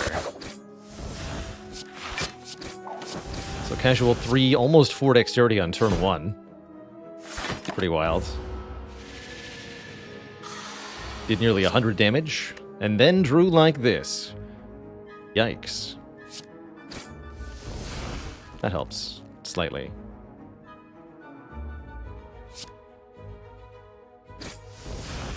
Not going to use the fire potion, as I'd much rather use it on an elite. Do I think I can fight the burning elite here? I don't think it's a good idea. You don't quite have the damage down yet.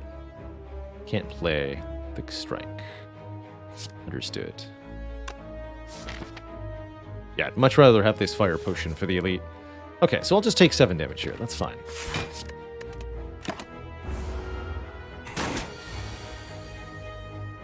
Right?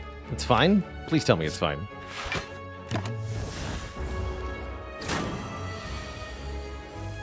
Yeah, it's fine. Give me a hard time, though, Snecko. Good lord.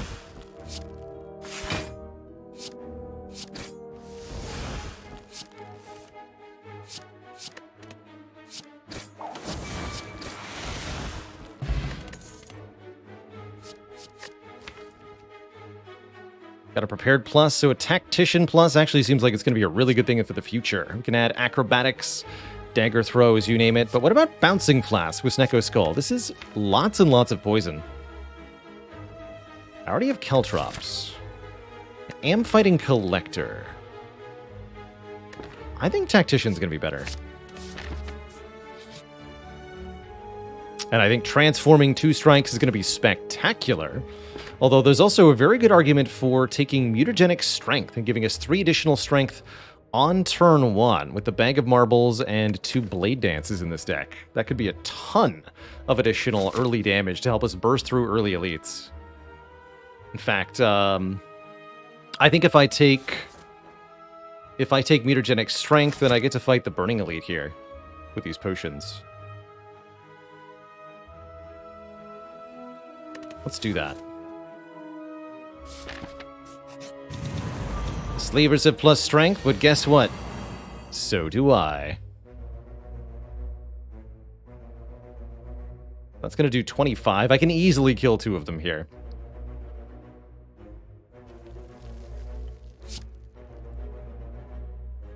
Shivs are 10 apiece. All our attack will be 25.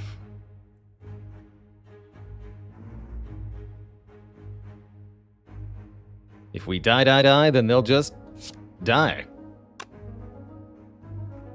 This does 19. 19 plus 25. It's 44. So dash, auto attack.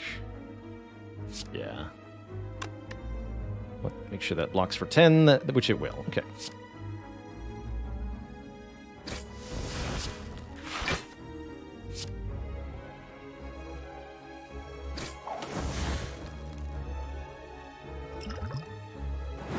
We'll do it this way.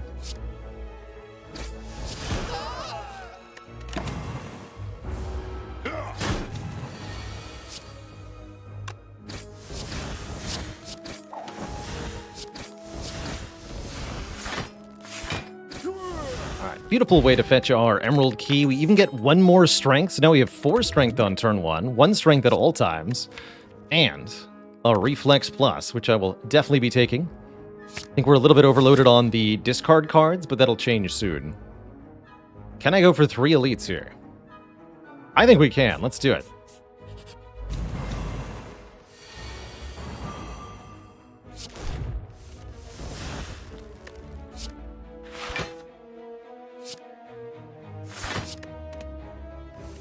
Three is a pretty absurd amount to draw. Check out how much damage this is about to be.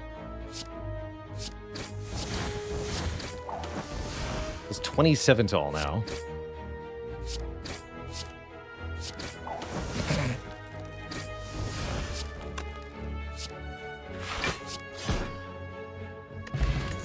Dang. There's the second prepared plus to make these two way more consistent. Here we go. Deck is really starting to come together now. A seemingly mundane turn 1, but you know what? It'll do just fine.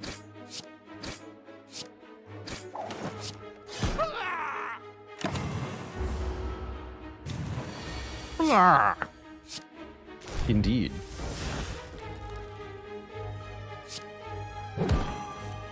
Oof. That might be a draw potion. Not quite able to get a block card in hand here, huh? Not quite. Let's do it. Much better. Much, much better. Now it's a full block. Easy. Easy, easy.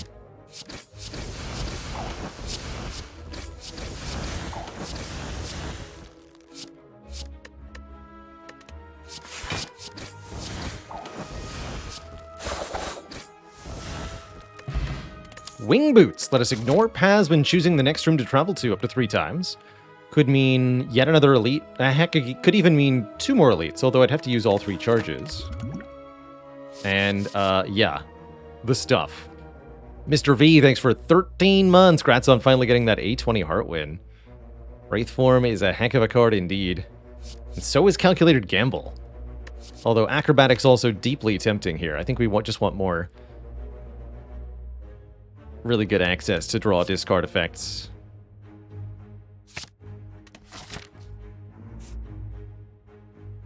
Currently here. Meat on the bone. If we're at or below half after combat, we will heal for 12. Pretty low max health, so I'll pick this up as an extra safety margin for us. I think we'll do 2 more elites. Go for these 2. Use 1 charge. Not that many upgrades that are important, since most of the deck is already upgraded.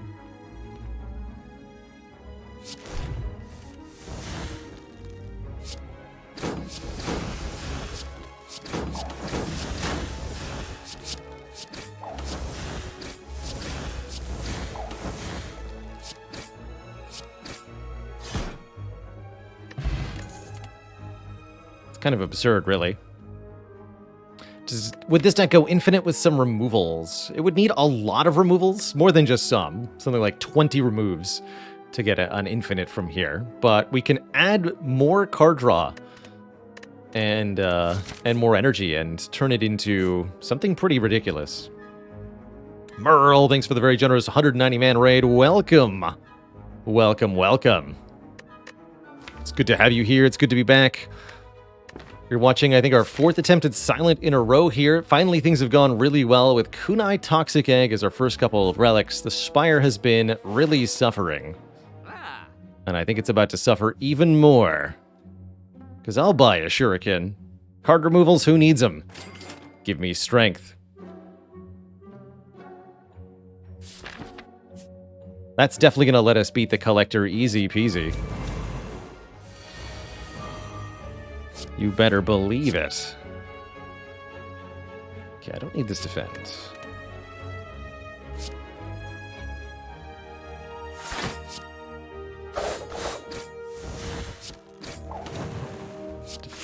This discards a card and then draws a card with the ink bottle?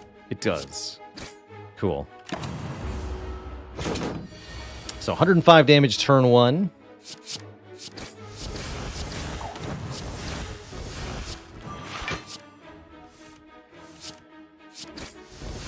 Pretty beautiful turn, too. You'll love to see it.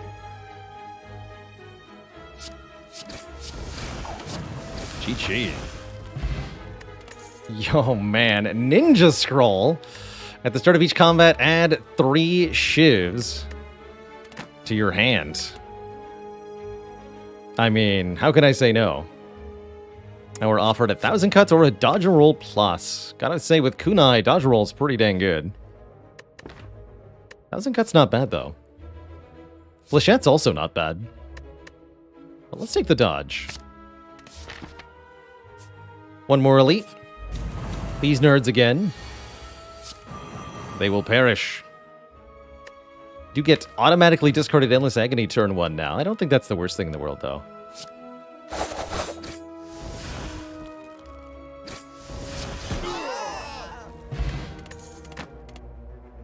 Amazing.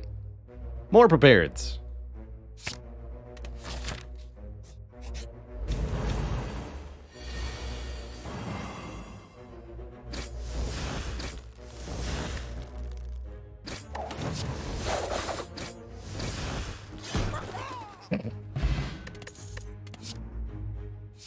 Four prepareds? That's too many prepared. That'd be pair prepared. Pair prepared, actually. Para prepared.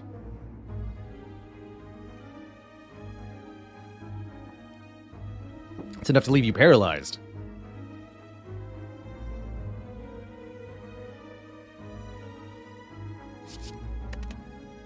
I will, however, take a Gambler's Brew.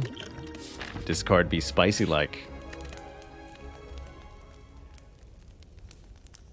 But think of the Collector bonus. I don't want to give Collector a bonus. We're about to fight them.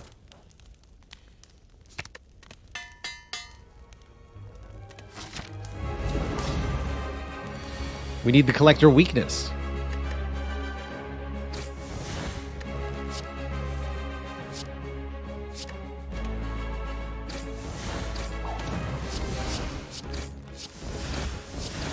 Question is, how much damage can we do on turn 1?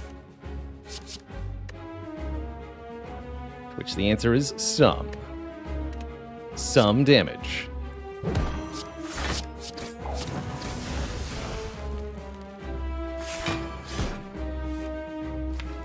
I'll take it. A mere 165. Not quite as much as you'd like, but pretty good. Pretty good. I'm just gonna ignore the minions here and go straight for the boss.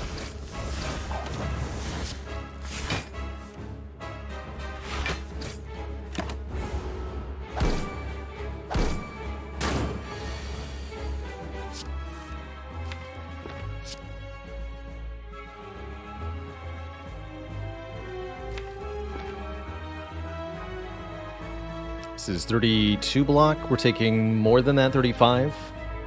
Actually, no. Discard this. 34. Yeah, it's fine.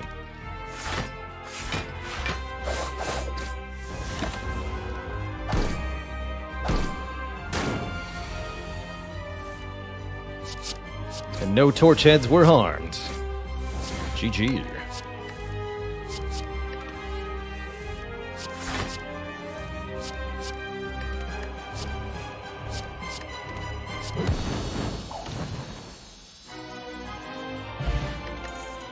GG, my chat.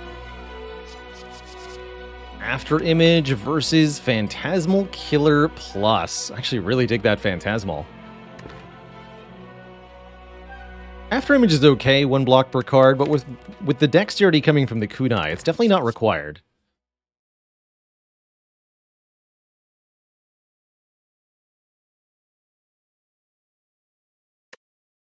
Yeah, I want them all, right? I'm going to go with the Phantasmal, but we'll pick up an After Image in the future if we see one. I still have 2 charges of Wing Boots, which means Black Star is pretty spicy. We're also getting bonus energy per turn from the Slaver's Collar. I bet this Black Star is going to be at least 5 additional relics, maybe even more. We should have no problems against the Elites of Act 3.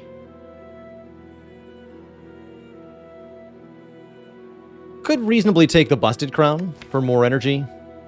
Heck, I even think the Philosopher's Stone for more energy would be fine too.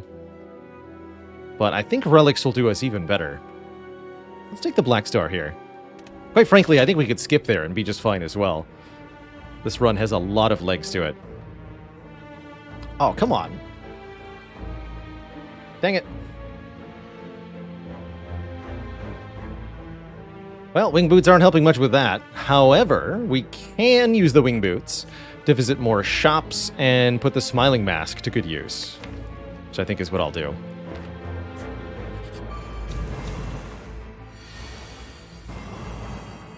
How dare you?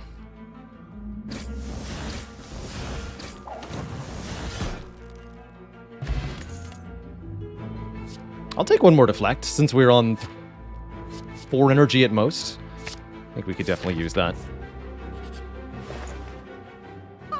Ooh. Well-laid plans? Well-laid plans are pretty good. I think I'll be buying that. In addition to continuing to remove our basic stuff. Panache could have been fun. Another Tactician.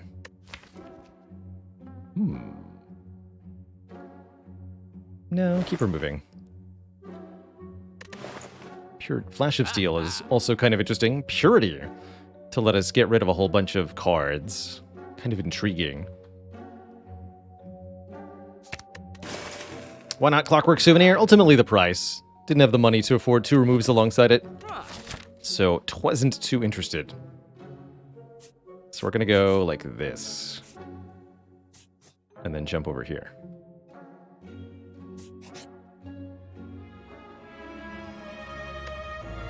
Madness pluses.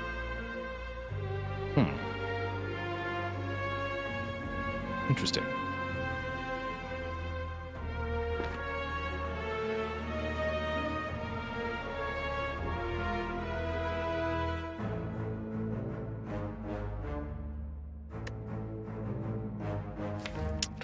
Don't currently have enough draw, but we could change that. Got a few good card removes. Card rewards. Let's do it. Give you the Madness pluses. I can make another card in hand permanently 0 cost. At least, well, not permanently, but 0 cost for the rest of the fight. Which is quite something.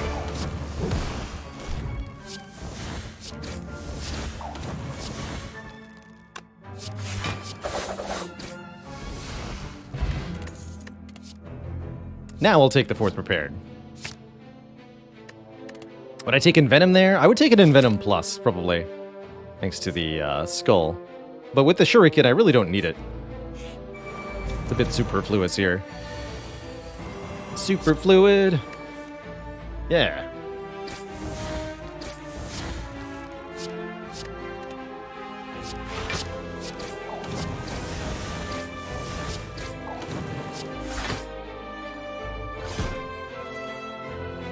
Free defend for life.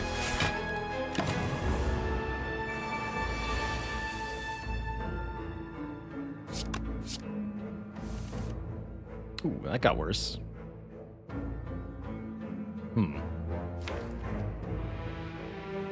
Die, hello?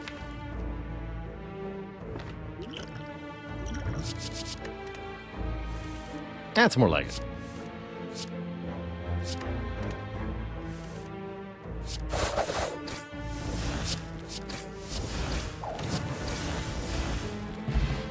Healing. 7 hit points now, 25 hit points later. And another Gamble Plus, or a Wraith Form. But I don't think this deck's going to need Wraith Forms, quite frankly. Give me another Gamble. Give it to me.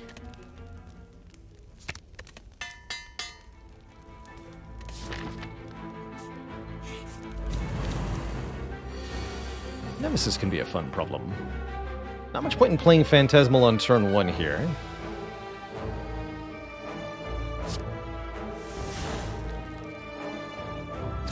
Since Nemesis will be intangible next turn.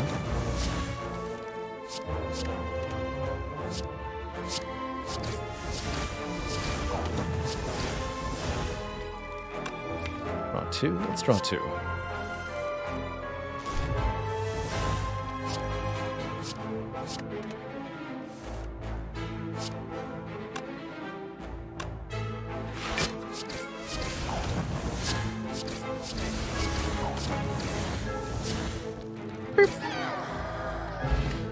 Get the Maw Bank, giving us 12 gold per floor. It's not going to last long. As well as a Pocket Watch. Whenever we play 3 or fewer cards during our turn, draw 3 additional cards at the start of the next turn.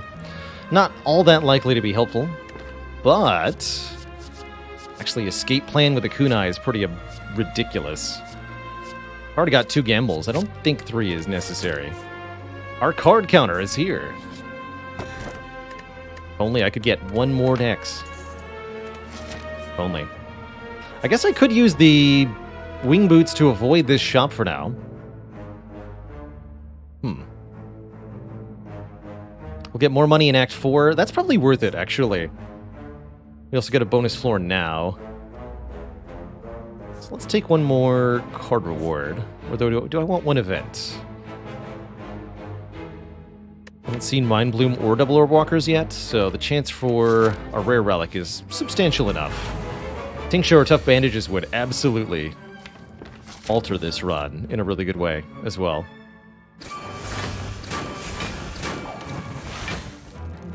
Please don't do that. Thanks.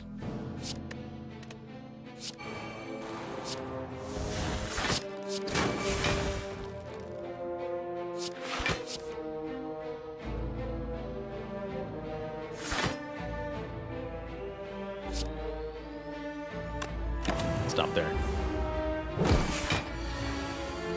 Actually, this is a really good fight for Pocket Watch, too.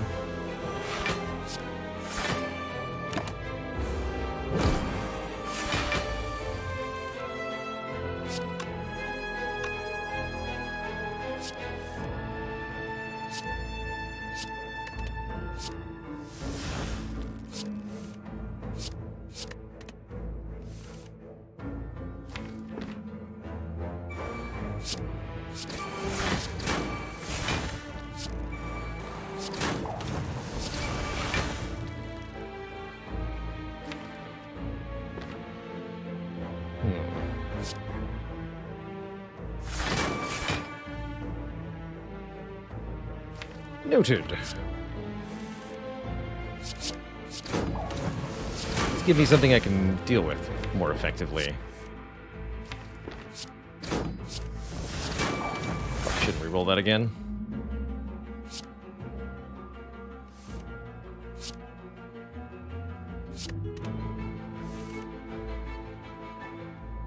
It's a choice that I made.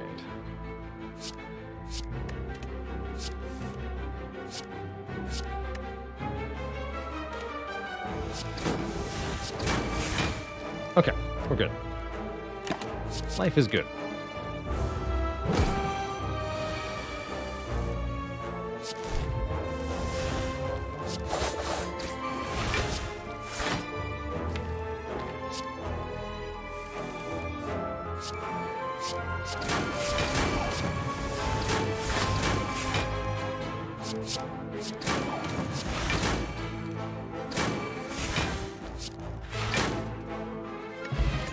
Ghost in a Jar, and another Reflex Plus. Or an Accuracy, which would substantially boost our damage, but I think with a Shuriken we're already there.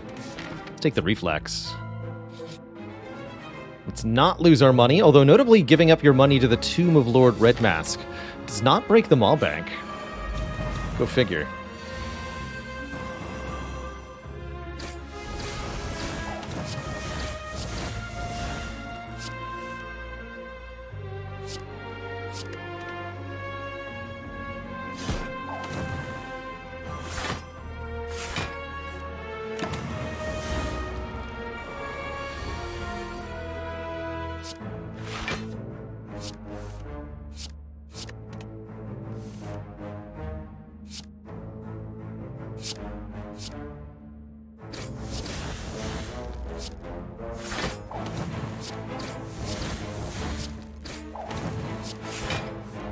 Easy peasy.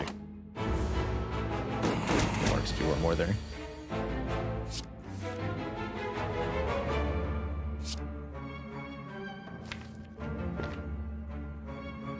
I'll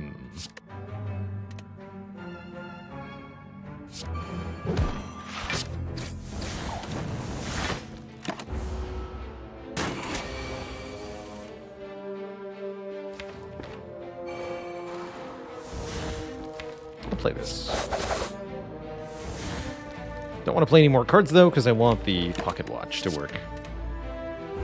Ultimately, not too happy with the madnesses, but maybe I'll feel differently in the final battles of the Spire, where we need a little bit of extra oomph against our foes.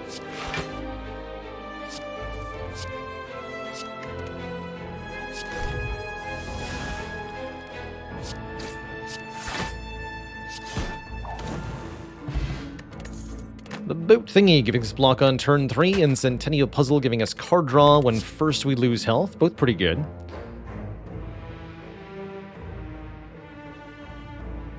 I don't like these enough. Unload is almost decent with the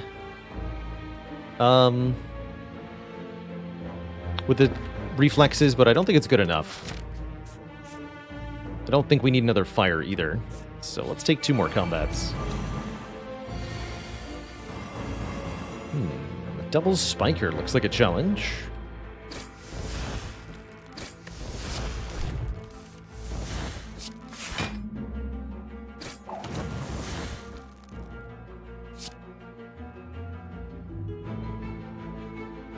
Kill this Spiker, that would help.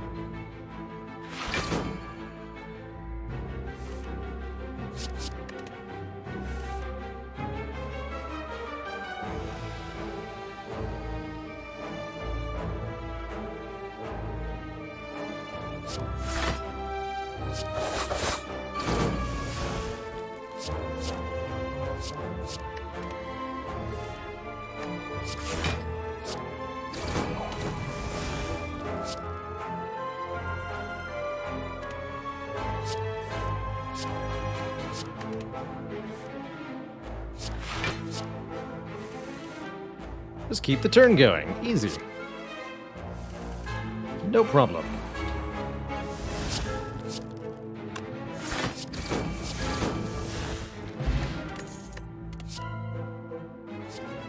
We actually have a dodger roll? I don't think I ever got... Oh, no, I did take that one. Okay, we do have a real one. Expertise for card draw, passable, bouncing flask for poison. I don't think we're going to care much.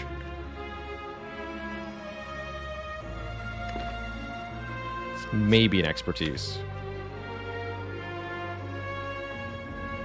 Yeah, I'll take one. I'll take one. Transient. Doubt we can kill Transient, but we can definitely deal with this fight, no problem.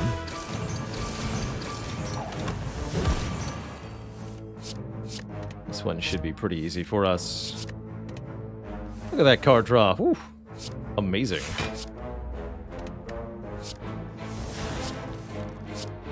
Don't really care what gets made free here, but maybe I should.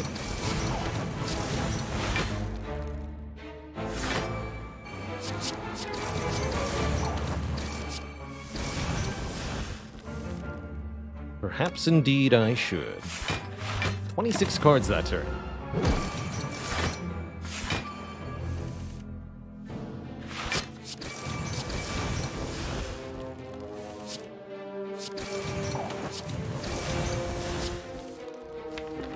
Kill Transient? I really doubt that we do, unfortunately. Don't think this deck has what it takes with only 3 energy per turn in this fight. Dark Embrace, yeah, please. Give it to me.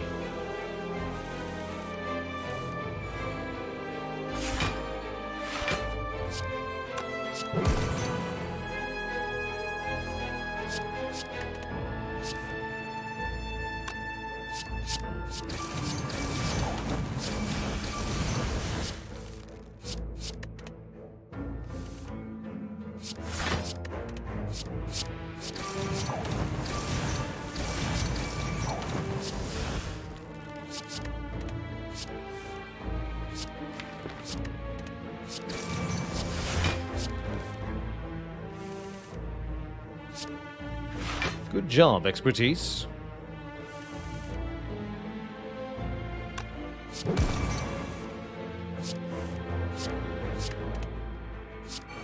Double damage on my next 2 turns. You know, we might actually get there.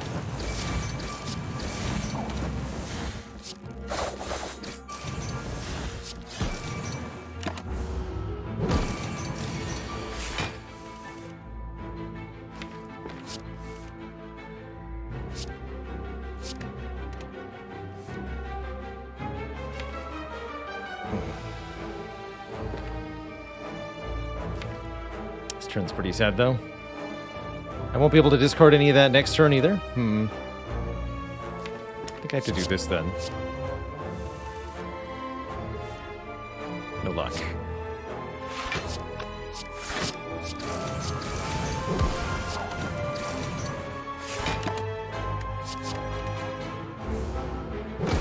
Oh, should have just kept the calculated gamble.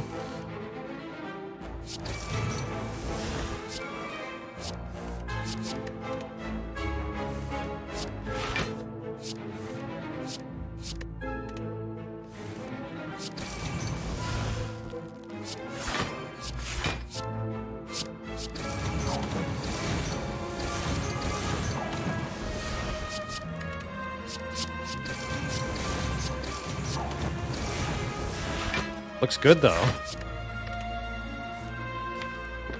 Looks really good.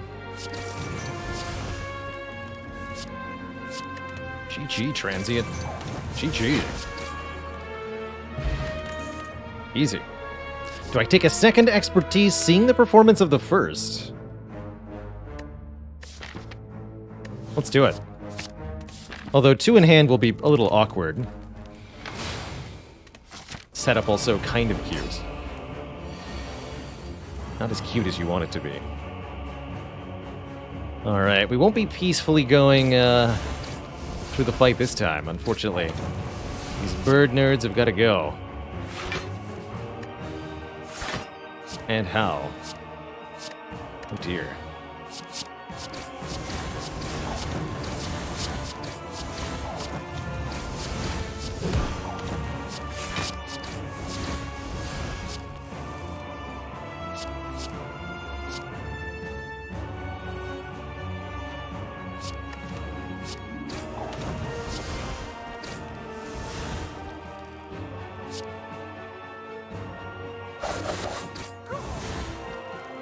This way. Easy.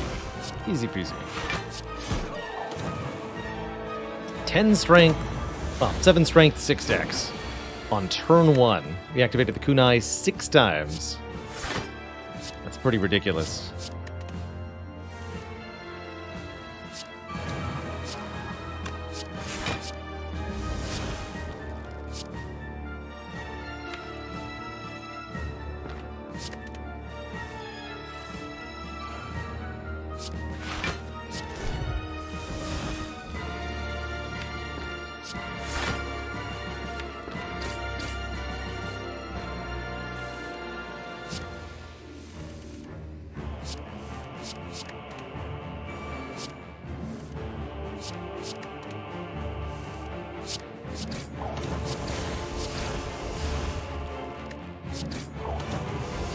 Okay. Seems good to me.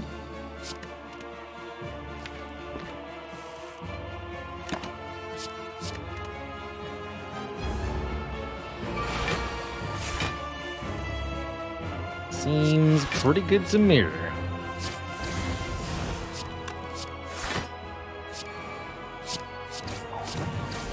Pretty telling that in a 40-card deck we can stack the one Phantasmal Killer we have.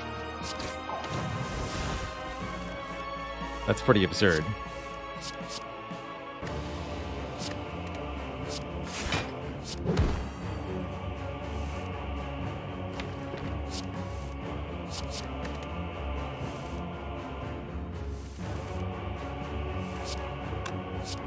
Three stacks of it, no less. Hello?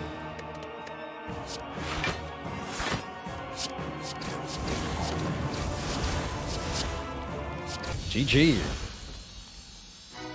127 block remaining. Still got a Duke Pot and a Ghost in a Jar, full health. Looking pretty grim for anybody who might claim to be an opponent to us.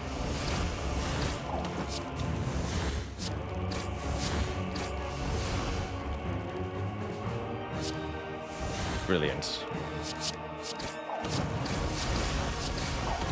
No time meter for us either, which is quite nice. I think we would have been okay no matter what, but it's definitely nice.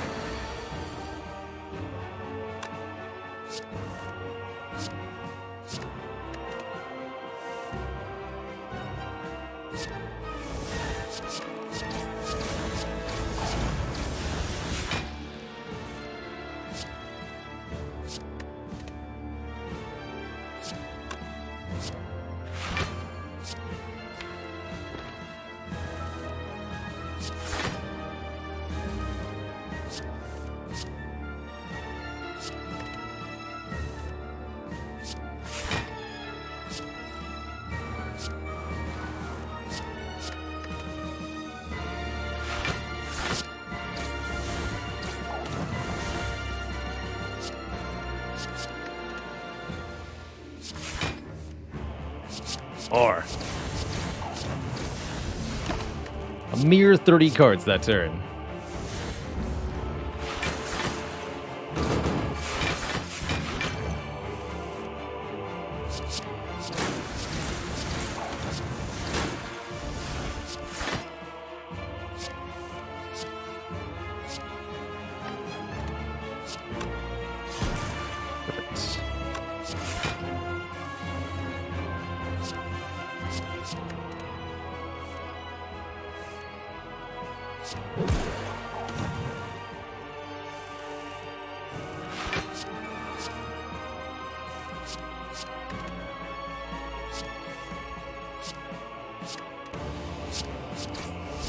GG. It's a pretty absurd deck of cards we got here. Two thump, a deep pulsing dread can be felt throughout the room. Is this the heart of the Spire, the source of all this dexterity? Prepare your shivs and play 2,813 cards in one turn. Your poor ink bottle pocket watch doesn't know what to do about it. Alright, we do get an upgrade here. I guess might as well make it neutralize. Not much point in upgrading Endless Agony or Die for damage. I guess we could maybe upgrade Survivor or Dash for block. I think I'd just prefer that neutralize be sufficient weaken for the early turns of Heart. Oh my, there's the gambling chip we've been begging for. Letting us discard cards on turn 1, but there's also Frozen Eye and Acrobatics here, which is equally ridiculous. And a Cultist Potion, in case we somehow needed Strength per turn. That's pretty crazy. I think Calculated Gamble plus Frozen Eye is going to be way, way too good. If we can see the cards in our draw pile in order, then we can do some very dirty things. 110 left. Enough for Jack of all trades plus. Sure, you can come along. Maybe you'll be good. Kitsa thanks for the Prime sub. Welcome to the Cozy Sub Club. Bottle Tornado for guaranteed well-aid plans. I think that would be pretty good. Don't think you're wrong at all there. Oh, I also really like knowing what expertise is going to draw. We know if Escape Plan's going to hit a thingy. Oh, it's so good. If only I could know what all-out attack was going to discard. That'd be even better. Currently, this will draw 4. 1, 2, 3, 4. Let's make it more.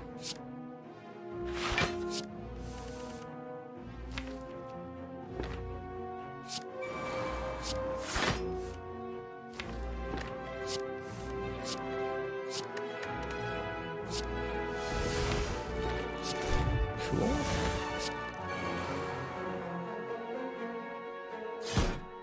Good. Keep 2 to flex, keep 2 to flex. Seems like a good first turn. Although we only activated the kunai one time. How disappointing.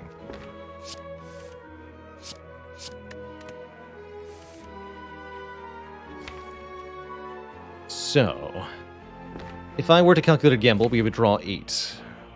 He's 8. And then the ink bottle would draw me the reflex, which I could then calculate a gamble to get to words again. Some other fun stuff I could do, but I like just gambling this right now.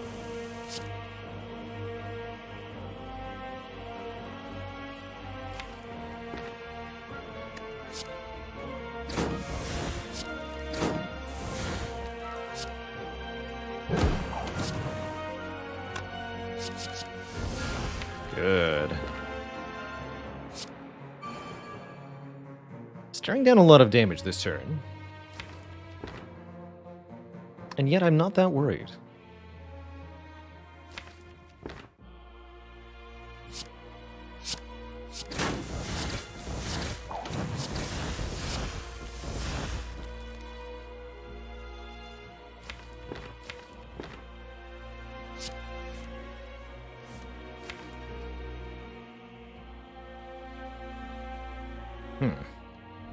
Definitely seems like all the good stuff made the way to the bottom there.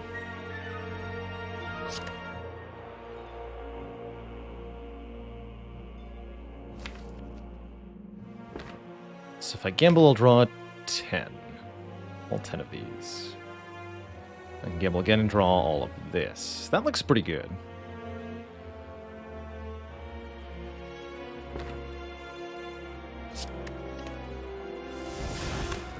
Oh, we also draw that immediately, huh?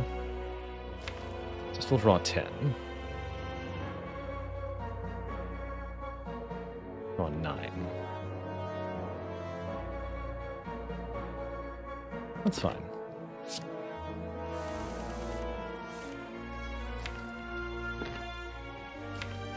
So now we gamble again, get to the madness.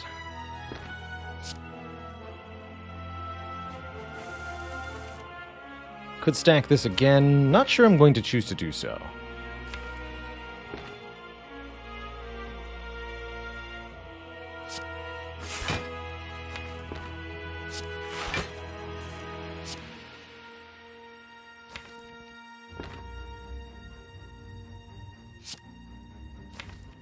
Drawing dash.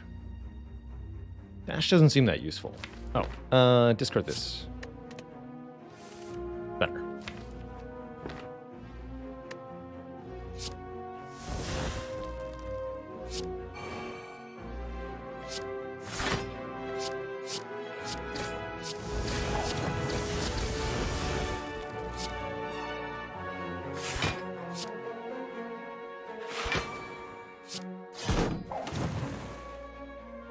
Fair enough. Meager 31 card turn. Not too bad.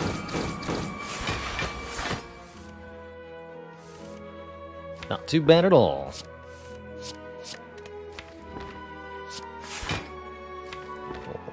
Dash won't kill. Gamble's good enough, though.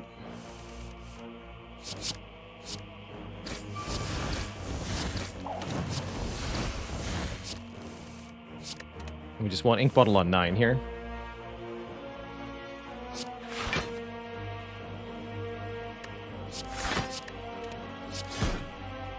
Wonderful. Akabeko's here for bonus damage. Mercury Hourglass will chip in as well. And we could take an accuracy if we felt the need. I don't think we do, quite frankly. I also don't think we need a second leg sweep. I think we're perfect as we are.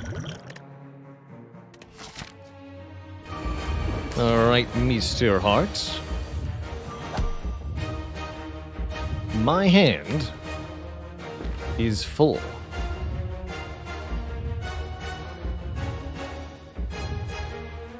I don't think we're going to be able to get through this fight without taking damage.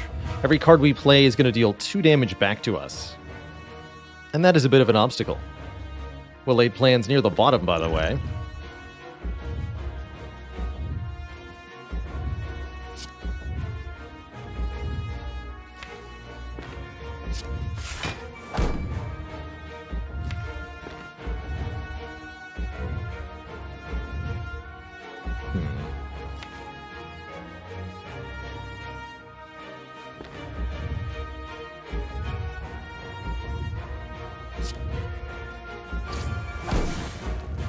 Cloak now?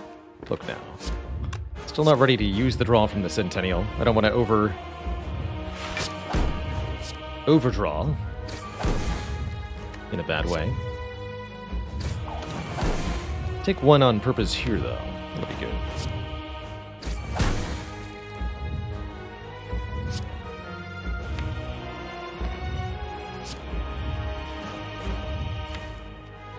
Perfect.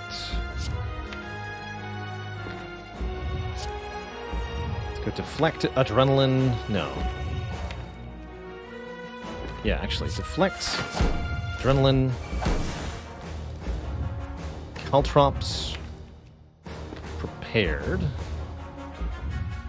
Madness. Discard this.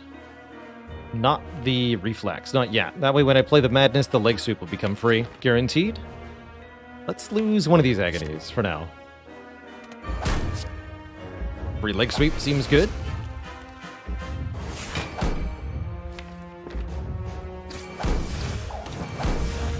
It's definitely going to help.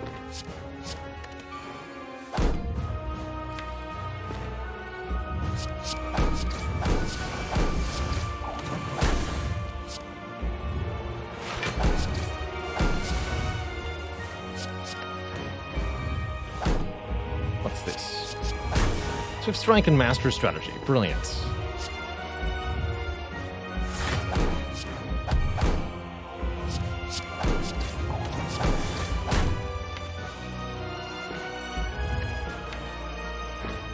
So many shivs to play. So little time.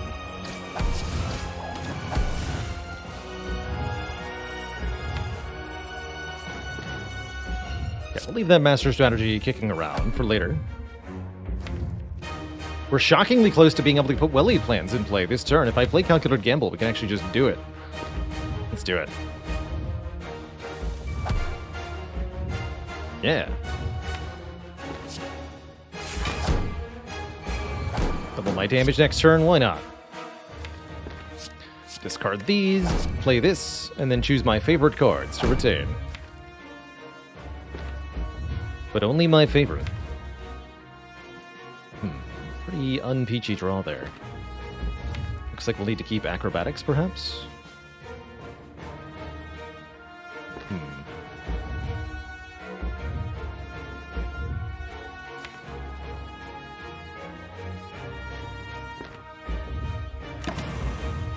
Acro escape plan.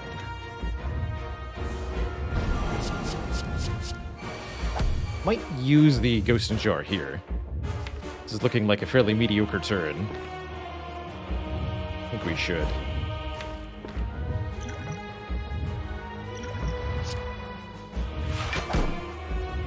Can make the madness guaranteed hit the acrobatics if I play both defends. Let's do that. And we got really good free cards this fight.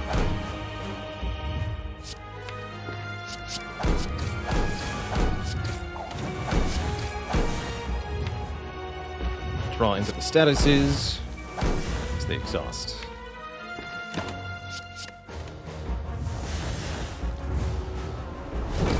Probably wanted to dupe one of my powers.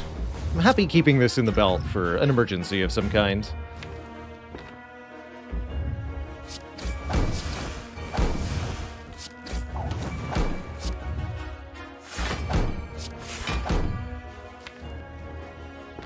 Free leg sweep coming up. Cool.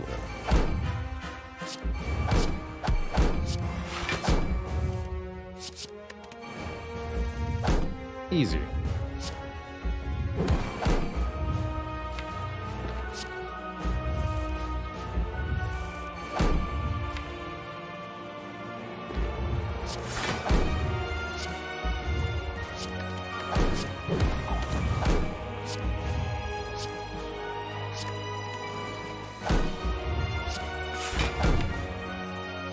Void coming up. Ink Bottle might draw that, but I think we can set it so that we draw it with 0 energy, and then get energy back from Tactician. So I just gotta spend a little optimally here.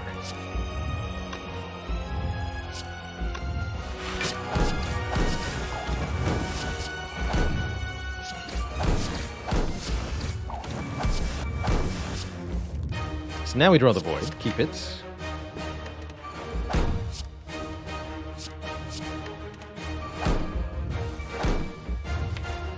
Easy.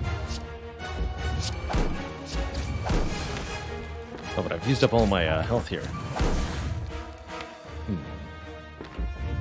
That's what deflect is for.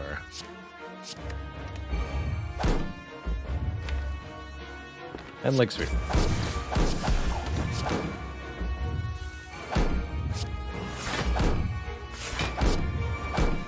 $40 cards that turn. Easy peasy.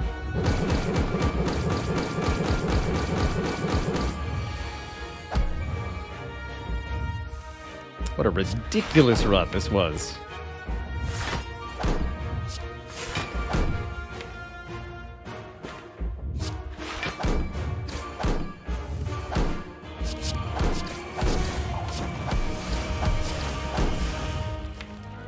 GG. It's these two.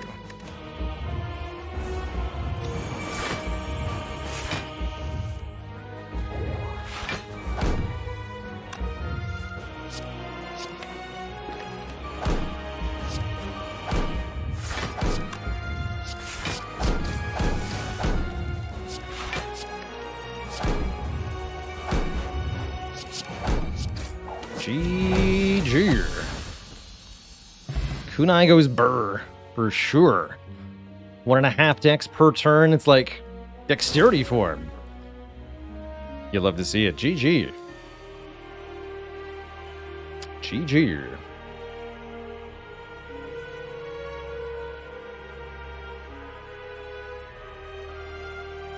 Hello and welcome, all true.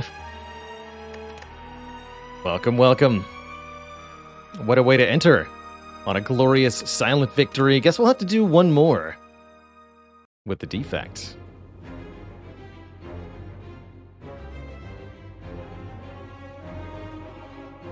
What a score, 37-13.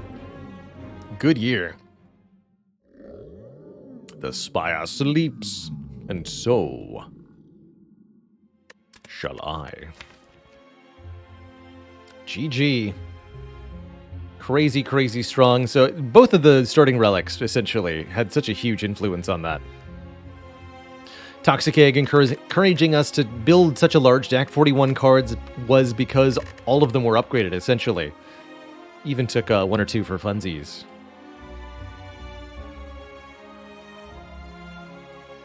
It's good stuff. So, we'll do Ascension 20 Heart Defect next, but first I'm going to take a quick break, refill my legs, stretch my water. When I return, we'll do one more in the Spire. Be right back, folks. Don't go nowhere.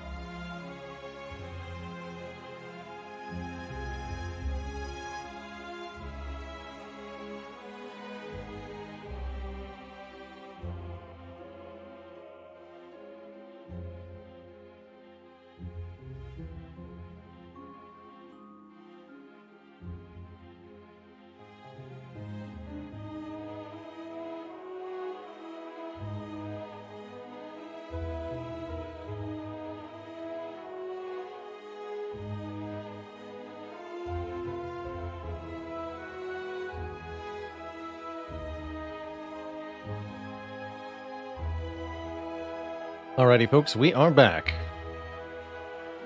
We are back.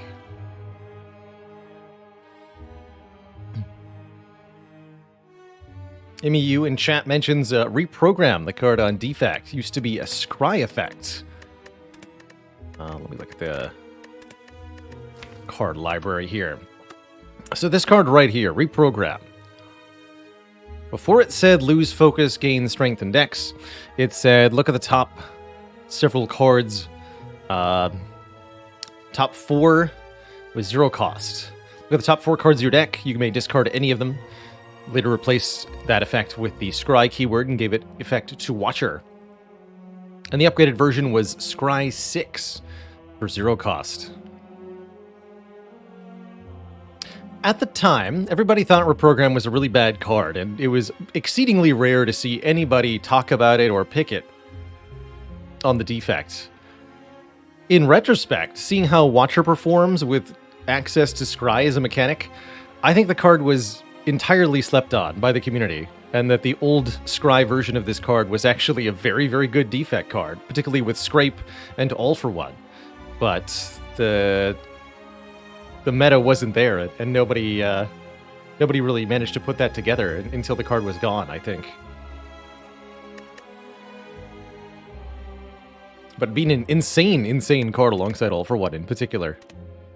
Because you could scry 0 cost cards into the discard pile, and then return them with All for One, which would also return the reprogram.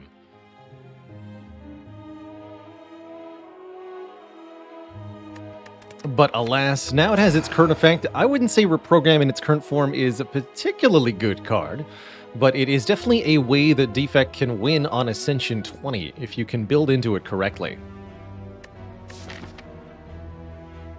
It's a pretty reasonable Common Relic start.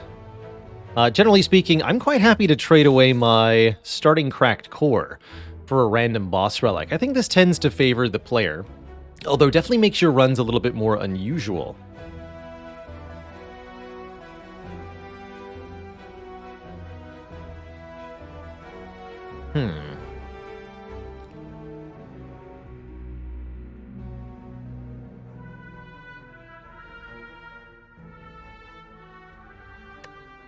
I think Common Relic is also quite fine. Defect likes having just a little bit of a numerical advantage.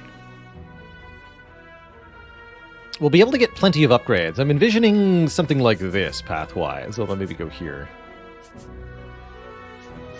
Fight this early elite, get an upgrade, visit a shop, fight one more elite, and then go into Hexaghost.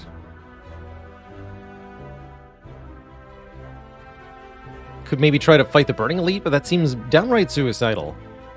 Barring truly fantastic luck. I'm going to go with a Common Relic. Make this more of a standard defect run. I think taking the Boss Relic is probably one of the better picks here, but I want to, particularly for Janice asking in chat about Ascension 20 Heart defect picks, I want to make sure we're starting with a relatively unmodified decision context. If we end up with a Boss Relic, then all the picks are going to be different relative to what they'd be with just some kind of boon. And I have to say, that's a really, really good one. Centennial Puzzle is one of our most successful Common Relics, according to the stats. I think that draw 3 per battle is really, really good. And you even have control over when it occurs, which is, well, some control. The enemies also have control, but the amount that you block is controllable by you, meaning you can choose to activate the Centennial Puzzle in many situations.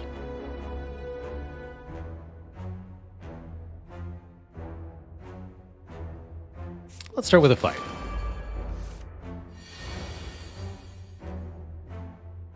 So Defect has very high damage output for the starting characters, particularly with the Cracked Core in play. You can do up to 28 damage in one turn with dual cast and two strikes. 16 plus 12, 28 damage. And that's a lot more than many of the other characters, barring Watcher and her Wrath Stance, can put out. That allows really aggressive lines to be had with fights. With fights in Act 1 as Defect. Here, if we dual cast, either the front one is going to be brought below 6 health and we can kill with Strike, or we're going to strike one of them twice. Either outcome would be good here. Works for me. We'll have to take 2, but I don't think there was ever a world where we wouldn't. And then we do get a whole bunch of draw. Not that we need it. Buckaroo Django, thanks for 2 months of support. So, early in Act 1, what are Defect's priorities? What does Defect need to add to the deck? Your initial starting set of cards, 4 strikes, 4 defends, your zap and your dual cast is decent at putting out damage, but it doesn't quite consistently draw the ability to spend energy on attacks, and does that damage pretty inefficiently. So early Defect is often looking to add some immediate damage of some variety. A card that does more damage than Strike for the same energy, or a card that can be played alongside Strike to further total effect. Beam Cell is one such card. Adding Vulnerable is going to let the strikes do more damage, and also allows us to make our other attacks hit harder. It's also just a free attack, 0 cost, so we get to play 3 energy of cards alongside it anyway. We're also lacking any ability to hit multiple foes.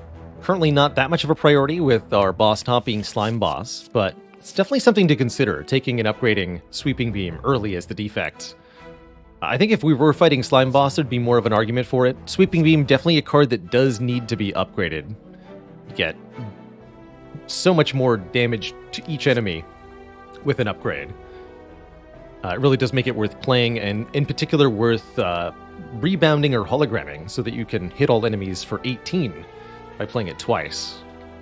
Sweeping Beam on its own really does struggle to feel like it does enough. I go with the Beam Cell first here. Basically never taking that recursion. I like to think of recursion as just deal 8 damage to a random enemy for 1 energy, and it's not a very good trade. Barely better than a strike. Worse if you have no orbs in play. The fact that it upgrades to 0 is nice, but won't be relevant early enough to matter here. I think I do want to go 2 events. Could go 5 combats, but that is relatively risky. Maybe less so with Centennial. I think we're off to a fine enough start for now, though. A relic for Ranwid. Give up our Beam Cell, our very important Beam Cell. Or a lot of money. I am going to another shop later this act, so I might actually just give up the Beam Cell.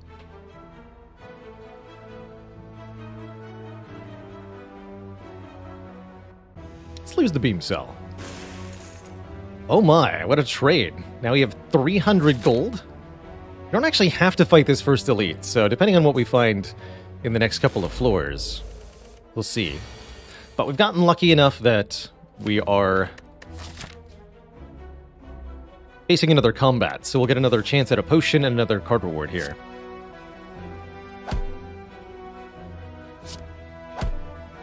Question, do you get 3 strikes or do you dual cast?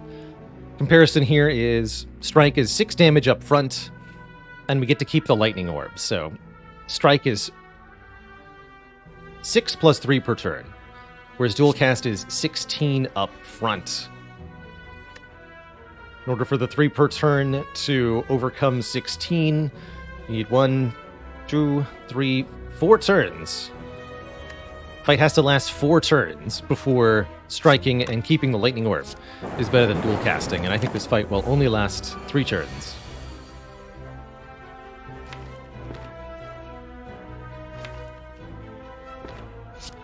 That puts it to 24, 21. Need to draw a dual cast next turn if I want to kill.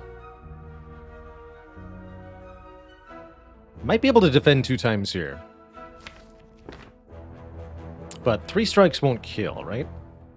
No, I think we should just take 1 damage then, as there is a way to draw ugly. Just take 1 damage, let the Centennial Puzzle draw us cards, and guaranteed kill the cultist here.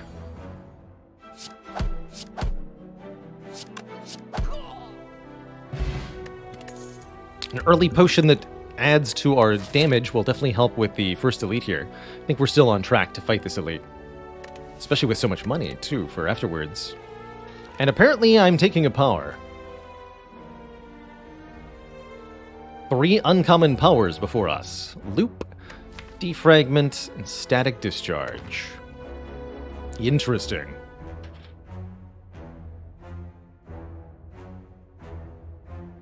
You know, this is a very promising start. I think there's a valid argument for taking any of the 3 of these. So, one moment. Please lower with me.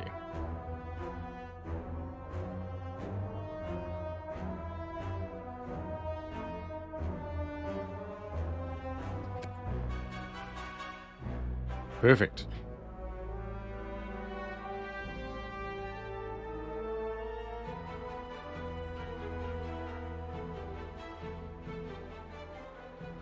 Hustla asks, what's the argument for Static Discharge in this position? Static Discharge is a fantastic way to get past our Act Boss here, the Hexaghost. Channeling Lightning Orbs per hit taken is going to give us quite a lot of bonus damage in a fight where you definitely need a lot of damage to get past. I like to think of Hexaghost as a damage race fight. You've got 9 turns to deal 250-ish damage. And if you can't do that, you're going to lose. Options for tons of damage early are pretty few and far between on Defect, so an opportunity to get there with Static Discharge is something we shouldn't ignore. I also like that it kind of has an interaction with the puzzle, right? They'll both activate if we take attack damage from an enemy. So, if we already want this condition to occur occasionally, there's some bonus there. That said, hard to ignore the opportunity to take either Focus to make all orbs better. Definitely want to get orb cards into your deck quickly as the defect. Just a few to take advantage of the 3 orb slots that you have. Is Discharge also helpful in Sentries? It is, as well as Lagavulin and Gremlinob. Although not as good as you'd want it to be in those fights. Definitely has a potential to be better than Loop or Defrag. Let's take the Static Discharge. I like starting to solve our Hexaghost problem early, as that can be really, really a problem later on. And I think I think that it's a very cool card with a lot of interesting utility to it, particularly if we can pick up some Frost Orbs. And the Blip Flap. Missed our chance to use it in this fight. Notably, Static Discharge is one of those powers that upgrades to do twice the thing. So we get 2 Lightning Orbs per instead of 1 with the upgrade. And that's going to be a pretty big deal. Interesting. Not too far from an elite fight now.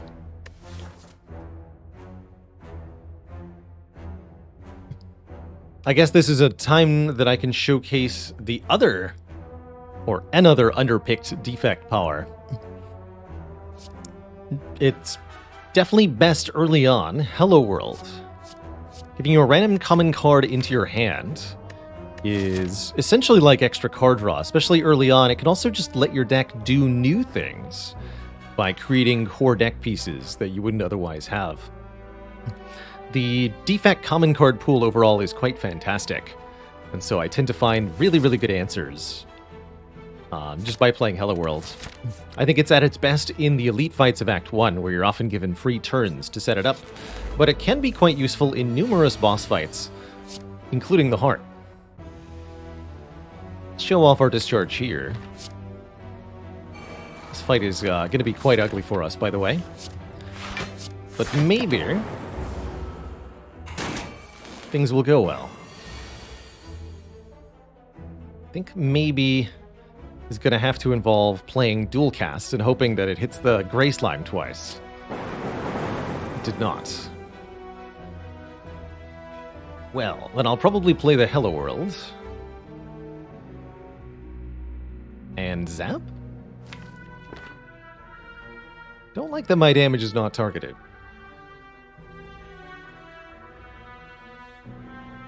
Don't think it's worth playing Defend for 3 health here. I think we should get as much of our power in play as we can. Yeah, I think that means striking here.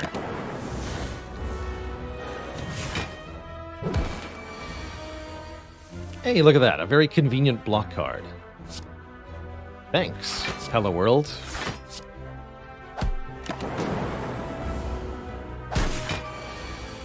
And a very convenient attack card. Hey, not too bad at all.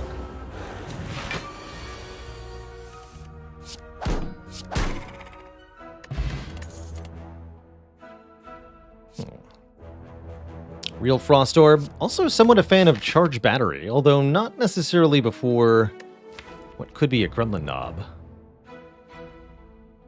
Can't say any of these are particularly good before what could be a Gremlin Knob. We'll do a lot better against Sentries or Lagavulin with a Charge Battery. Gremlin Knob, definitely a problem at the moment.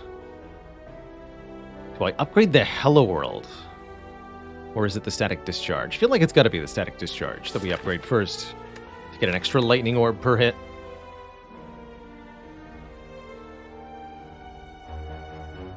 We have Centennial Puzzle. That makes the Gremlin Knob a little bit less of a threat. And I think it makes the Charge Battery more broadly useful, too. I'm going to take this block card. Defect can really struggle with blocking, too. It's one thing you really, really want to avoid is with this character is trying to flood the deck with too many powers, too many setup cards, too many cards that don't have high numerical value unless other cards have already been played, like Cool-Headed and Defragment, for example. You can't rely on that as your only source of block, because you need to be able to generate some block up front, some block immediately. Cards like Charge Battery really help with that. In general, this character has some really fantastic block-focused cards in the card pool, and we're not even fighting Gremlin Knob. Excellent. My favorites being Equilibrium, Auto Shields, and Charge Battery. Alright, let's take these sleepy turns to get our powers in play. Perfect.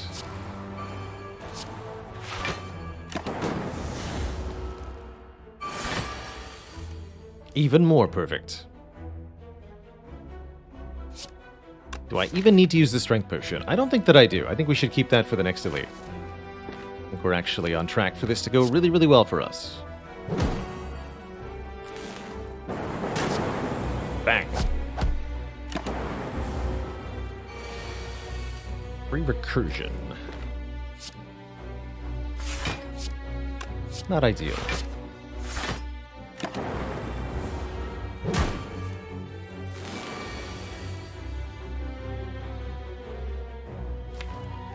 Let's just go Battery, Defend, Defend.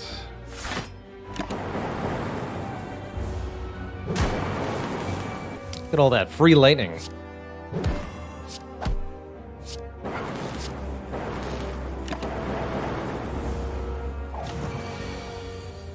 And all these free recursions, wow.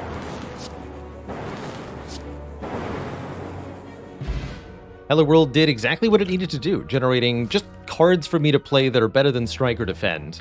And it basically can't generate a card that's worse. A recurrence of recursions. You ever feel like you're stuck in a loop, stuck in a loop, stuck in a loop, stuck in a loop, stuck in a loop?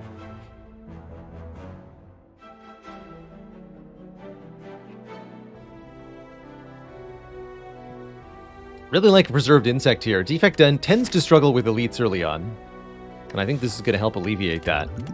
Another good potion and more amazing cards. Now I'll happily take a Cool-Headed.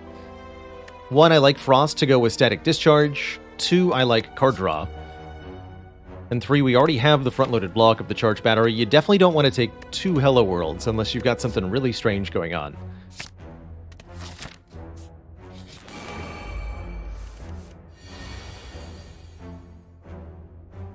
Speaking of strange things going on, this is the yikiest turn that I ever did see. Probably going to involve Distilled Chaos here, as I can't kill any of these or generate any amount of block. Although I could hope that Static Discharge somehow kills the third one. but we're likely to simply take 20-ish damage if we end the turn. Let's not do that, and instead play the Distilled Chaos, see what happens.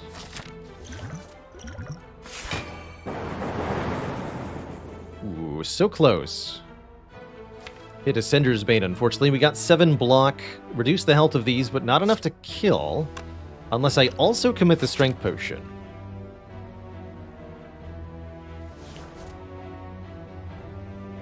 I have so much money that I can simply buy new potions. Can't buy more hit points.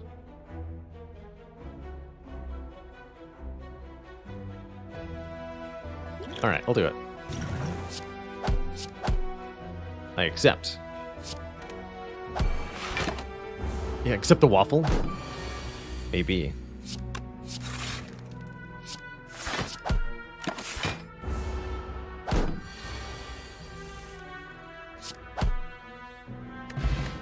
We do get one more potion at least, and we're offered a mishmash. Deck definitely still lacking in cards that can kill things immediately. So I think we should avoid trying to do fancy things like trying to set up fusion. Force field, actually, interesting though. Still need damage as a priority though. And I think that means Melter is actually what we want to be picking here. It's also got a pretty decent upgrade, +4 physical attack. Will make it quite powerful. We really do need something that can kill an enemy quickly. We also need a card that's going to help against a potential Gremlin Knob here. So I do think we want to be taking Melter.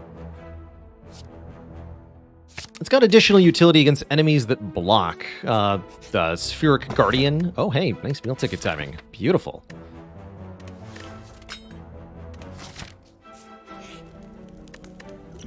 And a few others here and there. Hexaghost blocks, Collector blocks.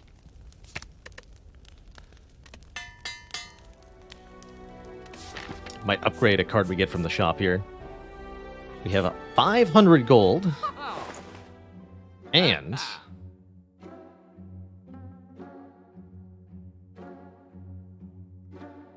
an interesting shop before us.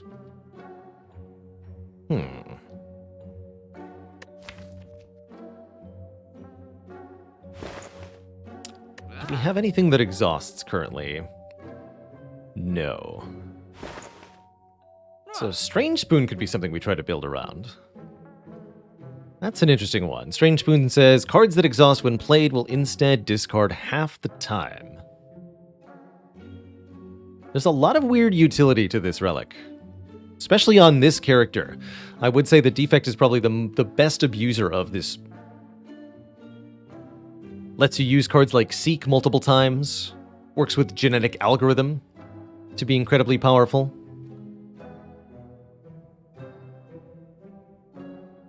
And more besides. It's also Core Surge. Yeah, very expensive Core Surge. But probably a Core Surge I would want, especially if I bought the Strange Spoon. Because then we could reusably do a bunch of damage and gain Artifact. I do kind of like that interaction. Strange Spoon and Core Surge. Probably also buy Cold Snap. Don't have that many more floors before we have to face Hexaghost. We're really counting on Static Discharge to carry that fight. Definitely glad we picked it up when we did. I think if we had Defragment, we'd actually be very worried right now. Let's do it. This is fun. And I even get to Cold Snap, card remove. If I really feel compelled, I can attack Potion so we don't die to a Gremlin Knob, but I think we're mostly fine anyway. Got Core Surge to block the Vuln, Frost Orbs. We should be fine. Do I remove a Defend? That's my question. Going into potential Gremlin Knob and Hexaghost, removing a Defend is actually pretty compelling here. Although not so much with the Dexterity Potion. But let's do it. There's plenty of good Defect blocks. Let's lose this one. So, do I take the Attack Potion or not?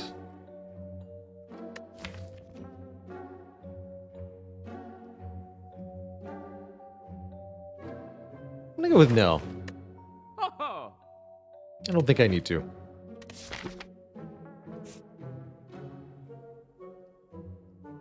It says, I feel like this is just spending 300 gold to spend 300 gold instead of seriously improving the deck. It's our only opportunity to spend this money. We have to improve the deck as much as we can immediately. Although I suppose we could have opted out of this elite and looked for more Hexaghost answers here, but it feels to me like it's now or never. And I think you might be surprised at how ridiculous Spoon can be later on. Can't take it with you. Do we want to upgrade Zap? I think we do. I think we want a little bit more lightning damage output. And we've got the card draw to support because of the Hello World, making a card free early on. We've also got the Centennial Puzzle. So I think getting a discount here on offense card is a good idea. We could also maybe upgrade Dual Cast because we can already fill the orb slots easily enough. And I tend to like the Dual Cast upgrade more later, so let's do that actually. Let's upgrade Dual Cast.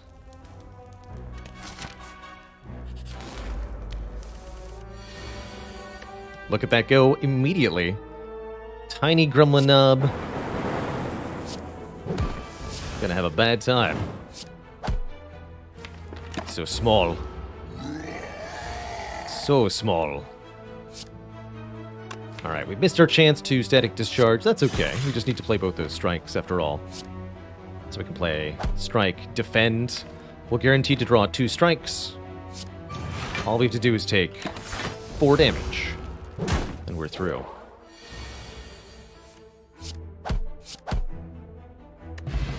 We get a Mummified Hand whenever we play a power card.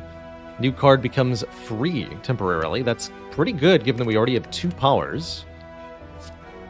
And this, my friends, is the beginning of the Strange Spoon being ridiculous. White Noise is a card that works with Strange Spoon. Add a random power to our hand that costs 0 that turn, and it can be reused. It can also be upgraded to be free, potentially multiple times. Another reasonable argument here, Hyper Beam just does tons of damage, especially with an upgrade, to all enemies, and that is worth considering.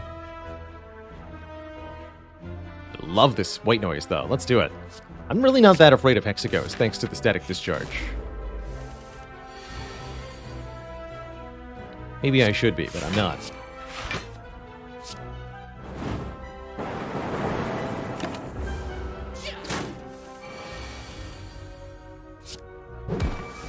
Kerblap.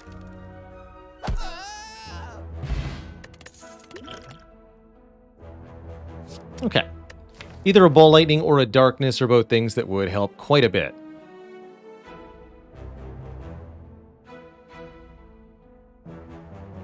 Hard to use Darkness with Static Discharge. Darkness is a good upgrade target. I would agree with that.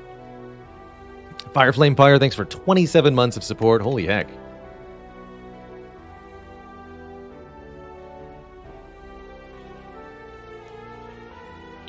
I think we probably just want more lightning. I think that a dark is going to be really difficult to accumulate. Thanks to Static Discharge. So, to that end, I'm going to grab a Ball Lightning here. Deal 7, channel 1 more lightning. Just a little bit of extra help in the Hexaghost fight. And what do I upgrade? I'm tempted to upgrade the White Noise already, just in case the Strange Spoon keeps it. But we could also upgrade a damage card, improving the damage of the Ball Lightning or this Cold Snap.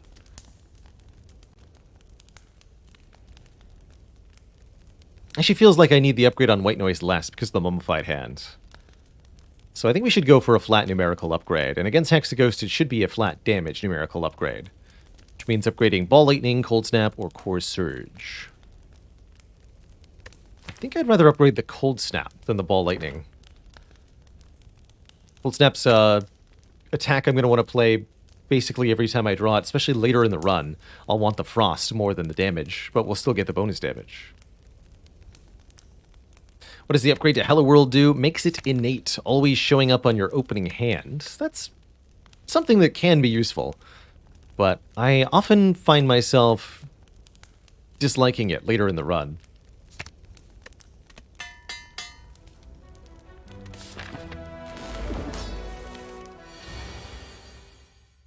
Because especially since you can just draw it on turn 1 anyway, right? Always a chance that happens. So we're hoping we get Static Discharge in this hand. Fortunately, we did not. Could use the Draw Potion to try to get to it. But I don't need to.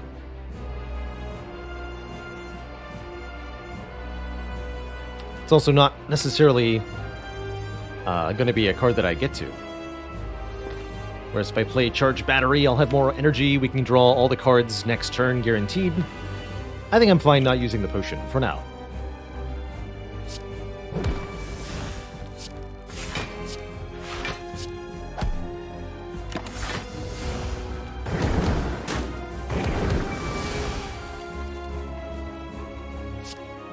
So, anytime we receive unblocked attack damage, we'll channel 2 lightning. To do the most damage possible, we then want to block for as much as possible without actually fully blocking. So we want to get as close to the damage number as possible.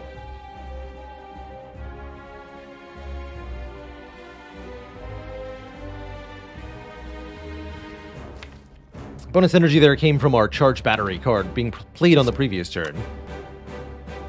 So I'm going to go...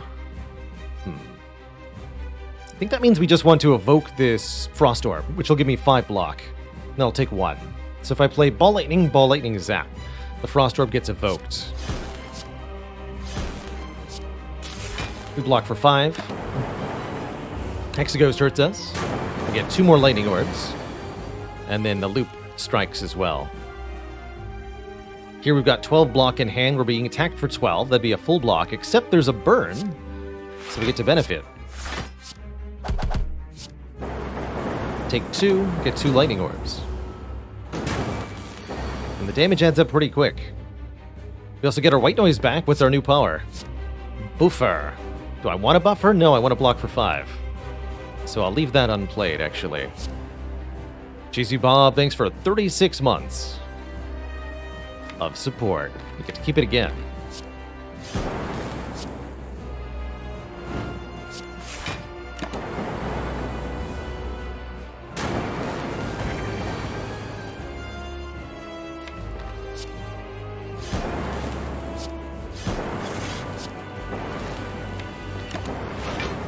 Get him, orbs. You got this. Do it. Let's see, we need to do 30 damage to kill Hexaghost here. Can we do it? If I zap and rebound and strike, we deal 15 plus 8 from evoking plus 6 from 2 lightning orbs. That sounds like 29. Let me double check that. 8 plus 6. Yep, that's 29. Which would be just shy of a kill. That's funny.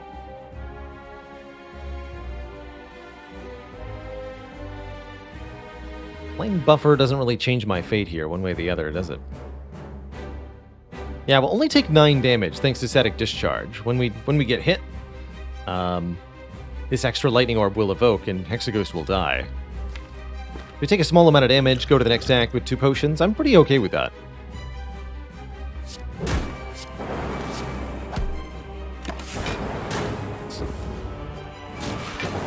So already showing off, I guess, one of the neat little interactions of the Static Discharge, which is that you can kill an enemy in the middle of their multi-attack, and you don't take the rest of the damage. And who was asking for Thunder Strike? Interesting. 7 damage to a random enemy for each lightning channeled this combat. Can be an interesting interaction with Static Discharge, but it's definitely difficult to actually get into play. What about a different option? Fission here.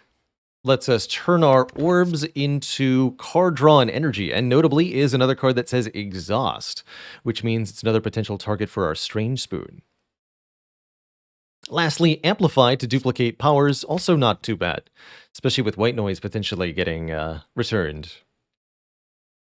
Let's take the Fission to go with a Spoon. We'll have to, or we'll want to, upgrade it.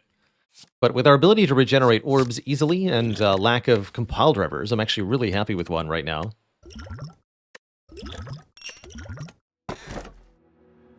Oh. And we're offered a frozen core, and we have an upgraded dual cast. Oh, I like this.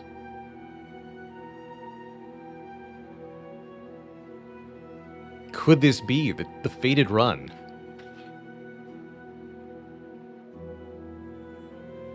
I think I have to. Have to in the Baylor sense, that is. Frozen Core is one of my favorite defect relics conceptually. And I think this is a perfect opportunity to show off what it can do for us.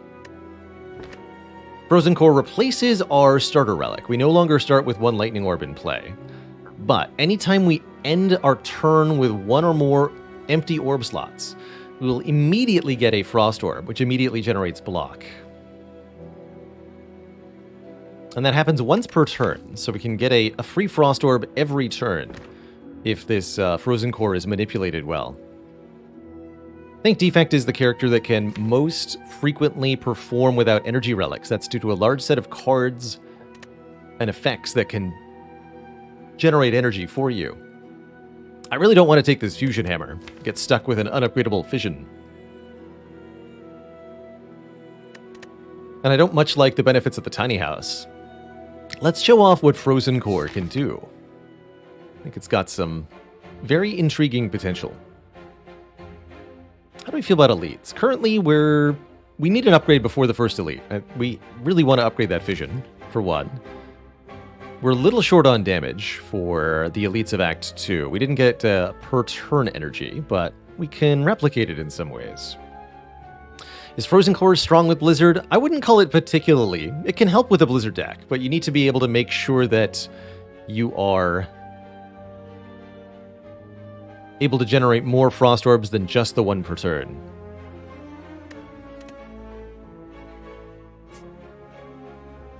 I think going for the Burning Elite here would be pretty suicidal.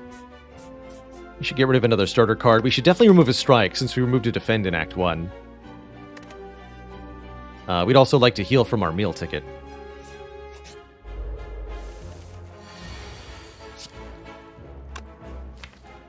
Let's play the attacks. Sure would be nice to draw the Core Surge here. That works too. I'll take it. Note that we kept the white noise with the Strange Spoon. And for ending our turn, we get a Frost Orb. Play that.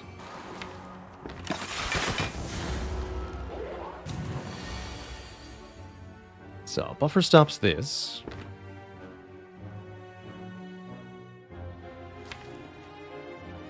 Actually, let's do this way. Let's play the fish in there. Get some damage in here. Hello World's gonna get played. What about Zap? No.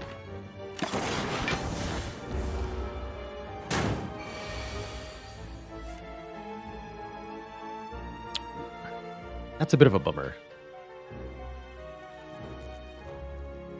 We'll have to take 11 on this turn.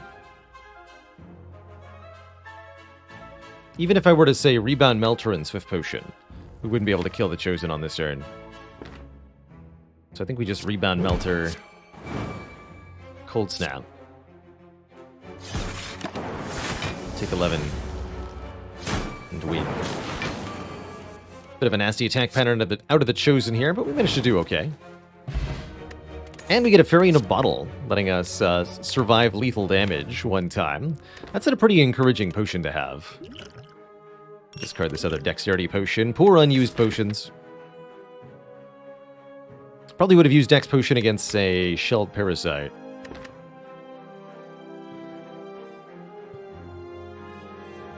Hey there, Sun and D. Defect Ascension 20 deck building is pretty restrictive. My usual advice is try to grab some cards that can fill your orb slots first. Unless you're going reprogram, which is really, really rare to go very early on anyway. Get those orb slots filled with anything, really. You just want that per turn effect chipping away. And then pair that with upgraded attacks that do a lot of damage up front so that you can survive the early game. That will buy you enough time to be able to assemble some sort of synergistic combo with your powers and late game interaction, but it needs to be built on a foundation of being able to do damage and block immediately. Ooh. Transform 2 strikes, don't mind if I do. Pretty much anything's better than what we got here. Once you get out of Act 1, Defect really, really hates strikes. Oh my. We get a Hyper Beam and a Genetic Algorithm, another card that really interacts with our Strange Spoon here. Interesting. Very interesting. And a long line of hooded figures, Strange Spoon plus Ritual Dagger. This card deals damage. If it kills an enemy, it permanently increases the card's damage. With the Strange Spoon, we'll be able to use the Ritual Dagger multiple times per combat, potentially growing it in power multiple times per combat. Or I could just take some money. But this is too cool to not do. I'll stay in line, out of fear, to see what will happen. Caw.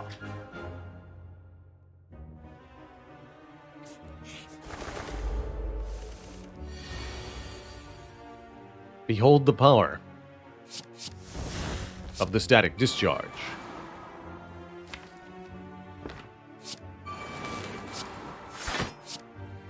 Maybe one of them will live to tell the tale, but I kind of doubt it.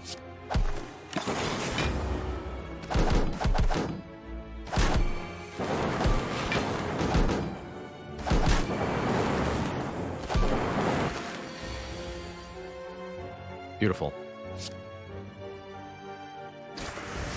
Alright. Ritual Dagger exhausted. But we did not play Genetic Algorithm, so hold on to your pantaloons. Oh shoot. We're gonna hit Storm there. Spoon! I have a few turns. I can play the fission. Keep the bird alive.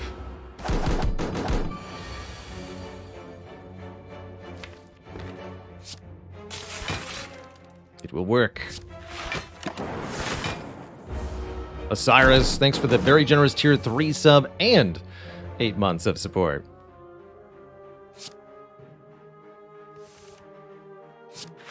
We've done it.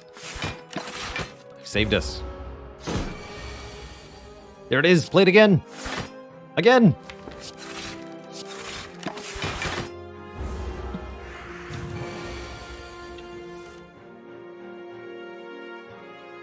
Alas, but we cannot play it a third time, or we cannot resolve this turn. Yeah, actually benefiting from unupgraded vision there. That's pretty funny. It's pretty funny. Another cool-headed, a block potion. Actually, yeah, now that we have fission, I think another cool-headed's a really good idea. I like the current potions a lot. Let's keep them. Okay, we get a heal. Runic Capacitor. Start combat with 3 additional orb slots. Oh my.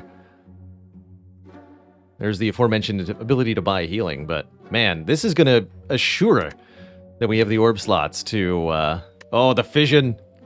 Oh my goodness, the fission's going to be so huge. We have to. We have to. Surely we have to. How about I go for the eyes? Cheap. Weaken. Weaken's a very valuable thing on the defect. Probably wants an upgrade, but... with our abundance of draw now, I'm actually pretty happy with it. I'll take it. I'll take it.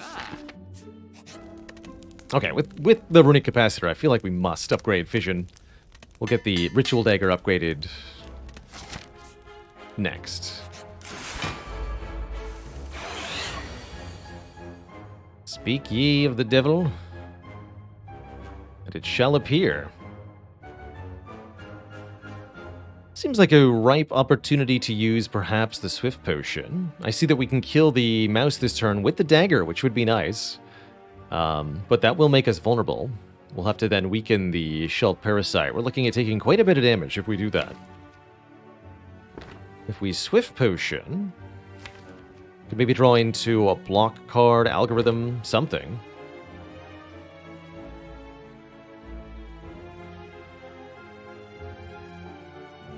Hey, Nick OSG, so glad to hear it. I try to make sure that this stream is a cozy place where people can chill and relax, as I don't feel like there's enough of those on the internet.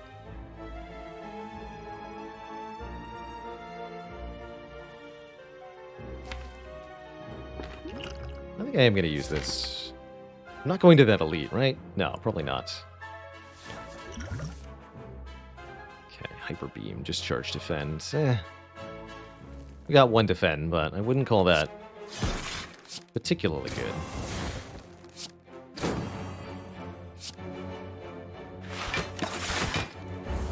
Didn't get to keep the dagger either, did we? No.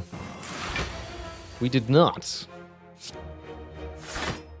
But algorithm is here to stay. In this, at least, we may be encouraged.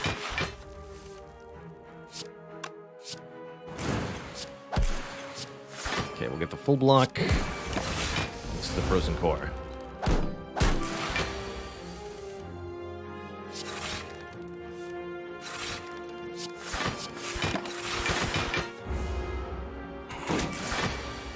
Just a little bit of focus would make this deck quite spectacular.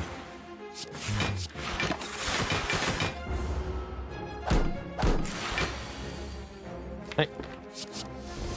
Okay.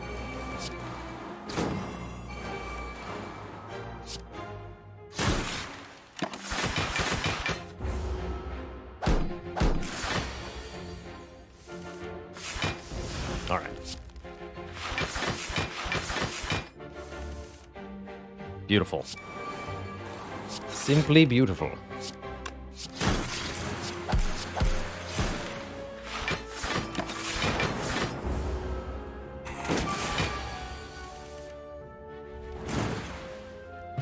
And we do, in fact, get our potion. Return to us. Offered another Claw Plus. A little bit weird. I don't think that's necessarily helpful here. But it's an option. Could take another Cool-Headed as well, which I think is just fine. For so many reasons. That's what I'm going to choose to do. Take one more Cool-Headed. Be the frostiest defect of them all. And I'm going to upgrade this Ritual Dagger so that we can scale it more aggressively here. Might be wiser, perhaps, to upgrade our Hyper Beam to take on the upcoming foes, but I think overall the long-term advantage of upgrading the Ritual Dagger is going to be worth it. Man, so much money hurled our way this run. Also got a boat thingy. Block on turn 2 is very, very valuable in so many fights. Just going to take the 50 gold. Got no use for this curse. Could maybe go this way, but really like to fight an elite or two now. I feel pretty capable.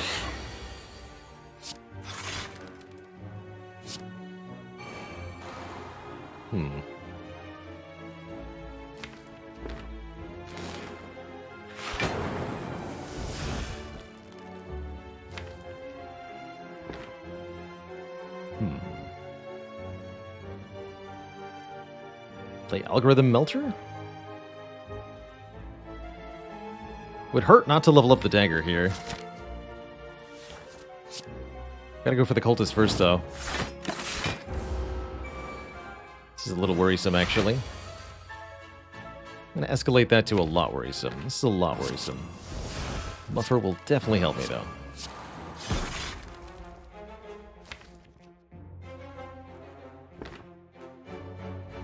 We currently have 20 blocks, so that's plenty. If I play the Cool-Headed, I get another Daze in the draw pile. I don't think that's going to be worth it.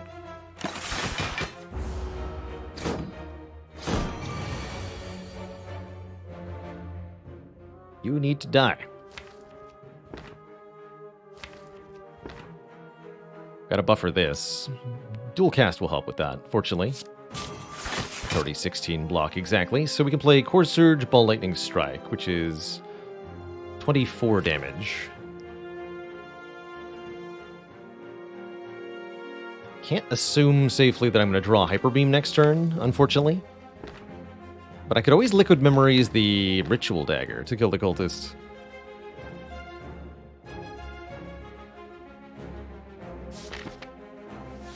That might be too greedy.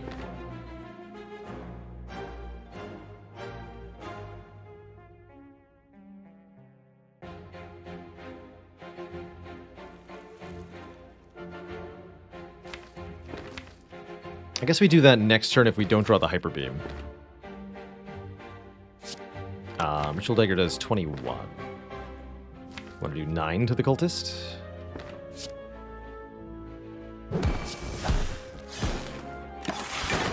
Counting on the block from that extra orb there.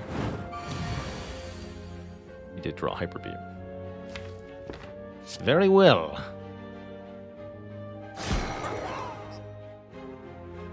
Let it be so.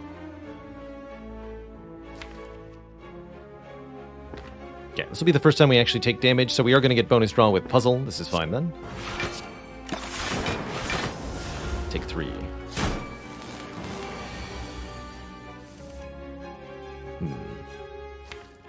It was, in fact, not fine. Actually. Ouch.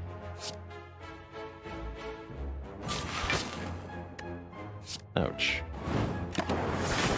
Didn't feel like I could use Liquid Memories too meaningfully there. Let's draw the dagger. Thank you. I'll take it. Chill with Strange Spoon. Oh, I like this a lot. 1 frost per enemy in combat. It's also Rip and Tear to do quite a bit of damage. But Chill and Fission together, so spicy. So spicy. Can we handle 2 elites? We have Hyper Beam and Liquid Memories. I think we can.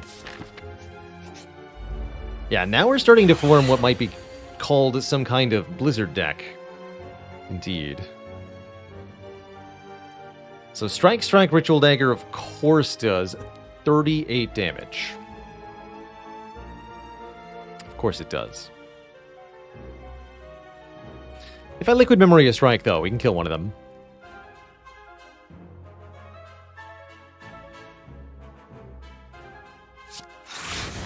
And that's going to be the red guy.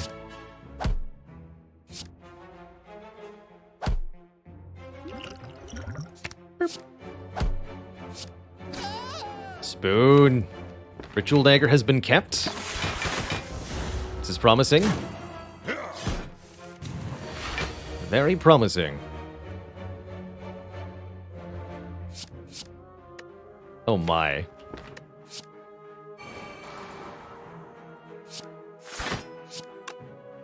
Just get this out of play. Absurd.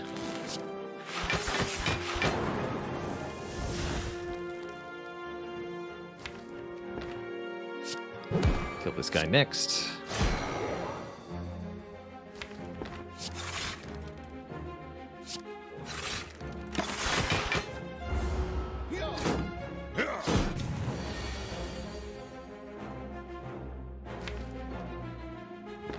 We gotta kill him next.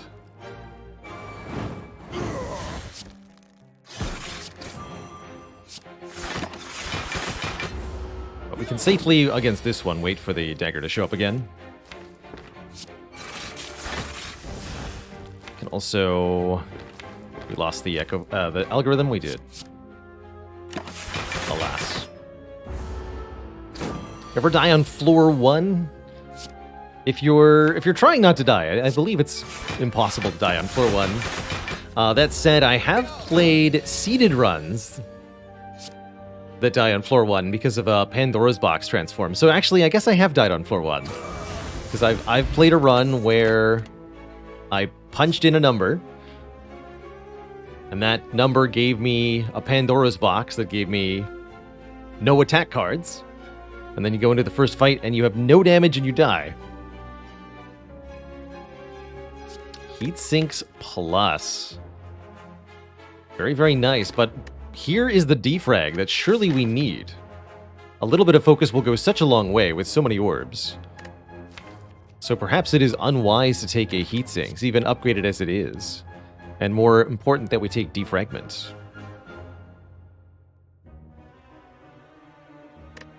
Interesting. Defragment seems kind of huge, actually. Better take that. Oh. I see.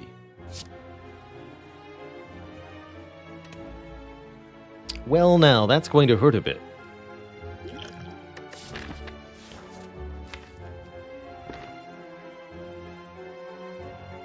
This will play Static Discharge. But, yikes.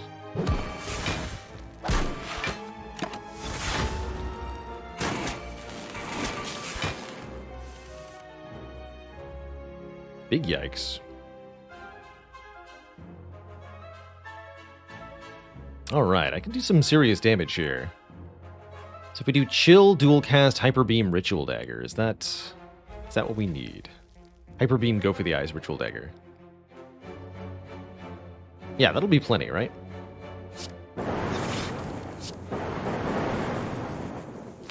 We don't get to play the algorithm, but we do get to kill and land the dagger right now, which is what I most care to do.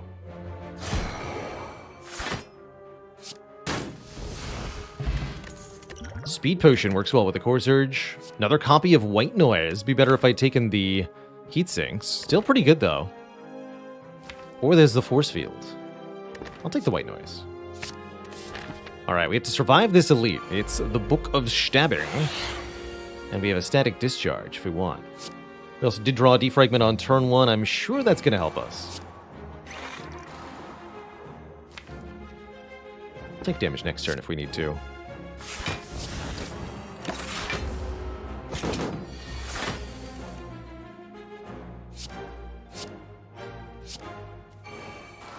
Just make my own heat sinks.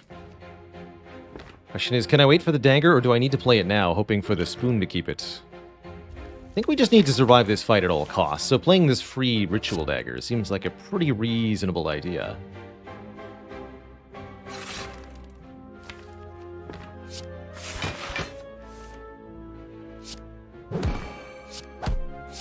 Keep it. Dang. Fair enough. Fair enough, dear Spire.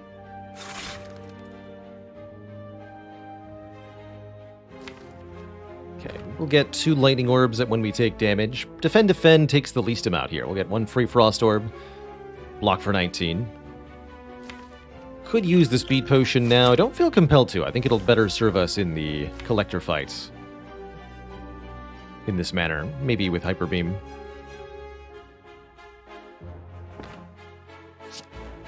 Just collect my free orbs.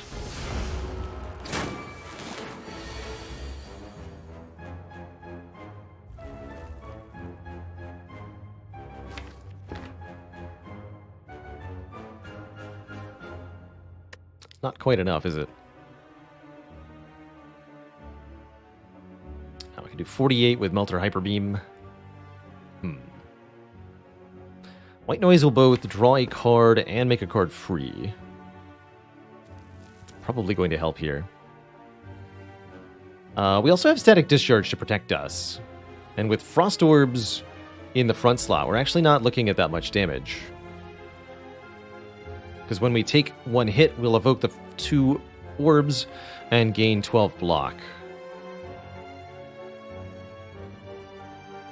So we're actually mostly fine, right? Okay, let's see what White Noise gives. Storm. You'd love to see it. And a quote-unquote free Ball Lightning. So I want to block for a number... not quite divisible by 7. So I want to block for 13, 19... or 27. No, not 19. Excuse me. 13, 20, or 27. Currently got 9. Evoking gives 6.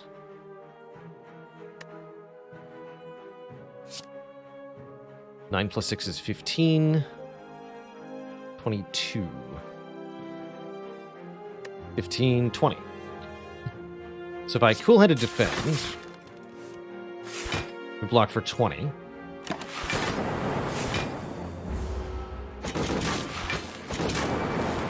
Take 2 again from the second hit. Works for me.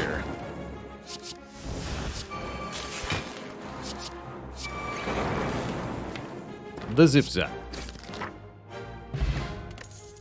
Get some health to work with. A recycle or a hologram? Ooh. Oh, I like hologram with the Strange Spoon. Don't even really need to upgrade the hologram, because sometimes the Strange Spoon will affect the hologram. Recycle lets us permanently delete things. Note that the recycle is not affected by the Strange Spoon, as the recycle is not playing the card that's being exhausted. So the Strange Spoon doesn't affect it, essentially. Kind of a weird phrasing there. Oh, I can dig? That's cute. I don't think that I want to dig. I think that I want to upgrade Defragment more than anything else. Including more than resting. And I want to hope that this collector fight goes well, because I think it could go pretty badly.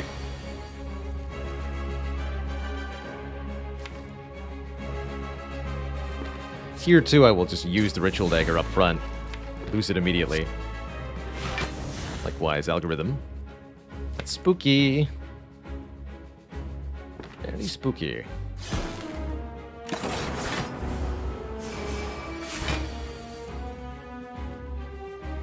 Very, very spooky. Okay, buffer definitely helps this turn. Keeps us well protected here. Missed the defrag, but hologram can get it. You got it.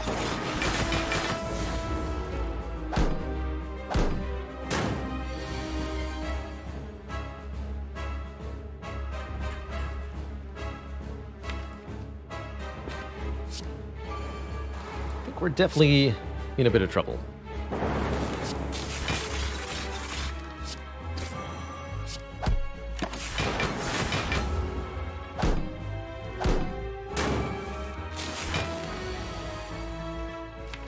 Still no sign of Core Surge. Wow. That's interesting.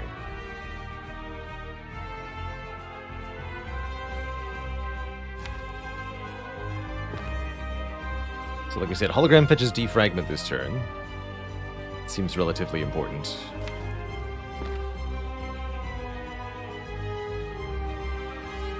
That'll make something free. White noise will make something free. We'll figure it out from there.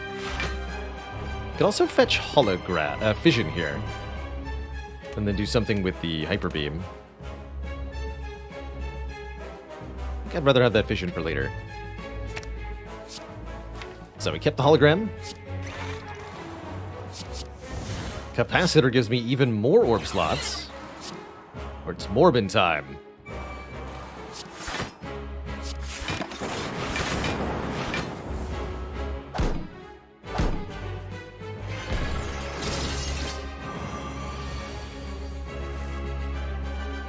Alright, do I still feel like I need to Speed Potion? Not as much.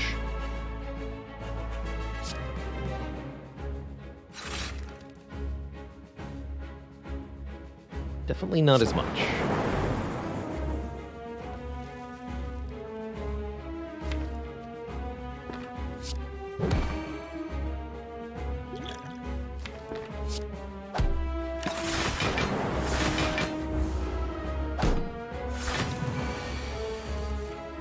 Okay. Easy. Give me that Fission.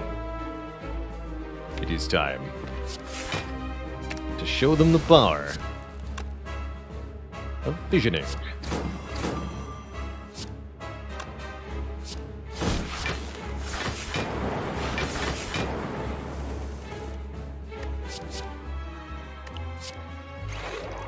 Well, now I'm definitely not worried. Easy. Get a melter.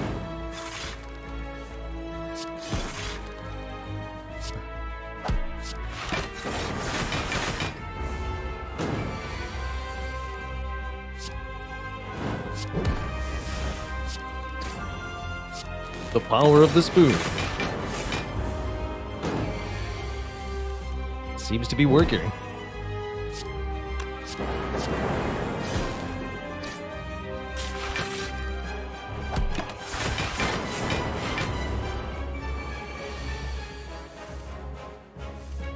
Again! It must be.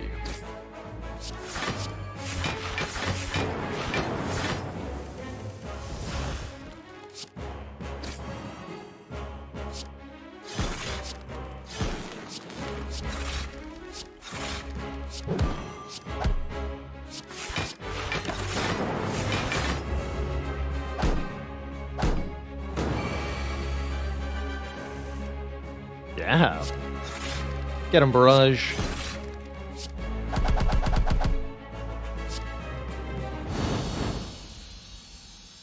GG. Even Hello World really chipping in to make that fight a bit smoother. Very cool. Very, very cool. Now, we haven't scaled our scaling cards quite as much as we wanted to. The gains we've gotten from Spoon have been partially negated by missed opportunities. That said, I think we're in excellent shape. And I think Seek is going to be yet another card that is ludicrously good with Strange Spoon, letting us fetch any card from the draw pile, and sometimes sticking around. Unfortunately, don't find the forbidden combo of Frozen Core plus Inserter. Maybe someday, but not today. Between Coffee Dripper and Black Star, I think I'd take a Coffee Dripper here. We've got healing from the meal ticket. That's probably enough to make Coffee Dripper fine. We can also potentially find a self-repair later this act. And I think the extra energy per turn will help a lot. Velvet Choker would limit us to 6 cards per turn. That's pretty unacceptable with the ability to combo off Mummy Hand. What about the Electro for area damage? I think with the Hyper Beam we're sorted in that regard, at least for now. We're also able to pick enemies off one at a time with Ritual Dagger, usually. Don't think on 3 energy we'll be able to thrive against the elites of Act 3 sufficiently. Looks like we've got a perfect healing opportunity going into this Burning Elite. And from there we can fight several more or opt out depending on how badly damaged we got. But I like this path a lot to really take advantage of that meal ticket. That's right, the white noise cannot create a self-repair. But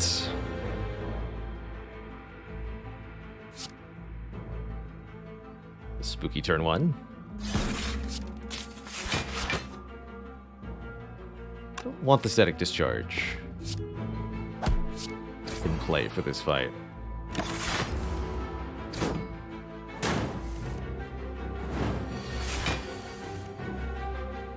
The white noise can make echo forms that we can use to duplicate a self-repair. We can also get a bird face turn that would heal us, which should be quite nice.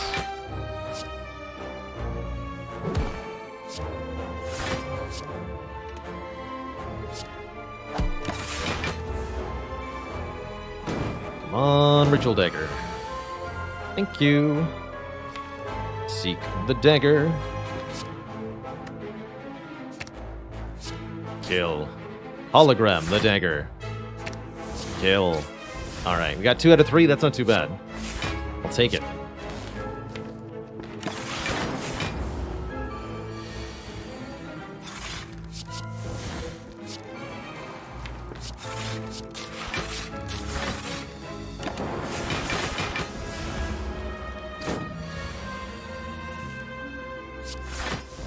That's gone too. Good.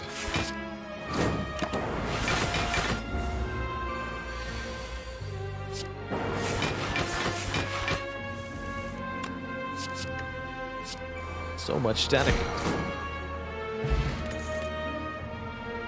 Cool-headed, but this time it says plus up. Sure.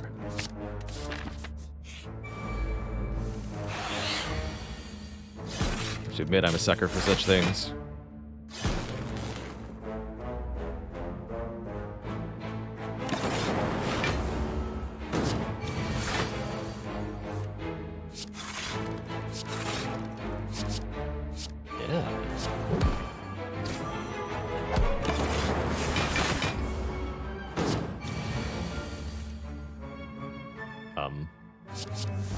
What?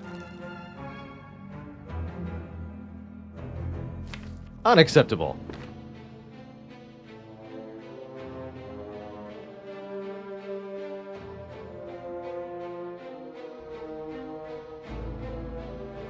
Dang.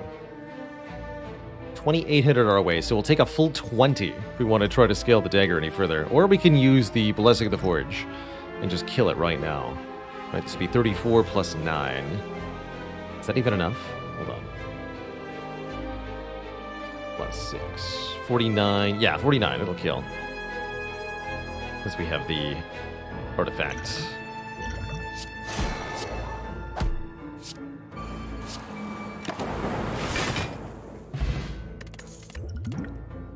A real buffer.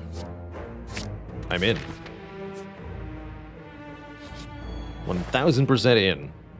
Also 1,000% in with a bag of preparation to draw us more cards on turn 1 and a real self-repair, the card I asked for. Now I do wish we'd taken that Heat Sinks Plus over the defrag, but we really do need that focus.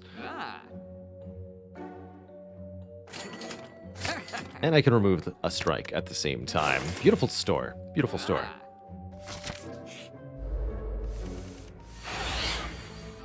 It'll have to do.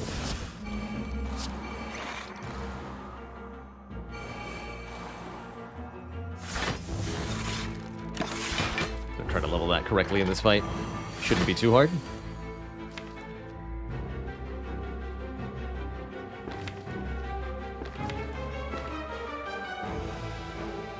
One point raise.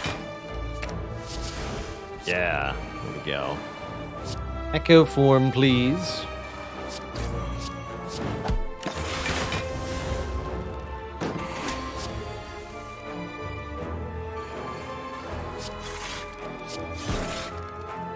Now, the Maw's a fairly dangerous opponent. Can scale quite quickly in power. So we have to be careful about how we do this.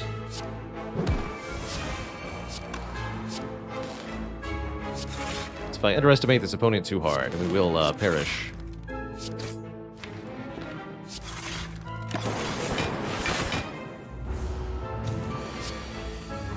Storm will help.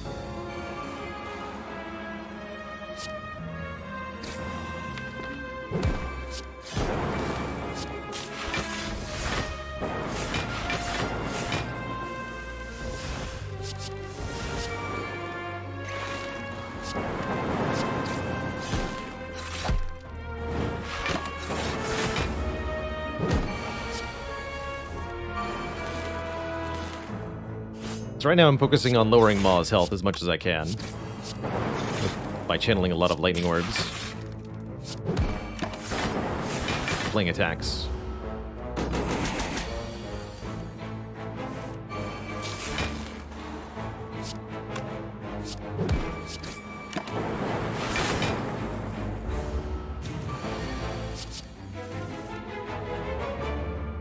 Alright, we're running out of time here.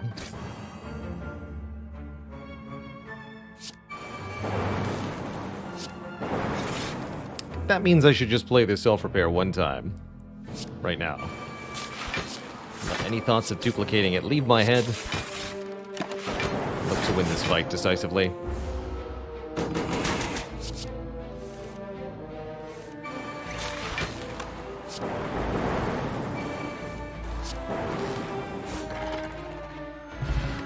Take a little bit of a heal. Another unupgraded hologram sounds perfect.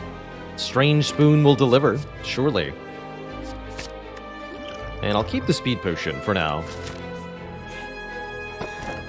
Pantograph, yet more healing. The start of boss combats heal 25. Makes me wish I hadn't bought the self-repair, or alternately with the self-repair, I don't need the Pantograph.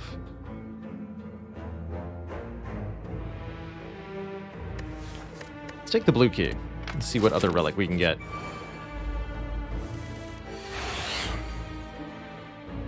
Alright, Reptomancer with max health is definitely a little spooky.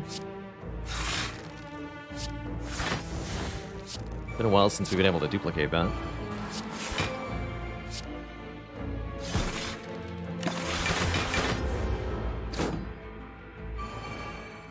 Be a huge attack headed my way. This would be a good turn to draw a fission. I guess we could hologram chill. That's also kind of decent here. Should also consider whether I'm going to use the focus potion in this fight. Seems like a pretty good chance to do so, as we're going to be in big trouble if this draw doesn't go very well. So let's do that. Ha! The dagger. But is the dagger sufficient here? I don't think so.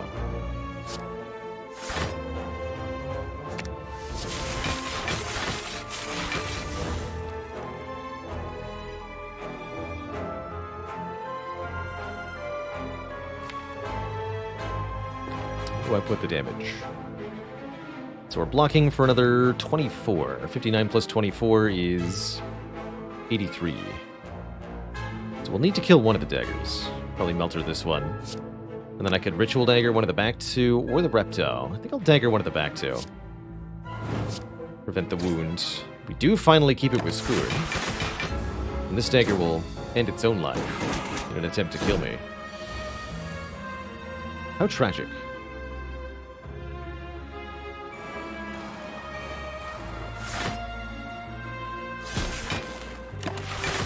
Goodness for buffer.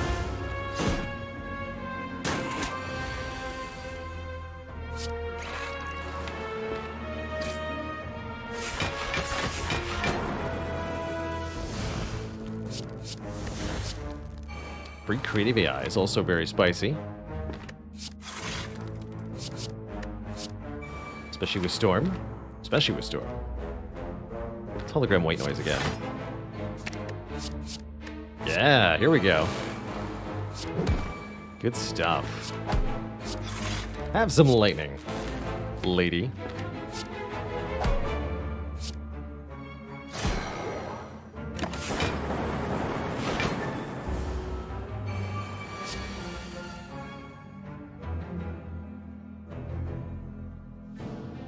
Should be a kill on Repto. Don't have the algorithm anymore. Perfect. Get Vajra for +1 Stроnkitude. 3 cards we've seen long before. Fun fact, you can use Rebound with exhaust cards with the Strange Spoons. 50% chance the card gets exhausted, 50% chance it actually goes back on top of your deck as desired. Pretty cool.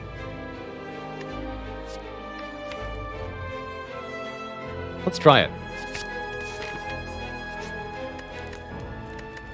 And we're definitely going to upgrade Seek to get 2 cards. Alright, I like this path. We have full health. We can continue to have full health. Let's get some more relics. So, Rebound, Algorithm. It exhausted. Alas. Ooh. I'll just put that in my back pocket.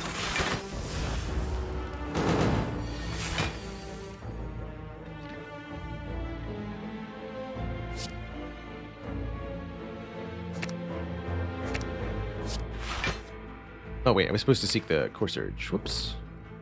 But I can hologram the Seek. Seeking Core Surge and hologram. There we go. Definitely did that on purpose. Yep. Totally on purpose.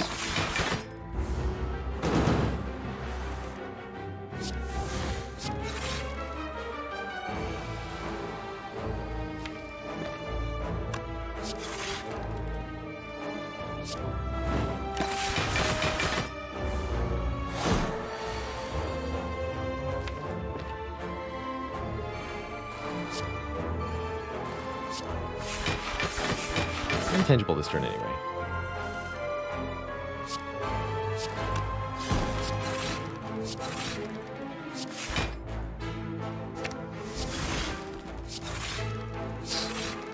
After fissioning, I can just get all the orbs back immediately. It's so good.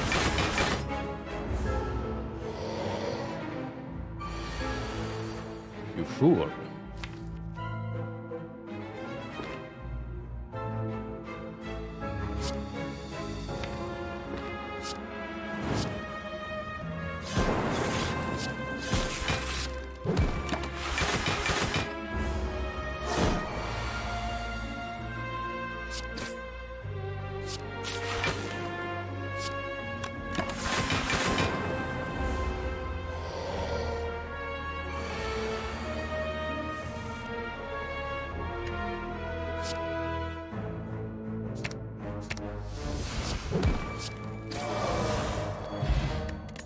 Symbiotic Virus starts us out with a Dark Orb. I think that's fine. We're going to have no shortage of empty orb slots early on with Runic Capacitor. Force Field is here. That's going to be quite consistently free.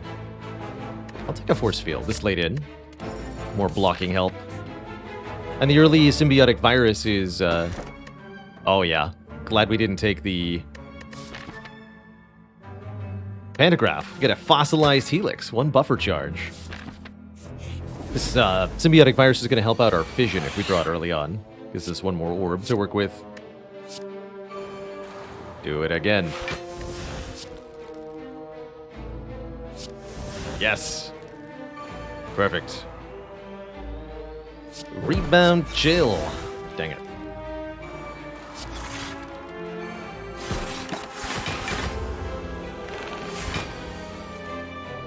Now I can double Genetic Algorithm, double Self-Repair.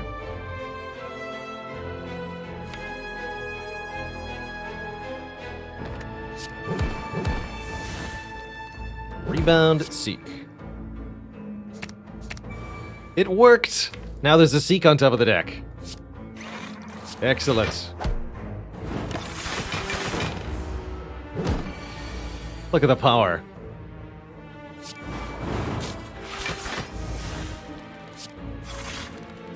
I don't want you yet.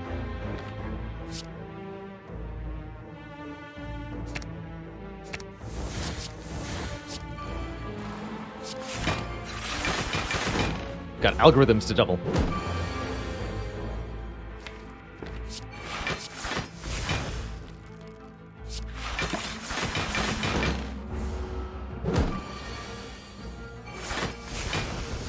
Didn't get to keep it though. A true tragedy.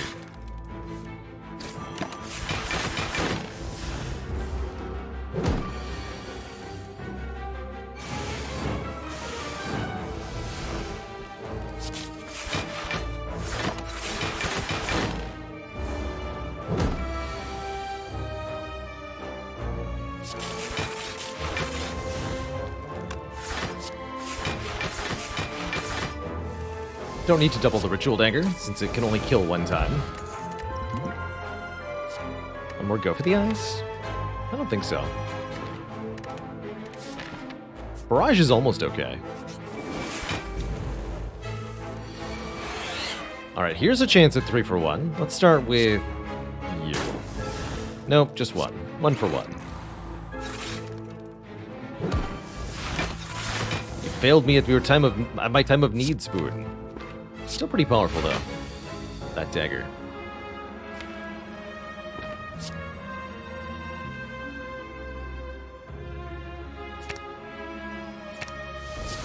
Rebounds.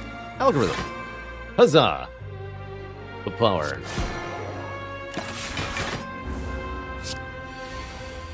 Algorithm. Yes. Now we're getting somewhere.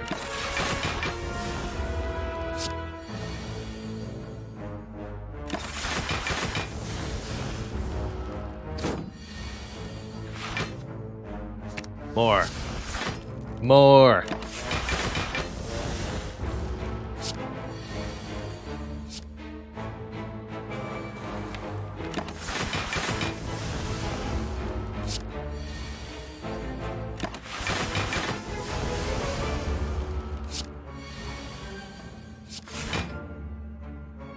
Wait, is this not Echo Form?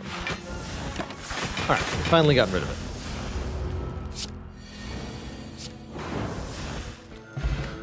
An Essence of Darkness, letting us fill all the empty orb slots.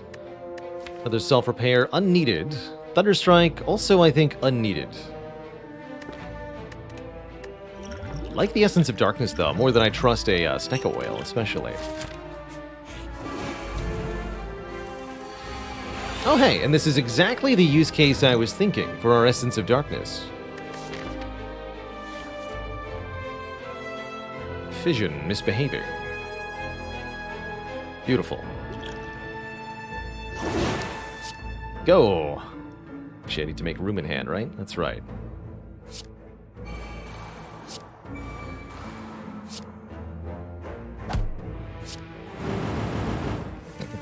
Satisfying.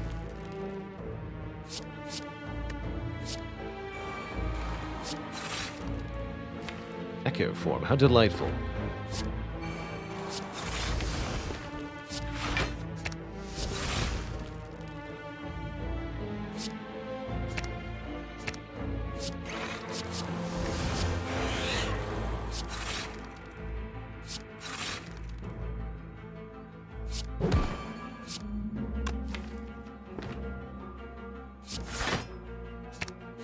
Rebound Seek.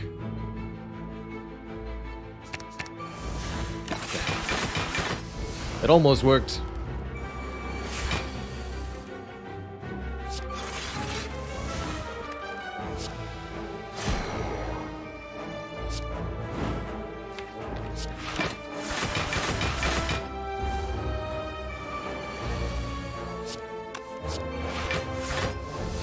Algorithm got kept, so we can level that up twice again if we want to. Pretty dang tempting.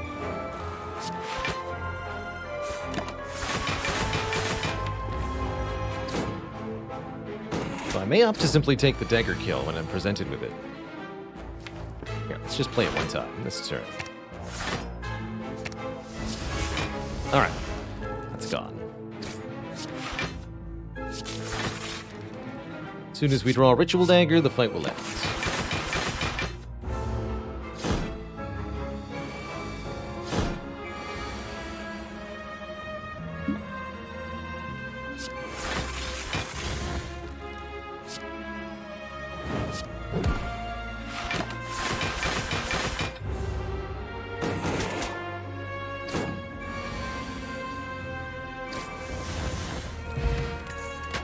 Lovely.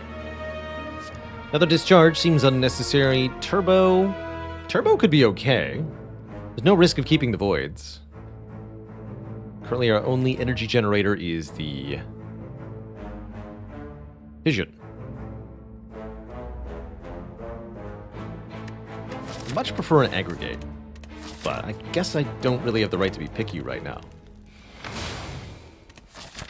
I don't even need the meal ticket heal at the moment. We're at full health currently, so I'm definitely glad I skipped the pantograph. Do I take an event instead of this shop? I don't even have enough money for a shop relic, so I think that we'll avoid it. Instead, fight a boss for a rare relic, or we could upgrade all cards. It's not actually that useful, in exchange for no longer being able to heal, which is a little iffy. But most of our healing is over. We can prevent needing to... This is a really interesting time to be offered this, right? We can prevent needing to heal it all but from the bosses. We can have a really good time. Notably upgrading both cool-headeds, upgrading both holograms, upgrading the buffer. The white noise being free will be very good as well. It's actually a really good upgrade all. And because we start with the buffer, it's probably pretty doable that we avoid hit point loss. We also get Chill Plus, which will help also. You know, that's a really tempting upgrade all. Let's do it. Can't be better than a rare relic? I would disagree. A rare relic is not going to be as powerful as 15 plus upgrades. That was a lot of cards that just went clink clank. And I think it's going to make... Oh, it also lets us dig a relic here, which is a Duvu doll, giving us 1 point of strength.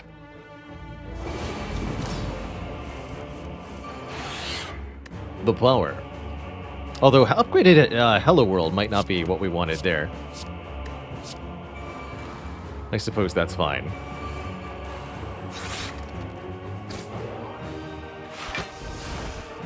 No artifact, huh? I can hologram this.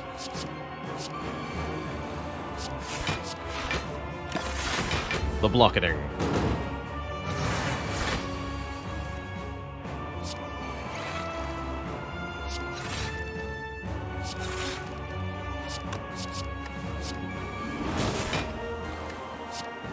Don't want to take any damage. So static discharge also kind of bad now, huh? That's funny.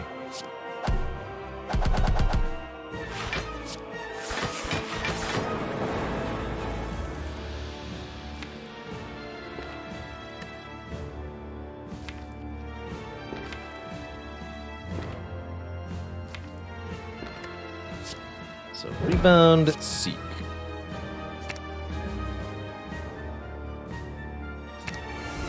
No luck.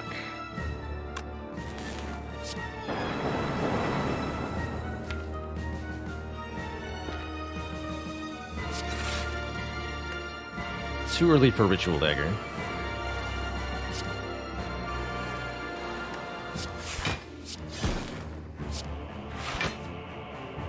More powers, please. Not that power, please. So insulting.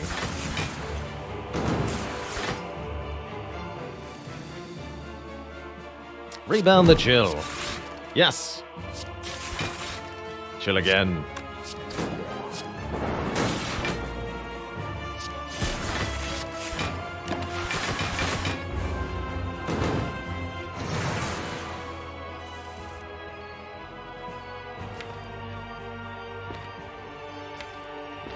Let's go hologram rebound. Rebound this fission.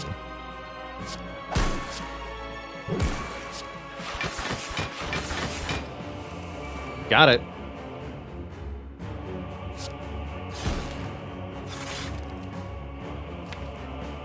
Perfect.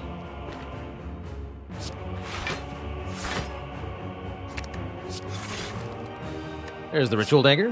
Boop. No keeping, unfortunately. So sad. Should have to use the vision then.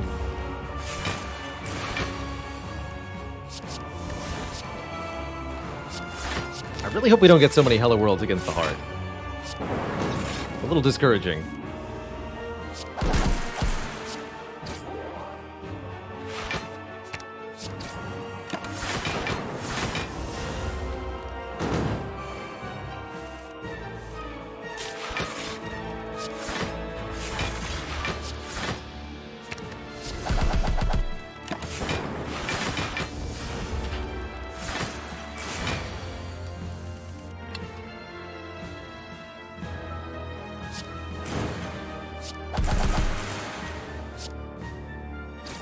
GG. To Deca. Heal nothing. And we face the Awakened One, who's going to gain strength per power we play. Meaning we might not want to play so many powers.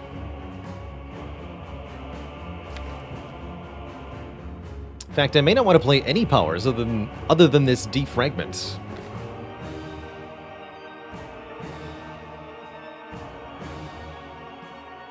Seek what? The rebounds? That sounds fun.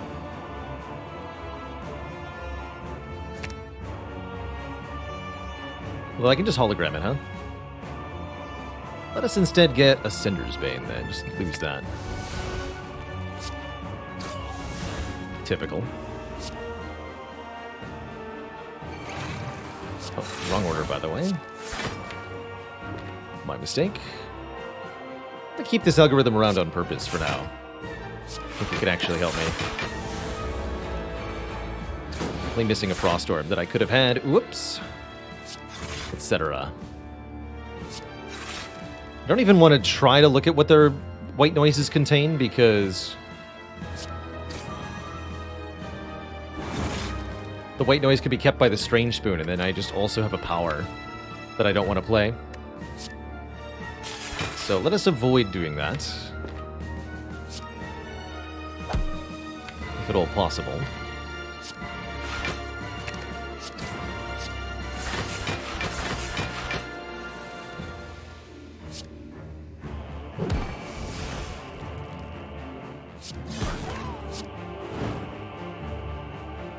And like I said, for now I'm not going to play powers. So that the Awakened One's strength stays low, and we can just kind of win. Although, we might struggle to do enough damage.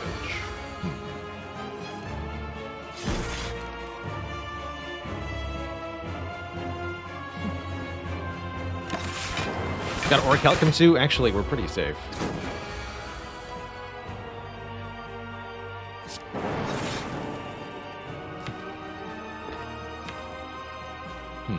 But I can't do a lot of damage.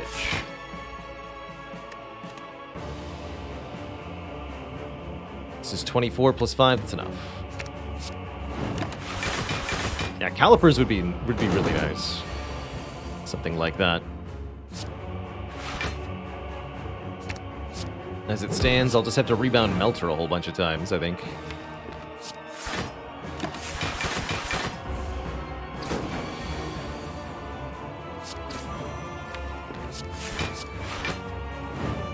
Gotta stay away from the ball lightning.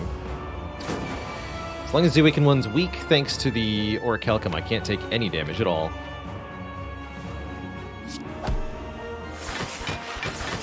While we have 6 Frost Orbs. Now, if we don't have 6 Frost Orbs, could be an issue.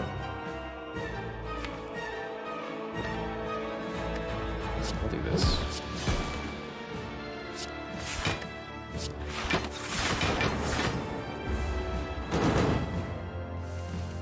Or if the Awakened One's not weakened, could also have an issue.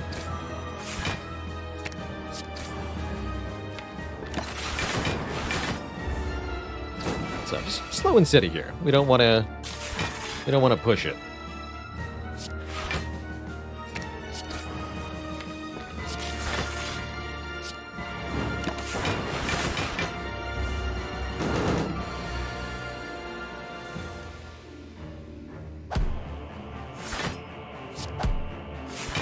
Thankfully, the regeneration of only 15 per turn is something we can kind of keep up with.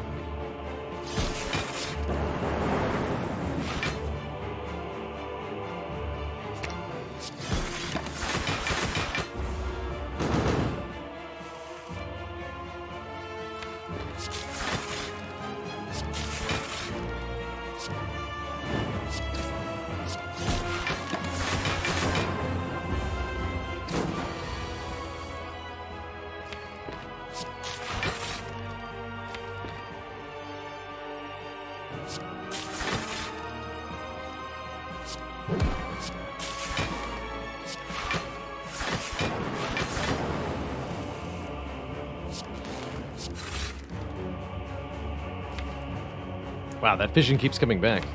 Pretty wild.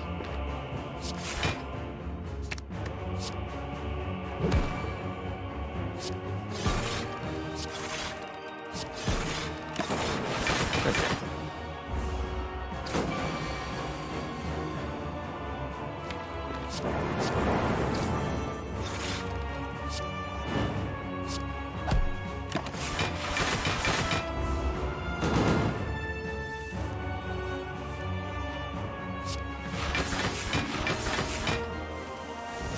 This would be the perfect turn to kill the Awakened One, get all these powers in play. Yes, we can do it with Hologram.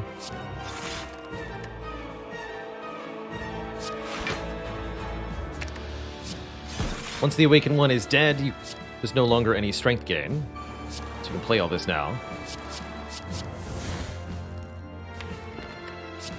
So many free Hello Worlds, man. Didn't actually want too many lightning orbs there.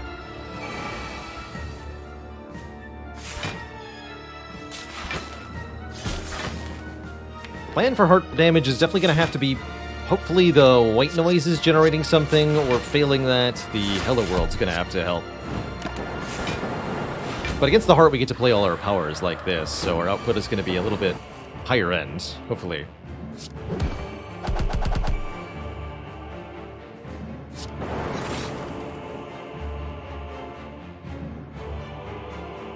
Uh, 22. We're blocking 12, 18.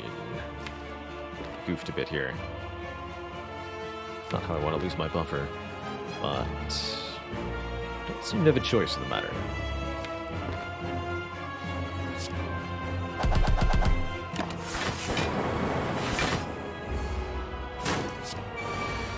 Okay, we can't actually lose any health. Very important. 3 barrages, hello? Get him.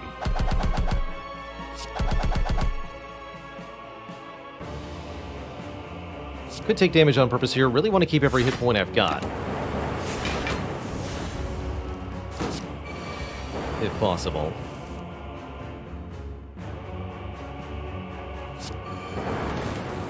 Buffer makes life easy.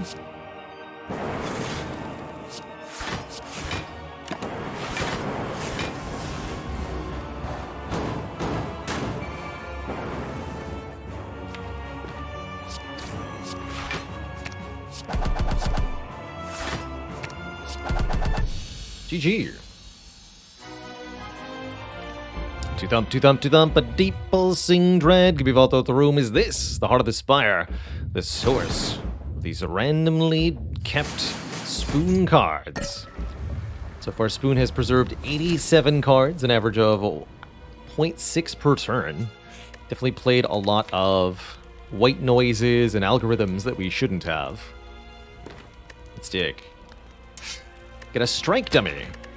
My strike plus does 3 additional damage. Not exactly helpful, but maybe better than nothing. Also better than nothing, heat sinks here, drawing me a card whenever we play a power. I think that's a huge deal.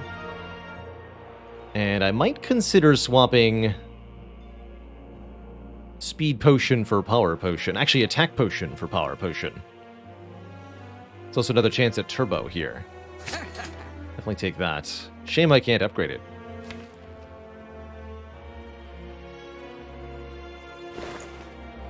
I think I'll take the Power Potion over the Attack Potion. Which means we won't be taking Turbo, which is fine by me. It's a shame it'll forever be an unupgraded heat sinks, but there's enough card draw. It ought to be okay. Fairly spooky turn 1 here. We've got 6 plus 18 block, 26 block, which won't be enough to full block. Does mean I can take Centennial Puzzle damage, though. That might be good.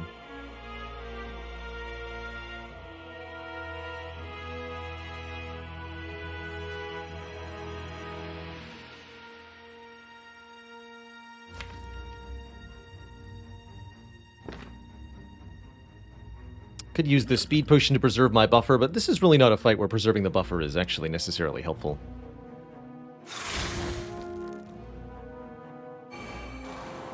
We just play all the damage on the Spire Spear. Try to kill the Spear next turn. With the bonus draw from the puzzle.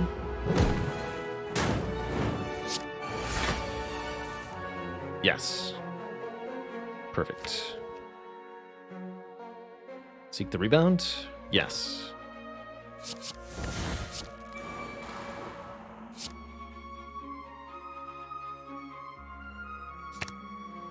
And this.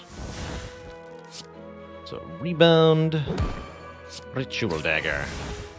Still no luck. Truly sad.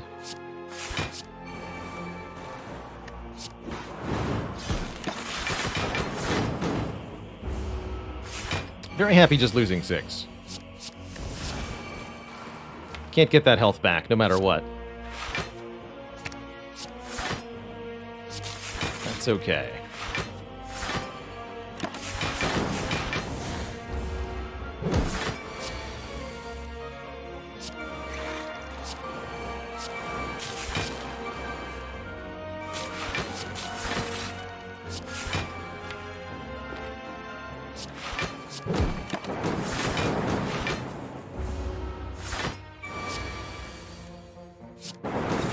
Generating a bias cognition might be a way that we can save ourselves in the heart fight too.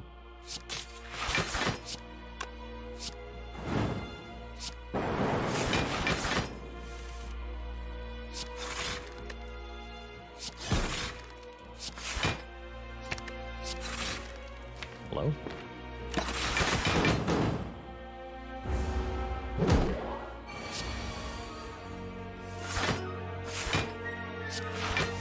There we go.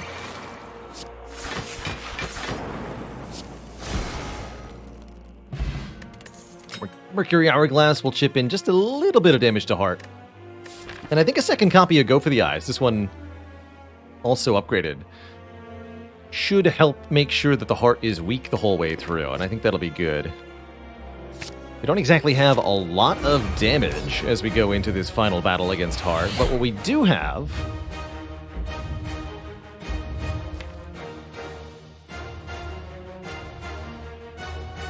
the ability to do some hot nonsense. Seek can get my heat sinks in play turn 1. I guess we should see what the contents of the Power Potion are. Oh. Core Surge Speed Potion, are you sure? How about Core Surge Bias Cognition instead?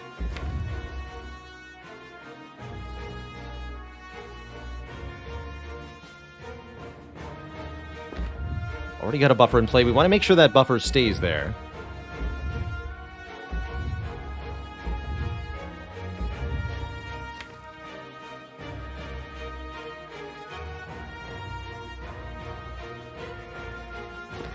Spoon might say, what if both? That'd be pretty cool. Defend, seek Core Surge, and... Heat Sinks? I'll have to hologram after... Might even have to hologram the defend. No, I'll seek the Charge Battery and the Core Surge.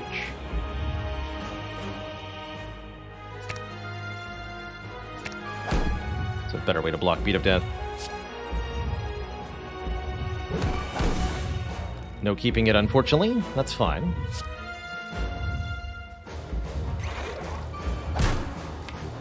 We did keep Seek. And that might be just as valuable.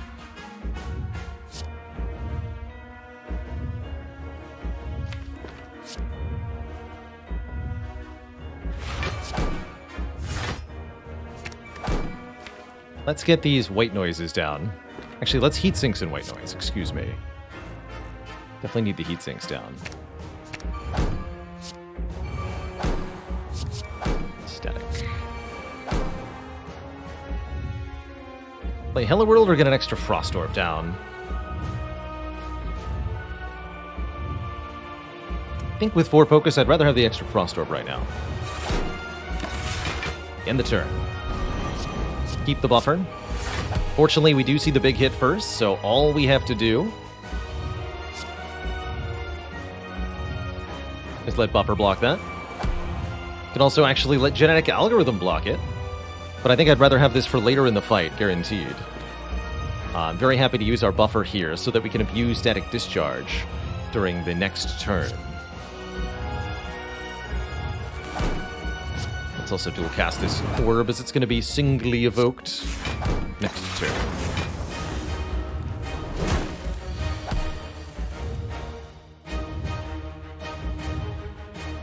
Vision Plus is even perfect. I can get rid of these pesky Frost Orbs. But I'd like to hologram. White noise again?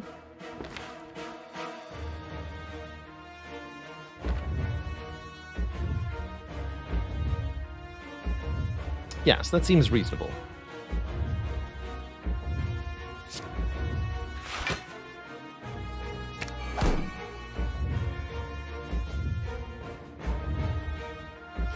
I have Centennial, huh?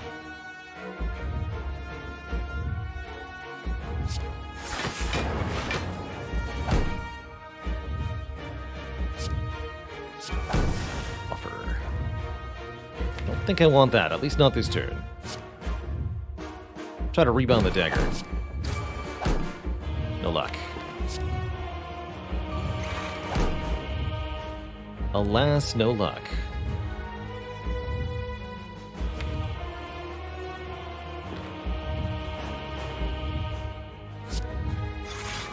Not 2. Will I go for the eyes? Take barely any damage if I do. I think that still works out for me.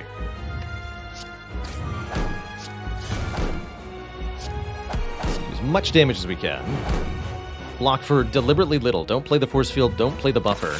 We want the Static Discharge to do some work here. We end up with 6 lightning orbs, which is pretty spicy. Last is self-repair won't do much, but that's okay. Get even more focus, which is definitely helping.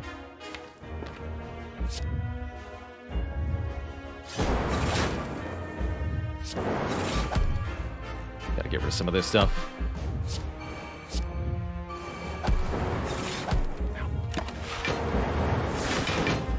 Doing good damage, though. Alright, single big attack. We've got buffer for this, but we need to block. So let's seek Force Field. Hologram.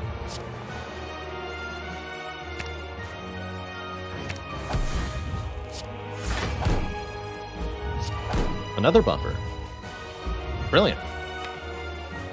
Give me the go for the eyes, or give me... You know what? Just keep giving me white noise.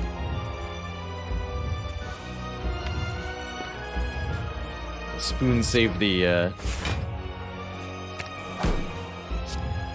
stinky.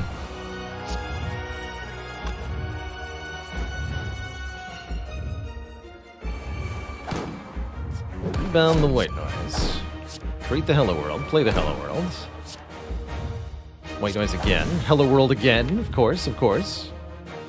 I don't know why I presumed it would be anything other than that.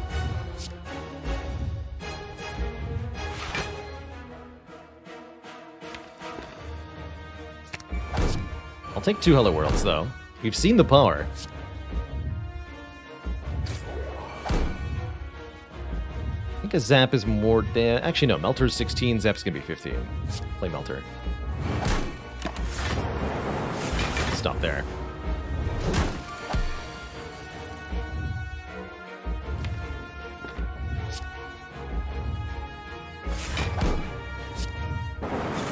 This looks like such a reasonable turn. I can even rebound the Go for the Eyes and actually properly weaken this thing.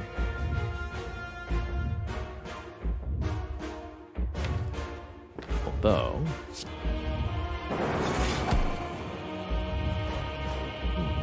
this is acceptable to me.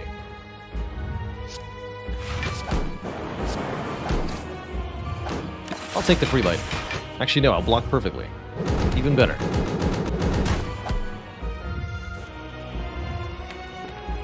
Where are those barrages at?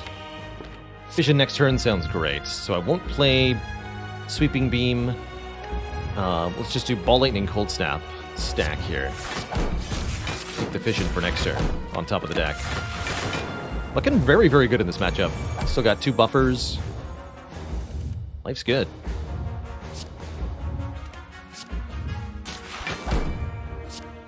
Heat of Death now 3.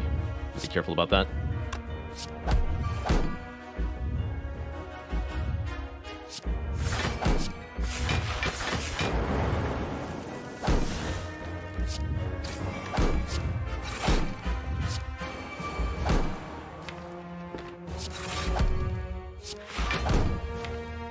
What I'd like to rebound. Get the zap back in here.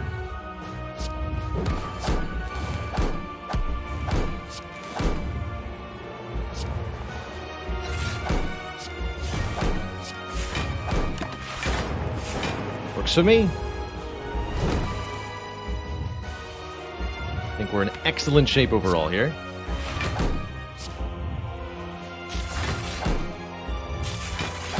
Don't even really need to think too hard now.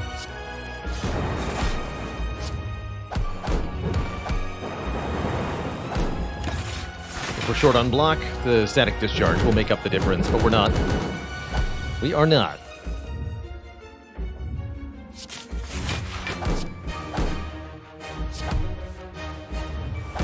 Get him. Where's the barrage? There's no barrage.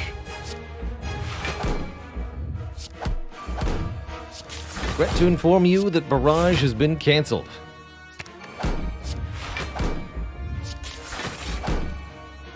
Will not be making an appearance tonight.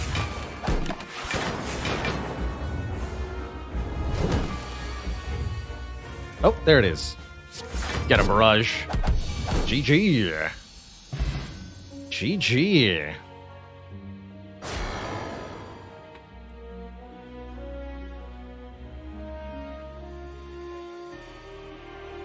Think you could say that win was fed to us on a spoon. GG. GG. What a cool relic, eh? Not too bad. Well, I don't know if that was necessarily a emblematic demonstration of Ascension 20 defect play, but I hope it was fun.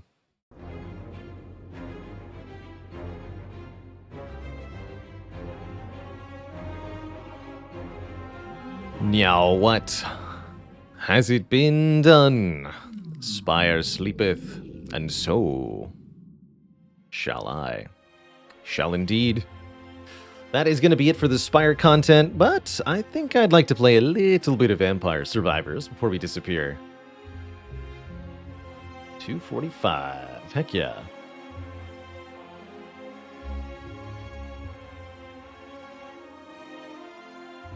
Yeah, it's pretty funny. We didn't even end up using that algorithm against the heart. We kind of just faffed about with it, but never really used it. But that was okay. I think all the upgrades... How many upgrades was that from Mark of the Bloom? Need to check real quick. Well over 15 cards. 1, 2, 3, 4... 1, 2, 3, 4... 10... Cool Head is 15. Yeah, more than 20 cards got upgraded there. That's truly absurd. With several of those upgrades mattering a lot. Specifically the energy reduction upgrades on the 2 white noises, especially the extra weaken on the Go for the Eyes, the extra draw on the Cool-Headeds. Huge, just huge. And we managed to take no damage through the Act 3 boss gauntlet, which really made it pay off too.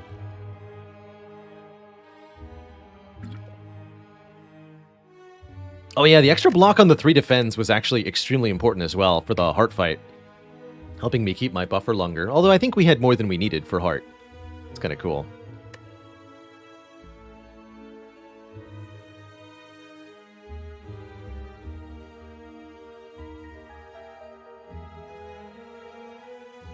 Alright, let's play a bit of Vampire Survivors to wind out the night. You're headed out as we switch games, no worries. Always a pleasure to have you. Don't forget you can be notified when the stream is live by either following the stream or joining the Discord.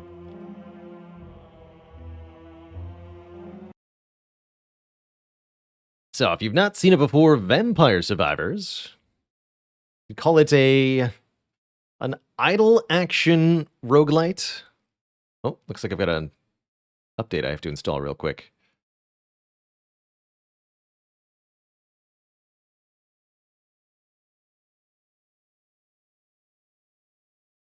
There it goes. Idle action roguelite. That's how I would call this. You control one survivor in the midst of a horde of encroaching monsters. You're able to attack with your weapons automatically. And the goal is kind of survive the horde, pick up as many experience orbs as you can get your hands on, and go from there. So we've got 71 out of the many, many unlocks of this run. We need to get some of the additional characters unlocked. I heard there's sarcophagi in several of the stages. So I'm going to start a run just on the first stage with a character we haven't played. Let's try Arcaladonna. Weapon cooldown reduced by 5% every 10 levels, so minus 15% cooldown reduction by level 30. Pretty fast scaling character here. Yeah. Let's try Arca. Have they played off-stream any? Not much, just one.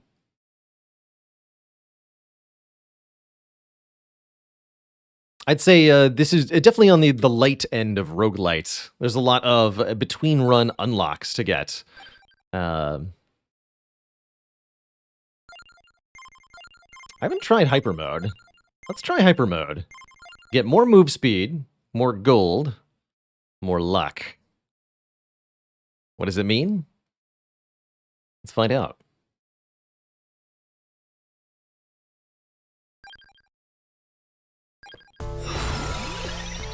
So we also get a random card from the randomazo. Or we get to choose one? Not sure what I got. That provides another passive bonus. So. Oh, there's so many arrows. So this is the map, showing us the location of a few things. There's spinach scattered around, a skull of some kind, plus max health, lots of little items that we could use to scale up. This is going to let us get a ridiculously powerful run. This is cool. So the map is something that you have to unlock.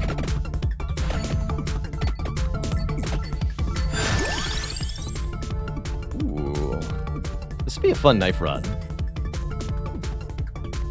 Fire quickly in the face direction. Lets me kind of choose where I'm aiming with our passive attacks. Like I said, I don't get to choose when or how I attack necessarily. We just get to pick a new piece of gear every time we level up from 3 choices.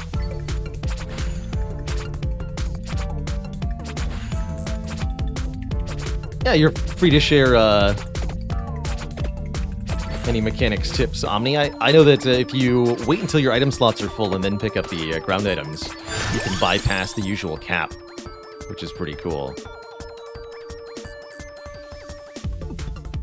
I think it's usually wise to level up your existing items more, to increase the base damage of them before you start trying to pick up item combos.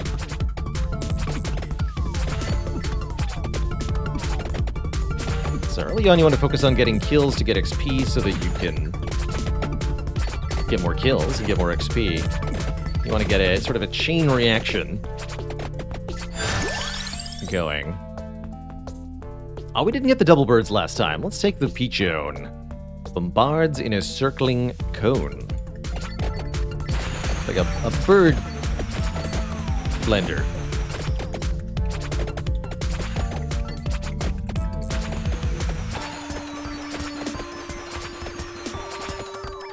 So the map says question mark is very far away. I believe that is the sarcophagus.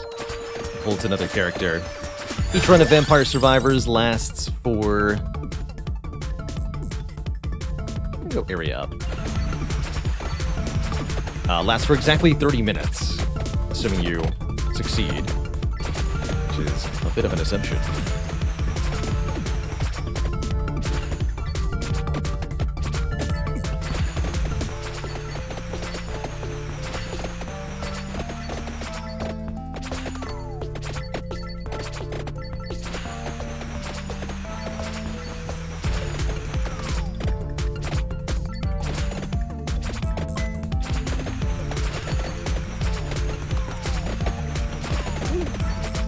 There we go.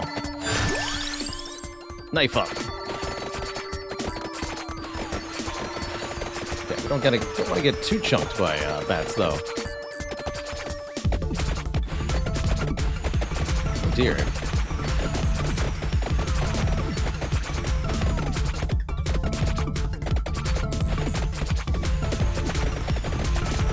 Got a little over my head here. Oh, that duplicator. Weapons fire additional projectiles. That's a really, really good support item to get this early. Let's fire even more daggers.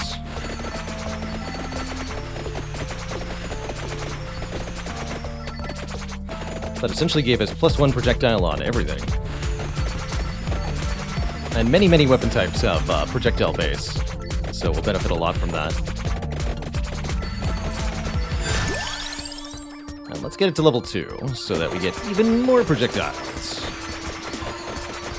Here we go.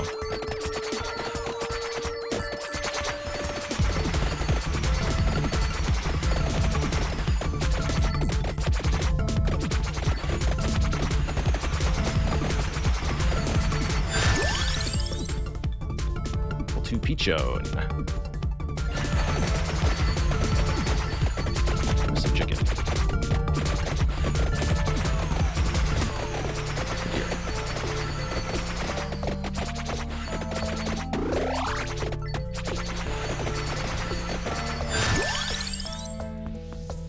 Go knife 3.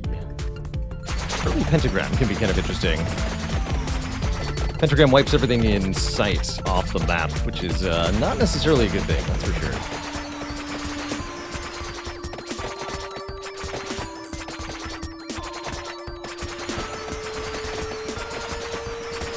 Any experience that's on the ground doesn't expire. It'll off-screen. It will combine with others of its kind, but you can't ever lose experience. So it'll always be there for you to find. Come back later.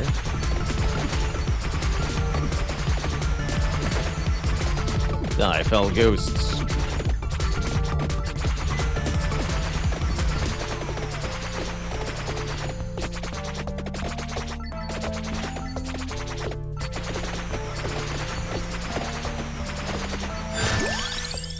The Bracer. Bracer's an item that combines with one of the equipments that we already have, the dagger.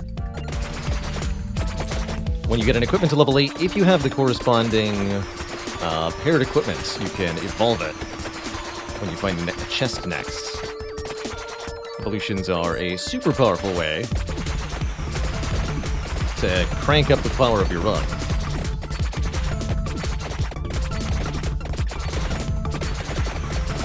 toasted.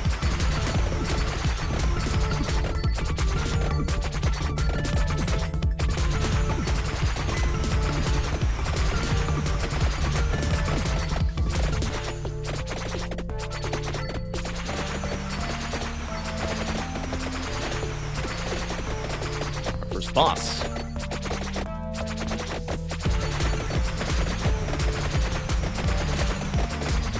Easy. Bosses drop chests, and chests contain more items. It's a win-win.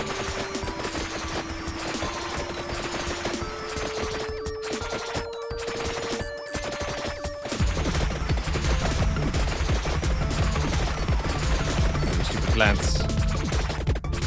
Let me out. On level 3.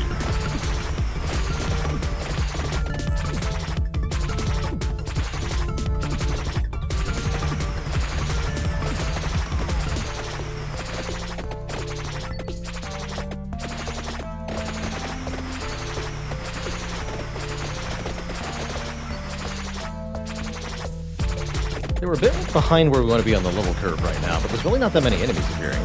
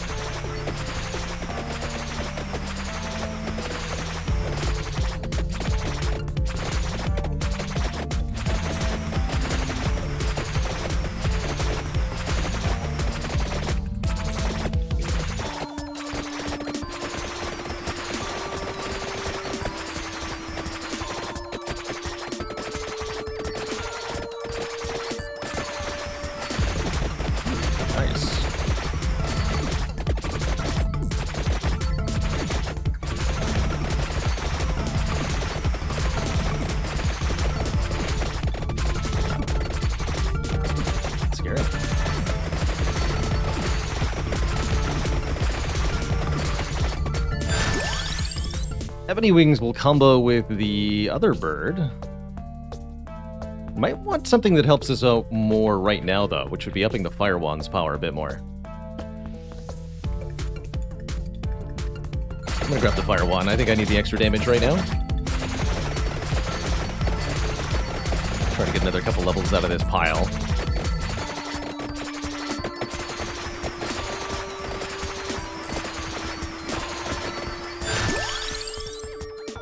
A Lightning Wing strikes random enemies, evolves with our duplicator. I'll pick that up. It's gonna strike with flip-flaps all over the place. And I took area up too, which is really gonna help with it.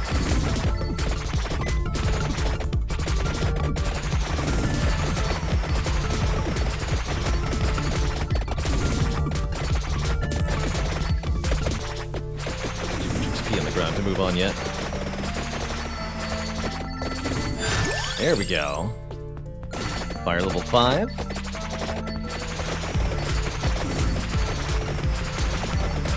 Oh, I hate these Doom Bats. They're so tanky.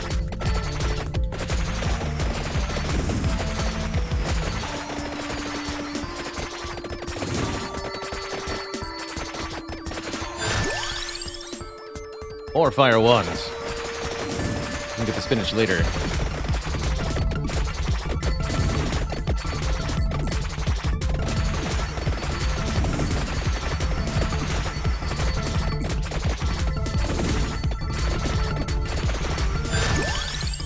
Okay, now we can take the Ebony Wings. Bombard in a counterclockwise circling zone.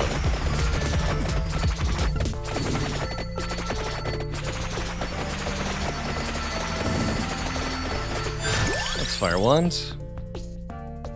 And we'll keep leveling up our weapons, the lightning ring, too. Alright, now we're on to something.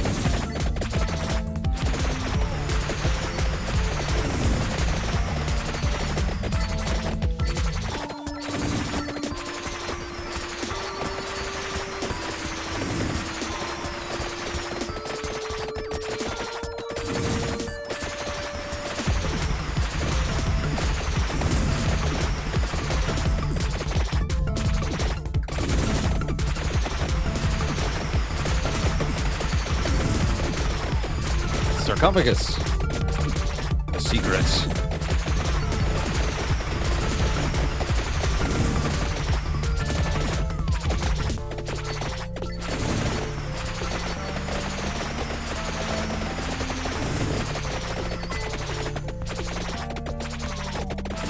How dare they drive me away.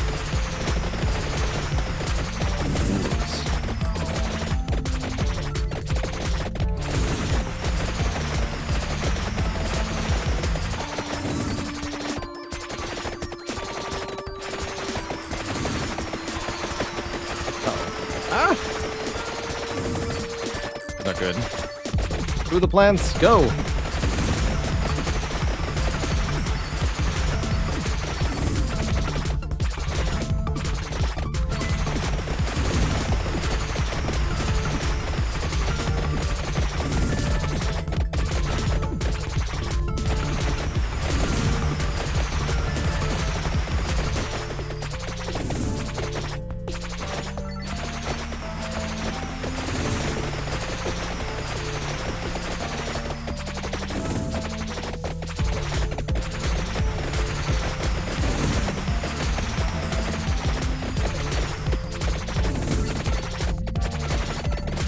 This part. Oh dear.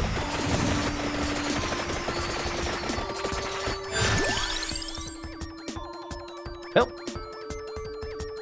Help. Tempting to take cross just so we have another weapon right now.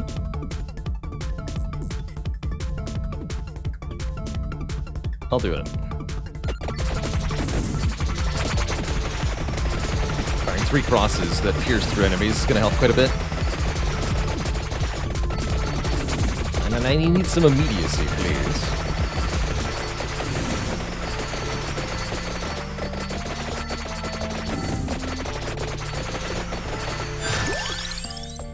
Go on to the 7.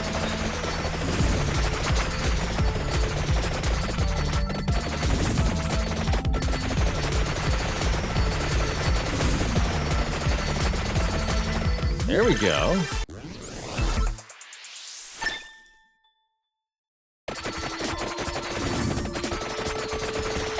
Help!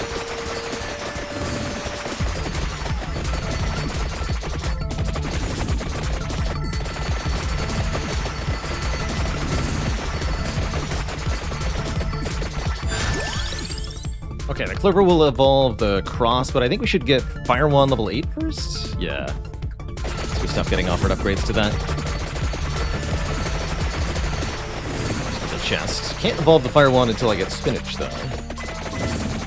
Spinach on the ground I can go get. It's gonna be a while, though.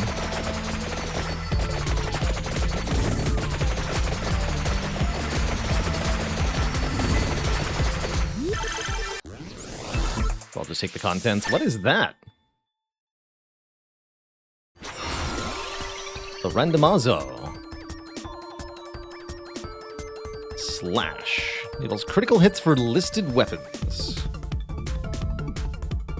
The dagger. And the sword upgrade to the cross. Cool. Didn't know you could get more than one of those. I understand. Okay, now I'll take Clover.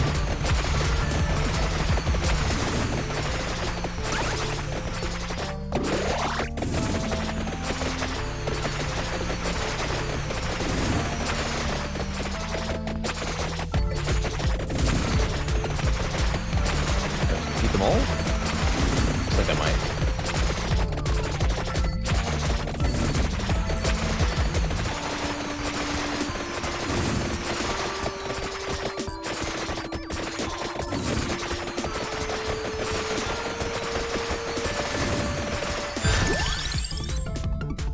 Empty Tome reduces weapon cooldown, definitely very, very helpful. Area up, still good, but let's add the Empty Tome to the mix.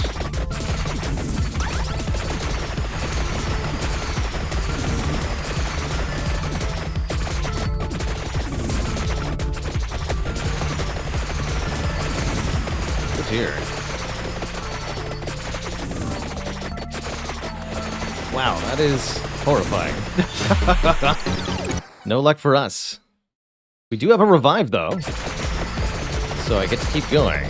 For now, anyway. That's a new thing we got, too. It's a second chance at life once per run.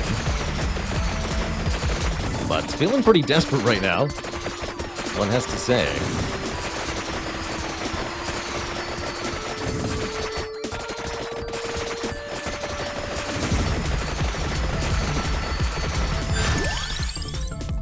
Knife 6. And 7. Peachone 4. There's a hollow heart on the ground. I guess I'll take wings? Upgrade the ebony wings. Knife level 8. Holy crap, that was a lot of levels piled together on the ground that we finally managed to get our hands on. 50 tome. Peachone 5. And this should give me the infinite knife. Fires with no delay, they say. Make it so. There we go. Like a hot knife through butter. Easy.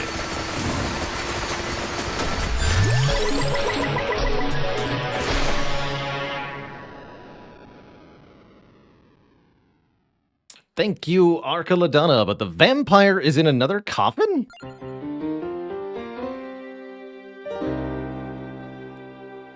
And we get Pugnola Provola, which makes me want some provolone cheese.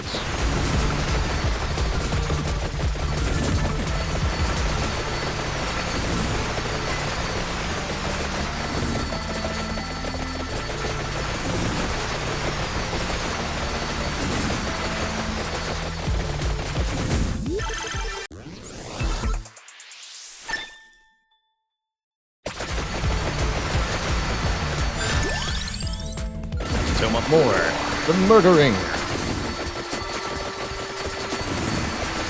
The murdering. Alright, let's go get some spinach.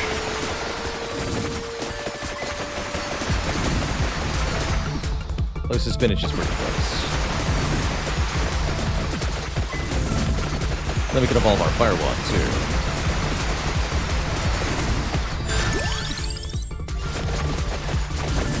So many knives. I wish I didn't have so many knives.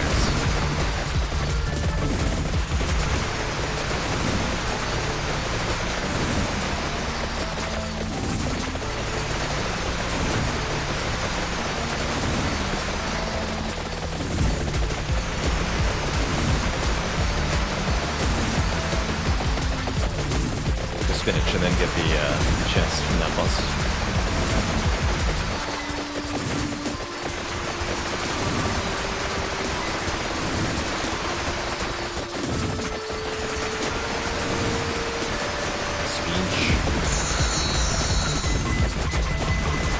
Money.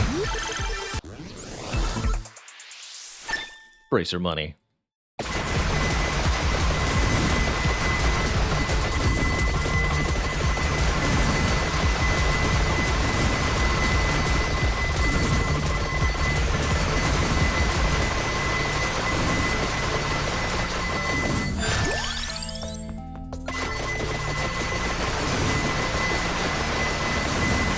So like each kill adds to the duration, it seems like. In addition to giving me the money. Beautiful.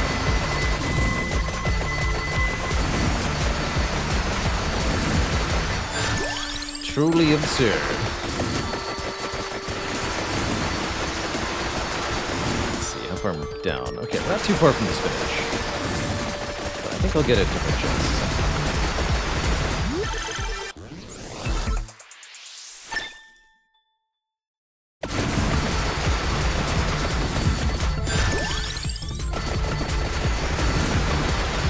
Now we can evolve the Peachone. Peachone and the Ebony Wings will fuse together into a single superpower. That's gonna be pretty sweet, too.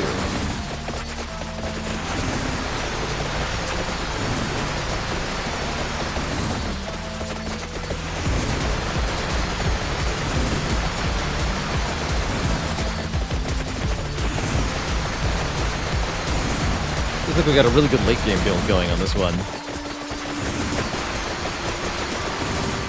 Miss a... Oh, I did. Okay, switch over here.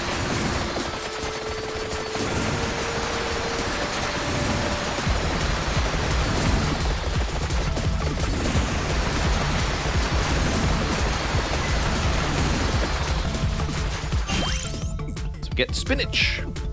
Do 10% more damage. We now essentially have an extra item.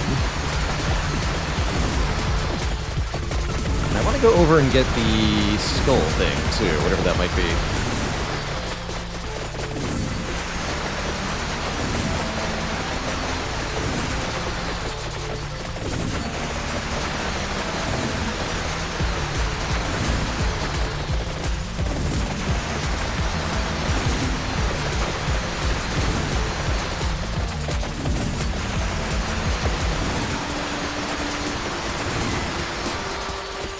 Ah, that's Curse. Yeah, I've got Curse unlocked in the powers menu, but I don't have a whole lot of it active at the moment.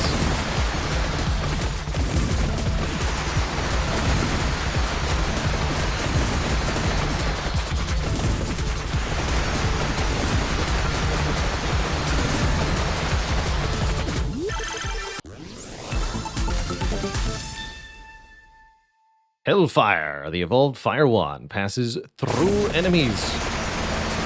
Maximum destruction. Look at those fireballs. Assuming you can still look at things, chat. I'm not sure where we're at yet.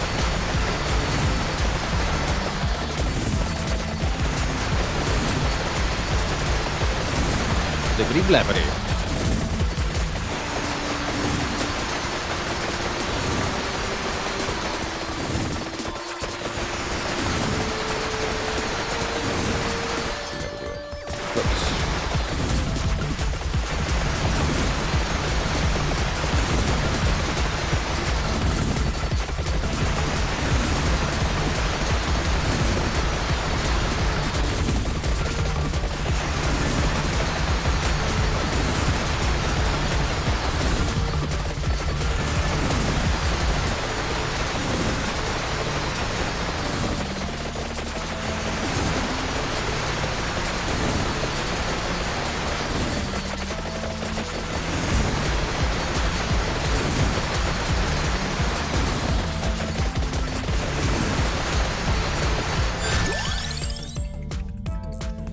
More area, please.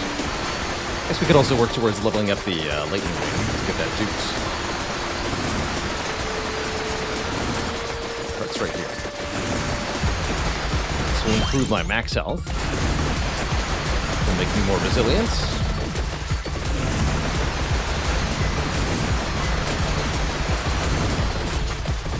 And more enemies sounds like a good thing, quite frankly.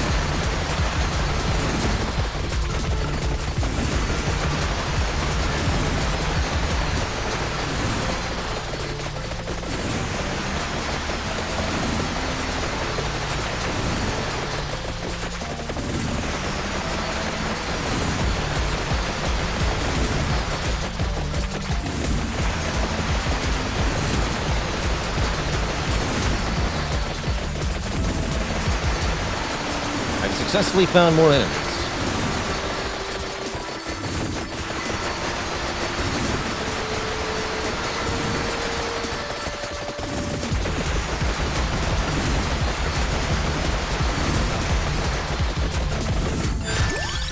Yikes.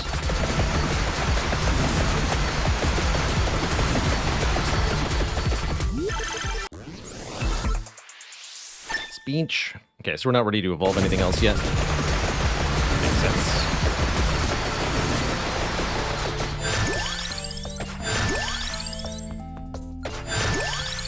Oh, that's a lot of stacked XP. Beautiful.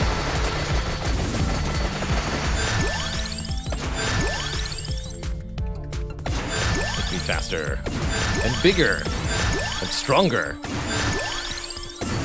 Okay, lightning ring ready to evolve. Gonna jump even more. Now we're just gonna murder everything.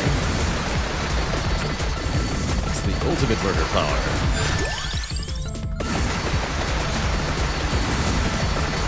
Like a hot knife through butter. Let's go get that curse.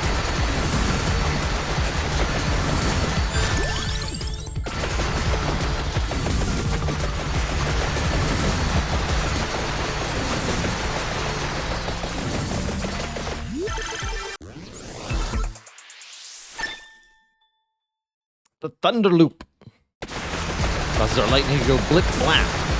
Like that. Yeah. Real satisfying, like.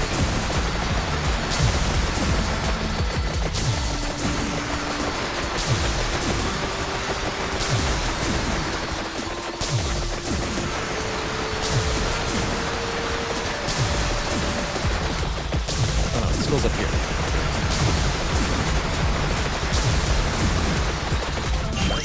Skull-O-Maniac. Increase enemies' speed, health, quantity, and frequency by 10%. So more and chunkier enemies definitely means you gotta have the damage to match or else.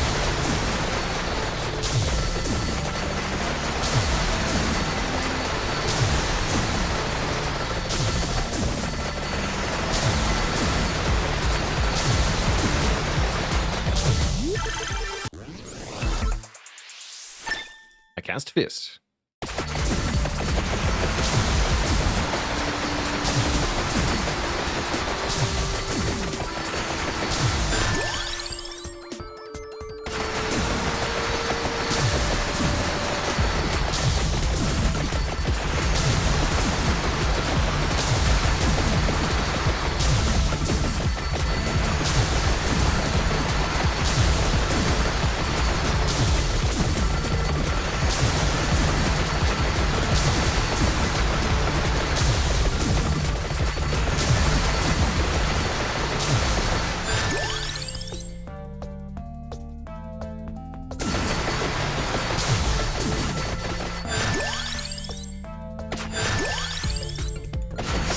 Almost able to get our final weapon.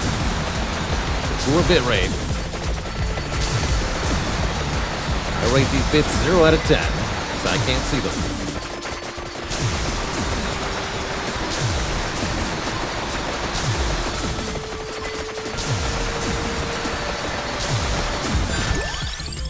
Oh, and the Skull-O-Maniac can level up too. Gotcha. Oh yeah, I can see that it's got 5 levels too.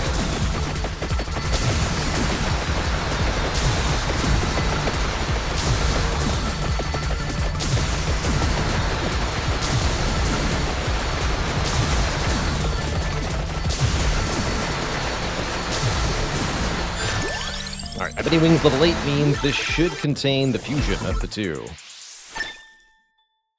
The Vandalier. The union of the Ebony Wings and the Peachone. Into one Rainbow Bird. The Rainbow Bird separately levels up, so we'll have to put it to level 8 as well, and we get a new item slot, which also needs to be leveled. So many things to level up.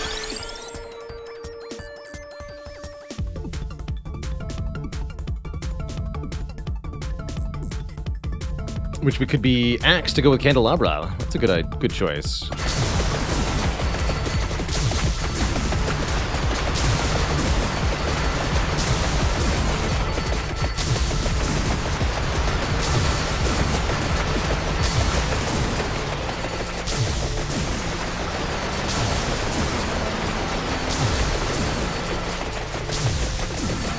And the Axe has crits too, even better.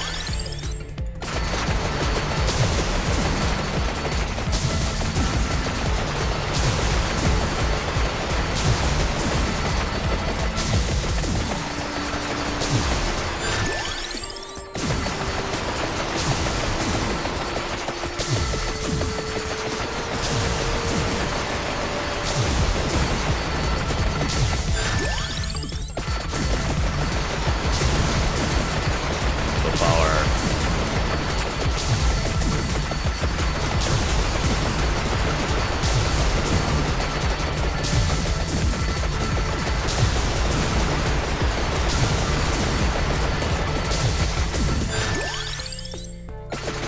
Cross ready to evolve. Just need a chest from the boss whenever that thing appears and dies. Should be easy. Easy peasy.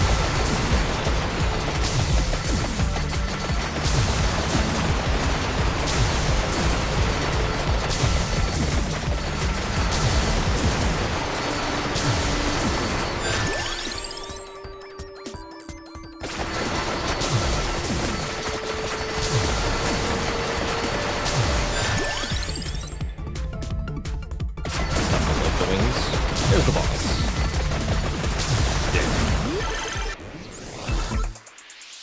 And there's the evolved cross, the Heaven Sword.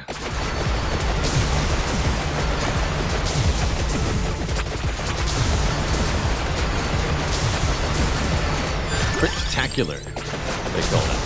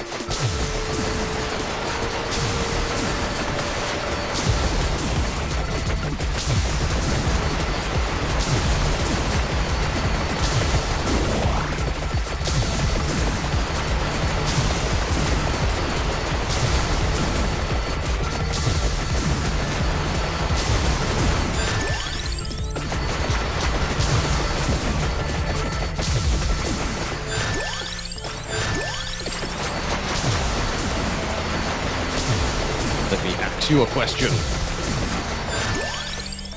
How much damage is too much?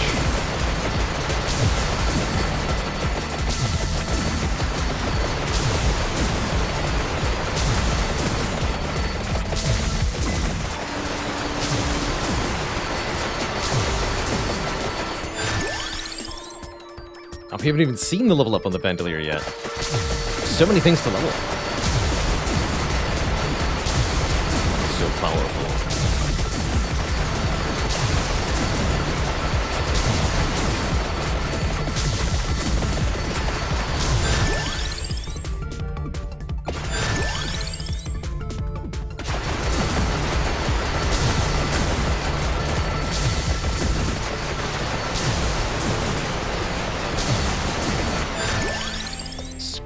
Maniac.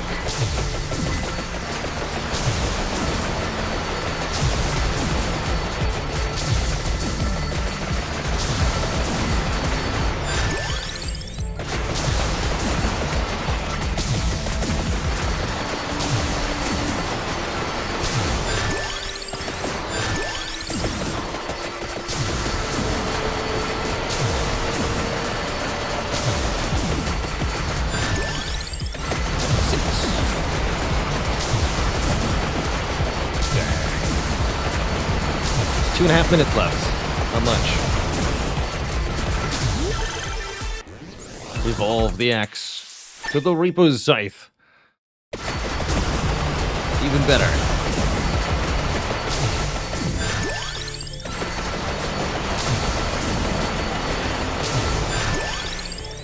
Maxed out birds.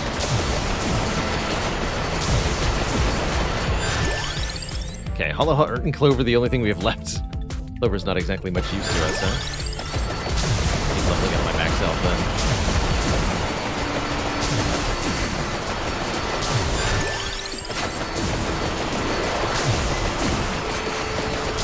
Bats of Doom!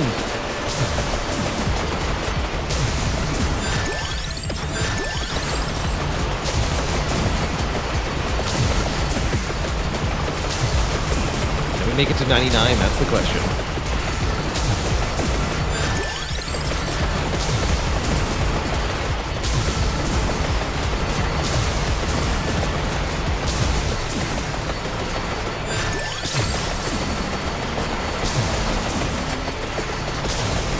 Stomp on him. Yes! Always. Actually, I want always floor chicken, I think, for this run. Just keep me alive for a few more minutes. So every time we level up, we'll heal for a bit.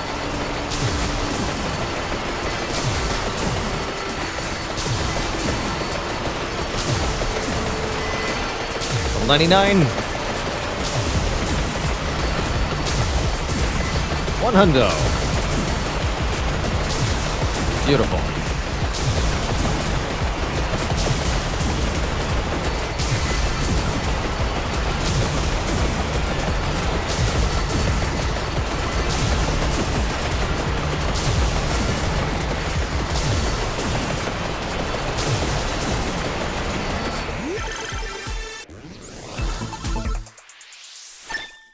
Still gives gold if you're at full health. Even better. It's a nice quality of life thing.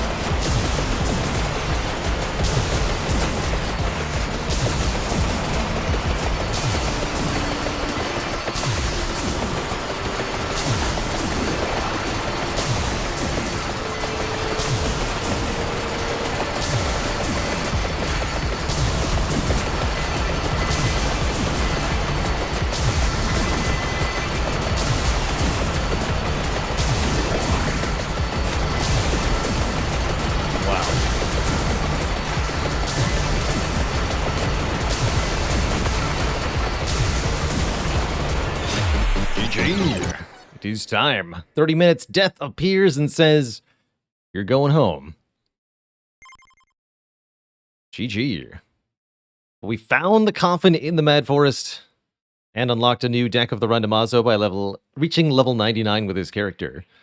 So that's a successful run in my book. GG. GG. Well, folks, that is gonna be it for me today. Lovely day of Spire streaming, Vampire surviving. Tomorrow, expect a bit more Spire, plus we'll be checking out something new. I haven't exactly decided what it'll be. I've got a couple new games to play on the docket. So look forward to either Curse to Golf or Cult of the Lamb tomorrow. Either way, I think it'll be fun. Thanks so much for watching. Tata, Finale, Yofa, Twitch, Tarek, Sakoti, Sacraville, Lanum, Angels May Laugh, Brixmeyer, Carissa, Dr. Quandary, Juanito Taquito, Manly Man, and everybody else. Thank you so much for watching. Thanks for making this an amazing first day back. I'll catch y'all next time, folks. Till then, be kind to one another and stay cozy. Toodaloo, my friends. Good night.